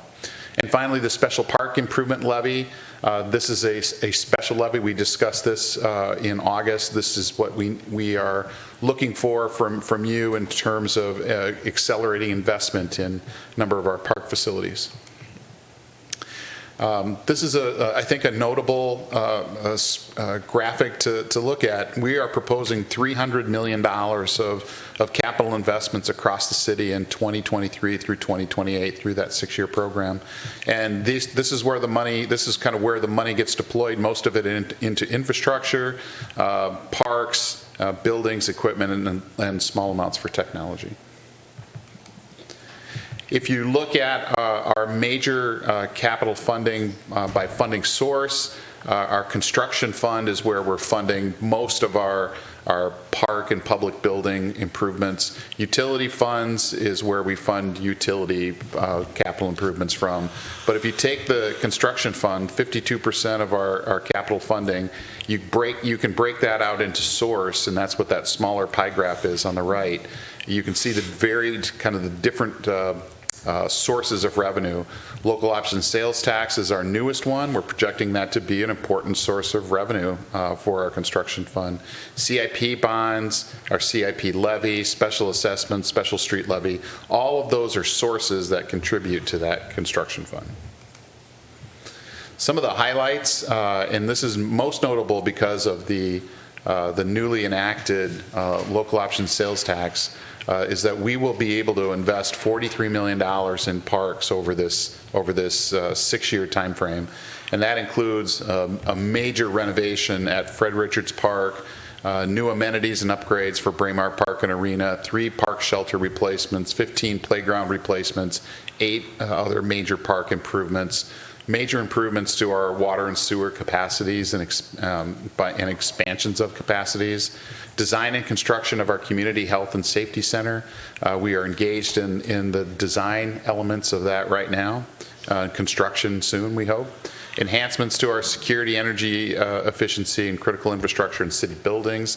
A good share of that revenue will come from our sustainability funding, and improvements at our senior center, Centennial Lakes Park and Edinburgh Park. Some of those capital improvements come from capital dollars generated by those funds, and others from kind of the pool of capital available to them. This is a map showing you where our projects are occurring, and I think it's fair to say they are occurring around the community, right? We're not investing all of this money in just one of the quadrants of Edina. It's a pretty balanced approach. The next on the right is just a quick graphic that shows the oldest playground age based on scenario. So in 2023, compared to 2028 without funding, and compared to 2028 with funding, we can bring that oldest age and average age of our playgrounds down by applying this new special park levy improvement levy. This is the budget proposed for 2023. This is the budget that we showed you on September 20th. It hasn't had much change to it. It shows a 9.89% increase in the overall tax levy. That includes $872,000 of general operating budget for wage increases, market adjustments, and inflationary increases, and the additional $1 million of special park improvement levy. Budget drivers are pretty similar in our city compared to many other cities that we're seeing this year. Employee compensation, trying to be competitive with our competitor cities. Work comp costs, the street improvement levy that we talked about a little bit ago, the special parks improvement levy. We have a SAFER grant under which we hired 6 new firefighters that is kind of phasing itself out, and we're picking up all of the cost of those paramedic firefighters, so that's a cost this year. And just the general, again, inflationary pressures on our city. It's interesting to note that when we were doing some of the background and preparation for this budget back in 2020 and 2021, interest rate environments and inflationary environments were very different than they are today, and I don't think we anticipated that we would move from an environment of pretty steady 1% and 2% inflation rates to 6% and 7% inflation rates. That has impacted our forecasting. Again, 2023 budget highlights additional staffing in police and fire, playground replacements at Todd, Walnut Ridge, and Strachauer Parks. Our community health and safety center planning effort is well underway. We've taken on a very proactive sidewalk maintenance inspection program. We're doing more street sweeping, increasing the frequency and the quality of that, because that has certainly has a discernible impact on our water quality in our lakes and our creeks. We want to improve the service levels in our commercial assessing area by adding changing a position from a reception position to a commercial assessing position. So no net increase in staffing there, but an increase in our commercial assessing capacity. And finally, our special park improvement levy. This is a comparison of how our proposed levy increase at 9.89 compares to other Hennepin County cities. The average in Hennepin County is 10.1%. The average statewide is 9.1%, so we're right in the middle of those two. Hennepin County's proposed increase is 4.5%, and you can see kind of the array of school districts and how they are proposing their changes, from a low of 3% in Richfield to a high in Eden Prairie of 14.5%. Edina schools proposed increase is 9.7%, so pretty close to where we are. This is the estimated property tax distribution for a taxpayer in Edina. When they get their consolidated tax bill, 23% of that tax bill comes from the city of Edina, 41% of it from Edina schools, 29% of it from Hennepin County, the other 7% from an assortment of smaller taxing bodies like watershed districts, the Met Council, and others. This is a graphic that shows you the distribution of impact on different classes of property of our overall property tax, not just the city, but all of the consolidated property tax statement. On the commercial side, we are seeing about 23% of taxpayers on the commercial side will see a decrease in their property taxes of 5% or more. 38% will see a decrease of somewhere between 0 and 5%. So about 60% of commercial property taxpayers will see a decrease of some level in their property taxes from 22 to 23. On the residential side, that has flipped a little bit, and these two classes of property will do this from time to time. When valuations go down and impacts go down on the commercial side, it tends to push up on the residential side, and that's kind of what we've seen this year. We have 1%. We have about 10% of our properties that will see some kind of decrease in their taxation. We have 24% that will see something between 0 and 5%, and we have between 5 and 9%, about a third. So that's that's a different setting, of course, than the commercial industrial. This is our estimated market value as a city. It's grown significantly in the last year, and in fact, it's been on a pretty good run since 2014. But it increased by over 12%, from 13.3 to 15.5% in 2022.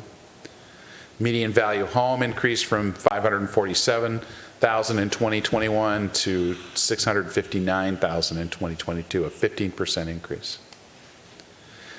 Total estimated market value increasing by 12.4% certainly has an impact on the tax burden, not just at the market value, the median value home of $659,000, but also on our business taxes as well. 74% of single-family homes in Edina saw a valuation increase of 11% or more this past year. One of the estimated levy impacts that we think is worth noting is that we are seeing a decrease in our tax rate. In the way tax rates are computed in Minnesota properties, they're a derivative number, so we don't set the property tax number ourselves, but it is determined by the interaction of tax capacity and tax levy. So our tax rate went down from 28.9 to 28.0, so a pretty good decrease this past year. Property tax history, the green line on below is the city property tax, and the darker line above that is the history for the median value home of the total property tax bill. You can follow this graphic with city tax, total tax from 2013 to 2023, and you can see the rate of increase. It's been fairly flat. Same for when we fix the value of the home instead of the median single-family home. If we look at the impact on a $400,000 home from 2005 to today, again, a pretty flat impact. We use this comparison when we're comparing Edina to other kind of nearby neighboring communities, mostly. And the median home property tax, this is adjusted by CPI. So again, another way just to look at the long-term trends of our tax policy. Next steps are to approve CIP, whether you do that tonight or on the 20th. We are expecting this public hearing to stay open until Monday, December 12th. And we would ask council to take final action on the proposed 23 operating budget and certify the 2023 levy at your final meeting of the year on December 20th. And we are happy to answer any questions you may have. Council members, questions for Manager Neal or Ms. McAndrews? We did go over this same material in our work session. We've been working on the budget for many, many months. But certainly there may be more questions that have arisen for folks. And you certainly asked several of them upstairs when we were talking about this in the work session. So Anybody? Councilmember Jackson. Yes, thank you, Mr. Mayor. So this is really for the public benefit. Can you talk a little bit about the underfunding of the parks and the Parks Commission's ongoing work to try to find some additional ways to improve our parks and the problem with the equipment especially? Well, our park system is funded by property tax levy. And so in that world of property tax, when property tax levy is your primary funding vehicle, you're competing every year against public works costs, police, fire, other kinds of city services. So it's a very competitive environment for capital funding for improvements. So one of the big things that has happened for the council over the past few years is taking the ability to have a property tax levy dedicated only to capital improvement levy costs, and have that come from staff to council to divide up among many projects. That's been really good for us, and we've been able to accelerate our reinvestment like that.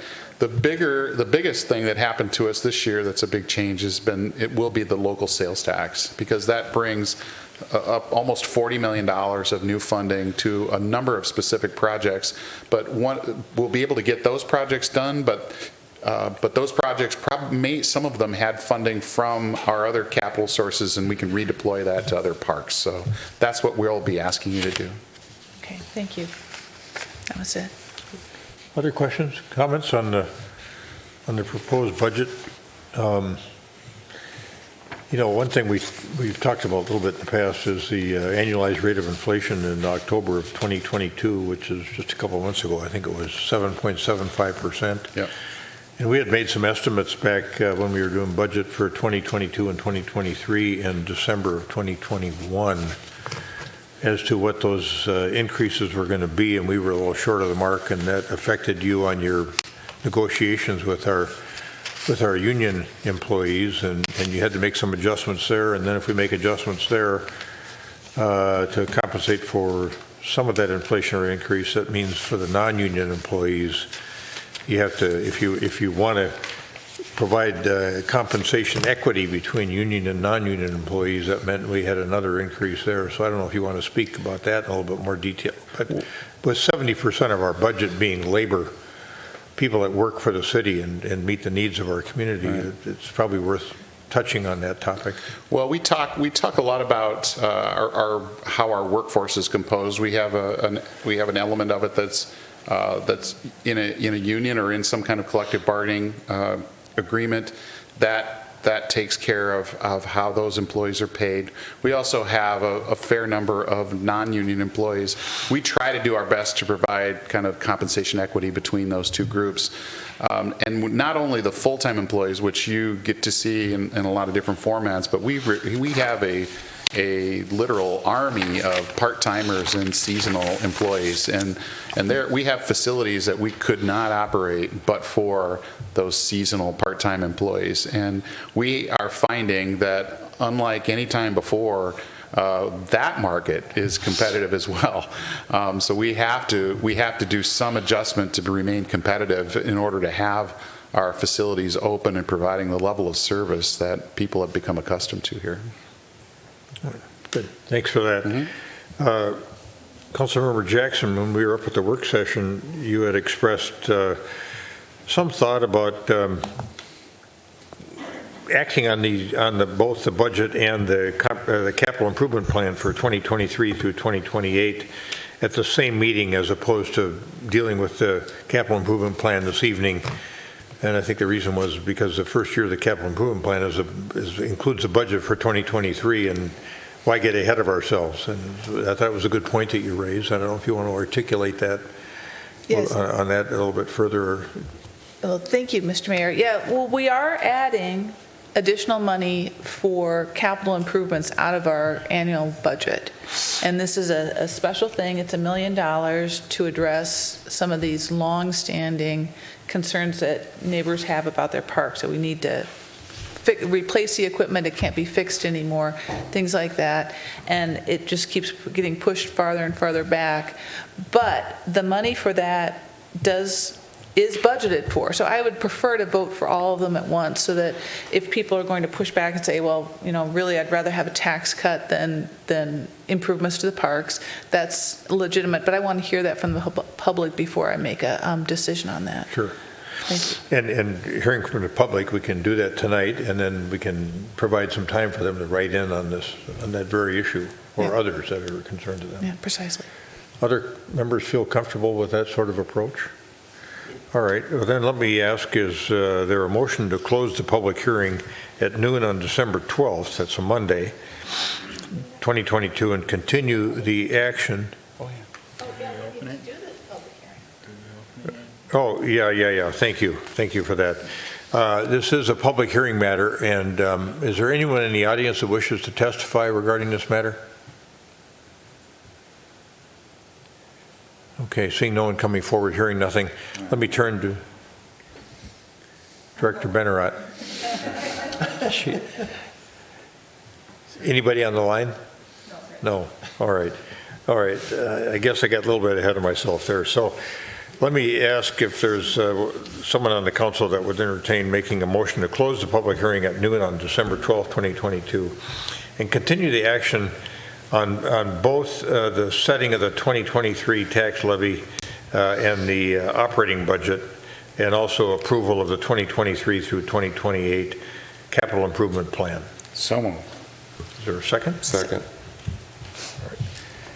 And then we would act on those items on the December 2022 council meeting if we didn't make that straight. Okay.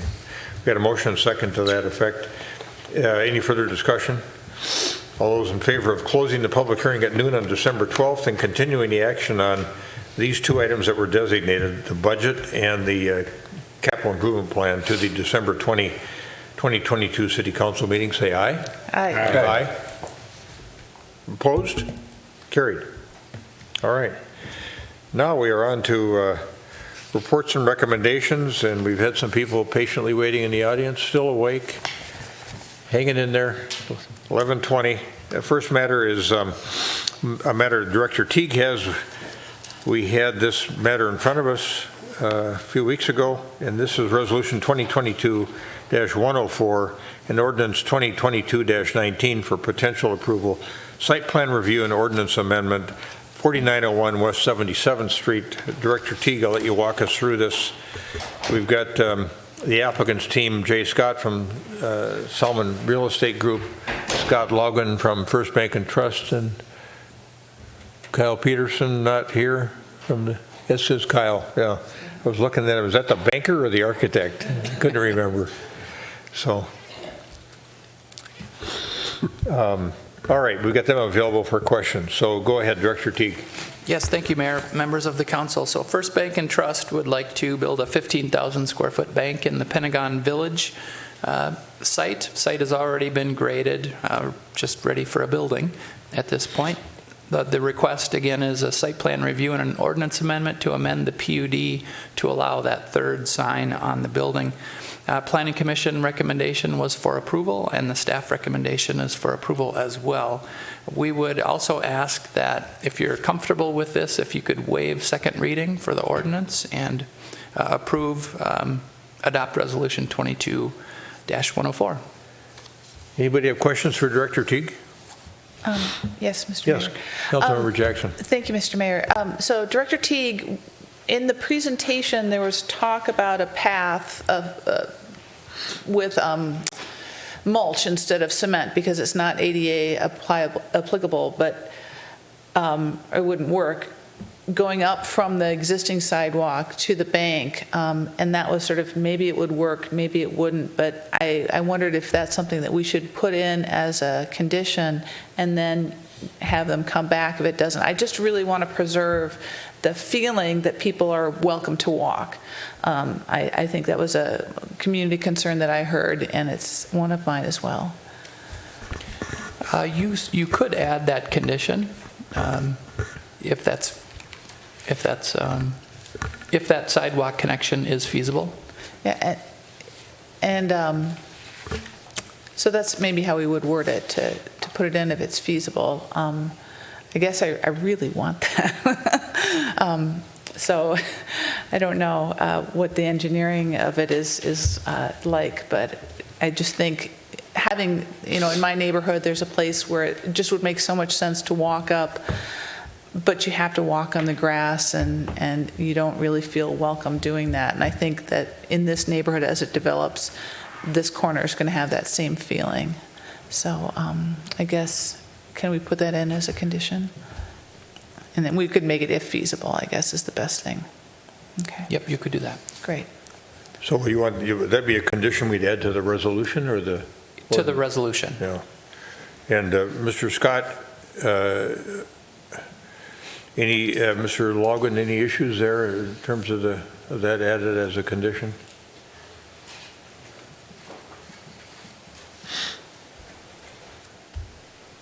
Yeah, thank you. I'll just share that if feasible is good verbiage. I think it is the intent to include also if feasible.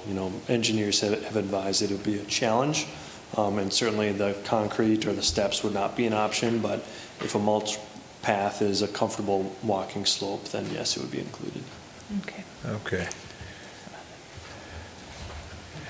So the condition that we would potentially add is if determined by city staff to be feasible, we would add a sidewalk connection. An unpaved sidewalk would be connection. Added. Yeah, unpaved sidewalk connection. Because I don't And think what would be the connecting points? Let's see if we can see the picture. Would be I think it's added in the between north. what and what? The northwest corner of their site.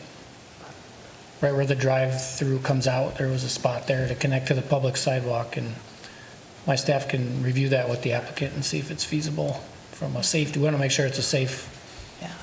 Added to the northwest corner of the site to connect the public sidewalk to the bank? Yep, exactly.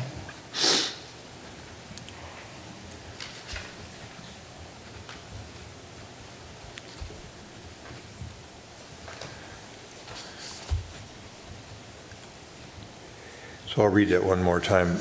Condition would be added that if determined by city staff to be feasible, an unpaved sidewalk connection would be added to the northwest corner of the site to connect the public sidewalk to the bank. Correct. Okay. Okay. Is that Yeah, satisfactory? That's very good, thank you. Okay. All right, so with that condition added to the resolution, other issues to deal with? Member Staunton? Carrie, does the existing updated master plan speak to which way the buildings face? It did not. Sometimes other developments have required openings to the street or some kind of street frontage. We did not do that in this one. So maybe a question for the architect. Did you give any consideration to putting the drive-through on the other side? Yeah, appreciate the question. I think heavy consideration, I would say, was given to that. I think. So why did you choose not to? We chose not to due to a number of factors, the main things being the existing conditions of the site. So one of those being topography and the other of those being the water table existing on the site.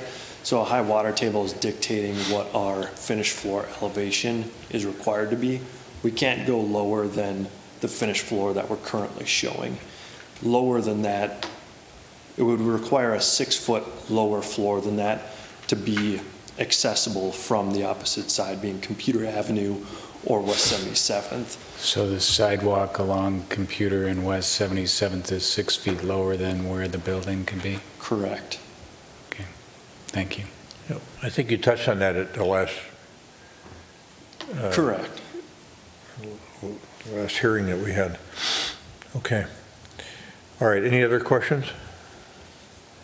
All right, with that condition being added to resolution 2022-104, and that condition again was if determined by city staff to be feasible, an unpaved sidewalk connection would be added to the northwest corner of the site to connect the public sidewalk to the bank.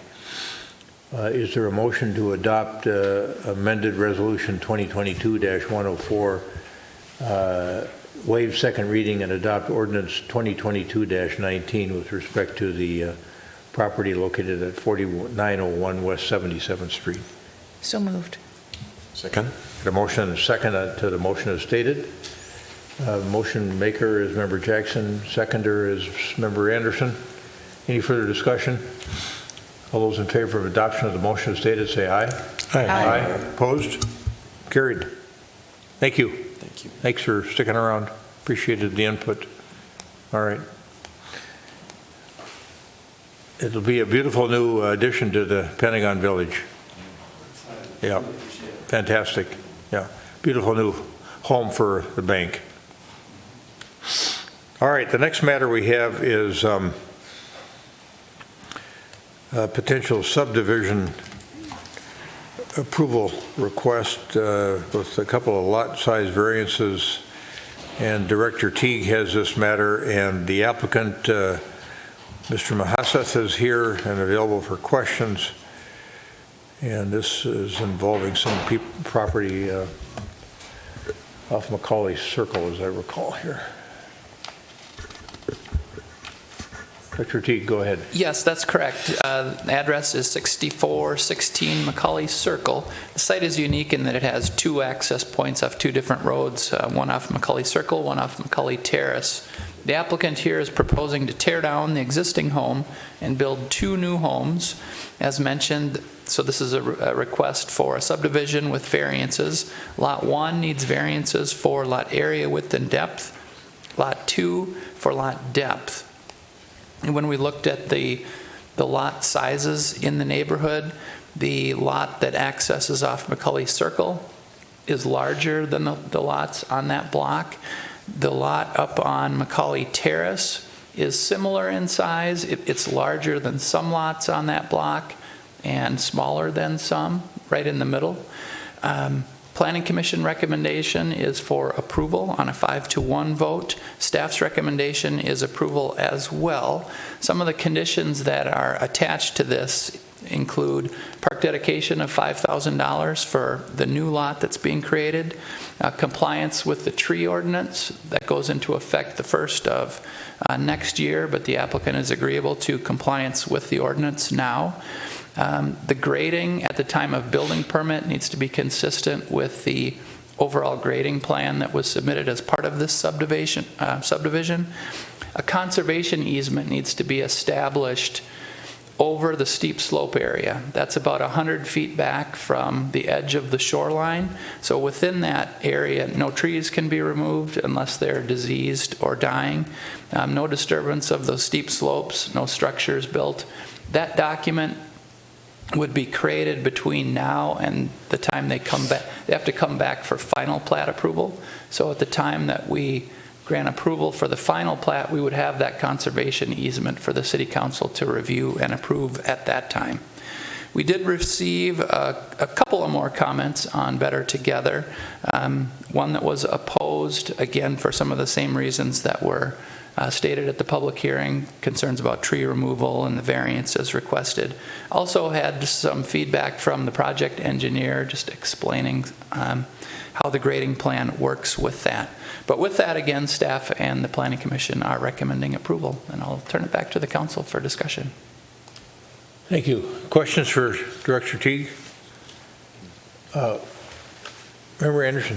Thank you. I just wanted to just absolutely finally verify with Director Milner that you're comfortable with the drainage. There's vertical drop there is pretty stiff, and will the rain gardens handle that, I guess, in your opinion? Yes, yeah, we worked with the applicant. They've already adjusted their plans from their original scope, so we would feel comfortable that each of those lots would have their own to own and maintain, and it would be part of that grading plan like Director Teague just mentioned, so yes. Thank you. Other questions? You know, I'm looking at the staff report. Maybe I should be looking at the actual resolution. Because in the staff report, I didn't see the conservation easement portion of it here. Let me get the other. That is condition number 4 in the resolution. Let me get that up here.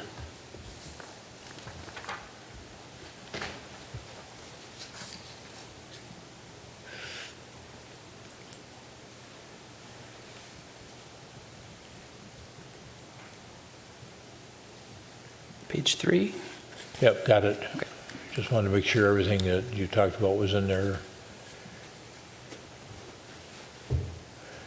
All right, we've got a staff recommendation, a planning commission recommendation that we approve resolution 2022-105, this subdivision request with lot variances. Is there a motion to that effect? So moved. Is there a second? A second for discussion. Let's go to discussion. I'll second it. Okay, thank you. Got a motion by Member Pierce, second by Member Staunton to approve the adoption of Resolution 2022-105. Now, discussion. I'll kick it off. We've been talking a lot about public hearings this evening, and I was really moved by the comments at the public hearing when the neighbors called in and said that the houses on Indian Lake Road, or Indian Head Lake, face the lake, and that these two houses that are proposed will not face the lake. It'll be the side of the house towards the lake.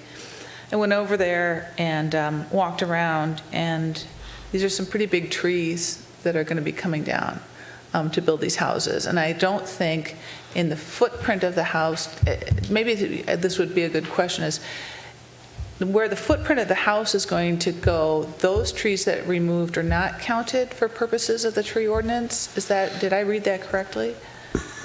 Under the current ordinance, they wouldn't be, but all the trees, any tree that's removed on the site needs to be replaced under the new ordinance. Okay.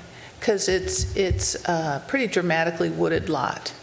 And I have to also say, we've got a report on Century Homes in our packet tonight from the Historical Society, and I know the house is probably going to come down anyways because it's old, but it is a century home. So I'm really concerned about the change to the neighborhood, creating two houses on this lot. I think it would change the nature of the houses around the lake, and so that's my concern. Others? No comment? Other than, I was more concerned about the drainage, and it appeared to me that the lots themselves as platted were within the range of acceptability given the similar size lots in the neighborhood. And I was finding the staff, so I don't necessarily have a problem with it. This century home that Councilmember Jackson was referring to, if he wanted to tear that down and just put one house there, he could do that, I would think. They could, and they could build a much larger house down as well. And he wouldn't have to face his house towards the lake. Correct. And they wouldn't meet the tree ordinance if they did it, pulled permits before the first of the year. All right. Member Sutton, your thoughts? Kind of sitting and thinking. Member Pierce? Yeah. You support the motion? Okay. All right. Pardon me? You made the motion. Still supports it. You haven't doubled back on yourself? Well, I thought maybe you supported the motion just to get a conversation going. But I just in general, when we think about how valuable land is, I just think it's smart to consider subdividing lots, especially if you have the opportunity to build a much larger property on the one lot, but to subdivide it. And I think I asked a question when we talked about it earlier, what was going to happen on the other lot. I just think it's smart to do that. And if we can do it in a way that protects the environment, I just think it's smart. I wish I had thought to do that when we built our house, but so I do support. There was a lot of neighborhood. I mean, in addition to the Planning Commission supporting it and the staff supporting it, I noticed there was a lot of support from the neighborhood too. There were some that were opposed to it, and of course we've seen a great illustration of different views of the world on a little piece of property along a busy road tonight, how to use that. So, but I was impressed that on that lake, I mean, around that lake, so many people were supportive of this notion. So I'm thinking I would support this subdivision as well. So we got a motion and a second. Anybody else have a comment? We might as well vote it up or down. All those in favor of adopting Resolution 2022-105, approving the subdivision for preliminary plat purposes with the lot variances described, say aye. Aye. Aye. Opposed? Abstention? Abstain. Matters approved. Okay, now we are on to the last, I think, significant matter of the night, the potential approval of Phase 2 of the American Rescue Plan Act spending. Our staff has worked hard, and I think with council input and a lot of input from organizations and people in our community about how to spend this last tranche of American Rescue Plan money that's coming to the city of Edina. And Scott Neal has handled this matter, and he's going to continue to handle the matter. And I'm going to turn it over to him for comments on the recommendation. Thank you, Your Honor. The city received an allocation of just over $4.9 million of federal funds through the American Rescue Plan Act. We have received all $4.9 million of those dollars, so they are in our possession. The City Council approved Phase 1, so spending of about half of that money in July of 2021. You asked us to prepare a second phase recommendation to present to you this year, hopefully get an approval before the end of this year, a new spending plan. And that's what Phase 2 is. We brought Phase 2 to you for a review and some question and answer at our November 15th City Council meeting, and we had some discussion on it at that meeting, and you asked that I bring it back to you at this meeting for a potential action, and so that's what we're scheduled to do tonight. There have been no changes in the proposal from the November 15th presentation to today. I thought you had talked about some adjustments. I have. Or they were, so they would be different than the original proposal, or to explain. I think you wanted to make some adjustments to it. Oh, okay. I thought that you were receptive to my ideas on adjustments. I am, but I wanted to allow you to make the proposal. All right, so we've got our core spending figured out, and we were going to allocate $1.2 million to governmental operations, which is light compared to what many cities have done with the money they receive. But as we kind of refined the needs towards the end of this process, we asked you to check, I think, with Veep on whether or not whether they thought, in their professional opinion, that there were some folks in our community that could need some further rental assistance in the months ahead. And so based upon that affirmative answer from them, you've suggested adding a $100,000 allocation for Veep. We'd be adjusting the governmental operations allocation from 1.2 to 1.1. And then we've reduced the housing fund consulting allocation from 100 to 80,000 to accommodate not only that $100,000 allocation to Veep for rental assistance, but also we had a late request from Edina Give and Go, which met the qualifying criteria for an award of ARPA money, and we have given strong consideration to the and support for the Edina Ed Fund, their request, which was significant. And my thought was that the $20,000 request from Edina Give and Go would be one that we could make as well, and just make that slight adjustment in the government operations allocation from 1.2 to 1.1 to accommodate those two requests, and then also reduce the housing fund consulting allocation from 100,000 to 80,000. So that was the upshot of making those inquiries at the prior meeting. And I did want you to know that I did check in with Stephanie Hawkinson about the possible reduction on the housing consulting side, and she said that was not going to be any problem for that.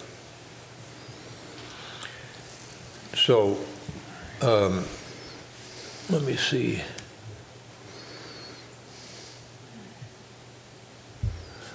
Would there be a motion to approve the Phase 2 of the American Rescue Plan spending plan as recommended by staff, with the adjustment of reducing the governmental operations allocation from 1.2 to 1.1 million, and reduce the housing fund consulting allocation from 100,000 to 80,000, and then adding a $100,000 allocation for Veep for rental assistance to people in our community that require that assistance, and then also add $20,000 for Edina Give and Go.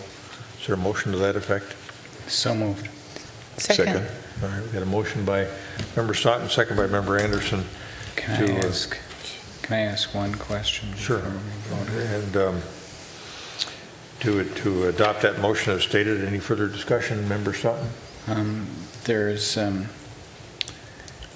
a pilot program for security. Trying to find the public safety. The cameras? Yeah, the $300,000 at 50th and France. Can you, Mr. Neal, just explain why 50th and France is the right place to put it? We are looking at this as a pilot project, and the reason that a pilot project would work best at 50th and France is because we have a relatively small area that has some density in it from a commercial standpoint. We have a set of cameras down there ourselves, our own security cameras. We have private security cameras that are also in that area. We also have the benefit of having pretty cooperative building owners and property owners at 50th and France. So if you put all those things together, we think this is a great place to have a pilot project because we're going to need cooperation from private building owners and business owners there. They've already said they're up for that challenge. We think we can do a pilot project at 50th and France that we can, if we're successful, we can scale it up and do it at Southdale and Galleria and other parts of town as well. All right, thank you. Good. All right, any other comments or questions? Question, Mr. Mayor. With those changes, where would we see the final recommendations? I'll prepare a final memorandum that describes what you're approving here tonight, and I can share that with you later this week or next week. Thank you. Mm-hmm. Good. All right.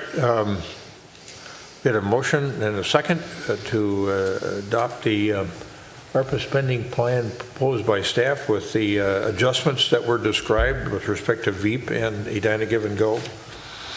Any further discussion? All those in favor of adoption of the motion as stated, say aye. Aye. Aye. Opposed? Carried. Thank you for being with us this evening. Had fun, folks. Fellow citizens, fellow residents. And that completes action items on the agenda this evening. And we've got some commission correspondence that's been provided, and now we're going to go to manager's comments, and he's got several different categories to cover. I'll do this quickly, given the time and that we have a whole nother meeting we want to try to get in before it becomes tomorrow. We have a board and commission selection process that we're about ready to start, and the plan from staff has been to replicate the process from last year, where we had in each interview we interview everybody. In each interview, we have 2 council members, 2 board and commission chairs, myself and MJ. So that team is present in some kind of fashion for all of those interviews. But I think the feedback we got from council members last year was that you thought that worked fine. You weren't all involved in every interview, but we had enough of you interviewed for all of our different boards and commissions that it came together in the end. So that's the plan going forward. MJ Lehman will reach out to all of you to kind of give you a sense of schedule and demand for time, et cetera. Next item is on my report is the local sales and use tax update. You know, I really failed to give you the update on this at the November 15th meeting. The local sales tax passed. Both questions passed. That's significant. It's going to create a revenue stream that we did not have before. We are going through the processes now of formalizing that local option sales tax, or local sales and use tax is what it's called formally at this point. You took one of those actions tonight. You adopted an ordinance that imposes the sales tax. We now take that ordinance and we send it to the Department of Revenue. Department of Revenue then makes the computations and sends that information out to merchants and other folks who charge sales tax, including the city, and gives them official notification that this new tax is in place. We have been told that we should expect that it will kind of come into place as early as April 1st. So that first quarter, it won't happen in the first quarter of 2023. Most likely April 1st is when it'll start being imposed. And sales taxes are paid to the state, and then the state will remit the local sales tax piece back to the city on a quarterly basis. So that's how the money gets paid. That's how the money gets received back to the city.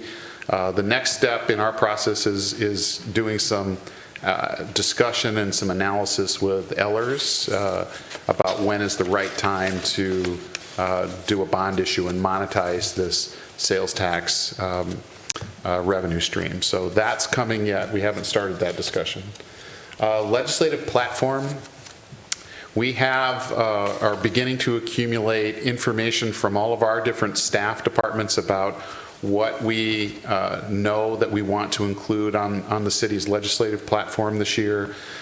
We plan to accumulate all of that information, bring it to the council for a work session at the first meeting of 2023. So we want council to be able to review that and approve it so that we have time to then share that with our legislators. We've got all of our legislative team scheduled to join the council for a joint meeting on January 17th. So that includes Representatives Joachim and Representative Edelson and Senators Latz and Mann. So all of them have committed to be there that night.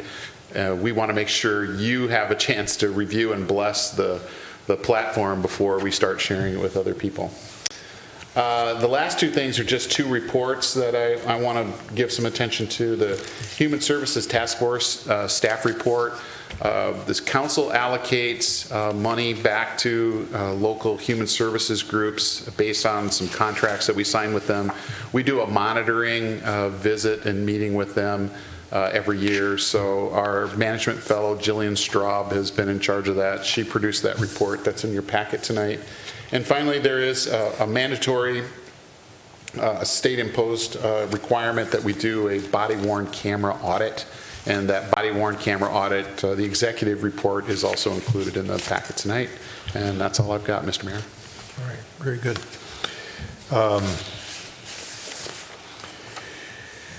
Thank you. Councilmember Jackson, anything for the good of the order? Very briefly, I saw some of our EMTs in action since we last met, and they were just fantastic. They cared not only for the health of the person, but the dignity of the person who had collapsed. And I was just so proud of them, and I wanted to give them kudos. That's it. Thank you. Councilmember Anderson? Nothing tonight, Your Honor. Nope. Nope. Member Sutton? Member Pierce? No, nothing from me. All right, so we've got a little bit more work to do as the HRA. And so is there a motion to adjourn this meeting? We'll need a few minutes for the switchover, and staff will let us know. We got a motion to adjourn the meeting from Member Sutton. Second. Member Anderson, seconds. Second. Any further discussion? All those in favor of adjourning the meeting of the Edina City Council? Aye. Aye. Say aye. Opposed? I was just trying to check which day it was. I was looking up there to see if it was still December 6th. We stand adjourned.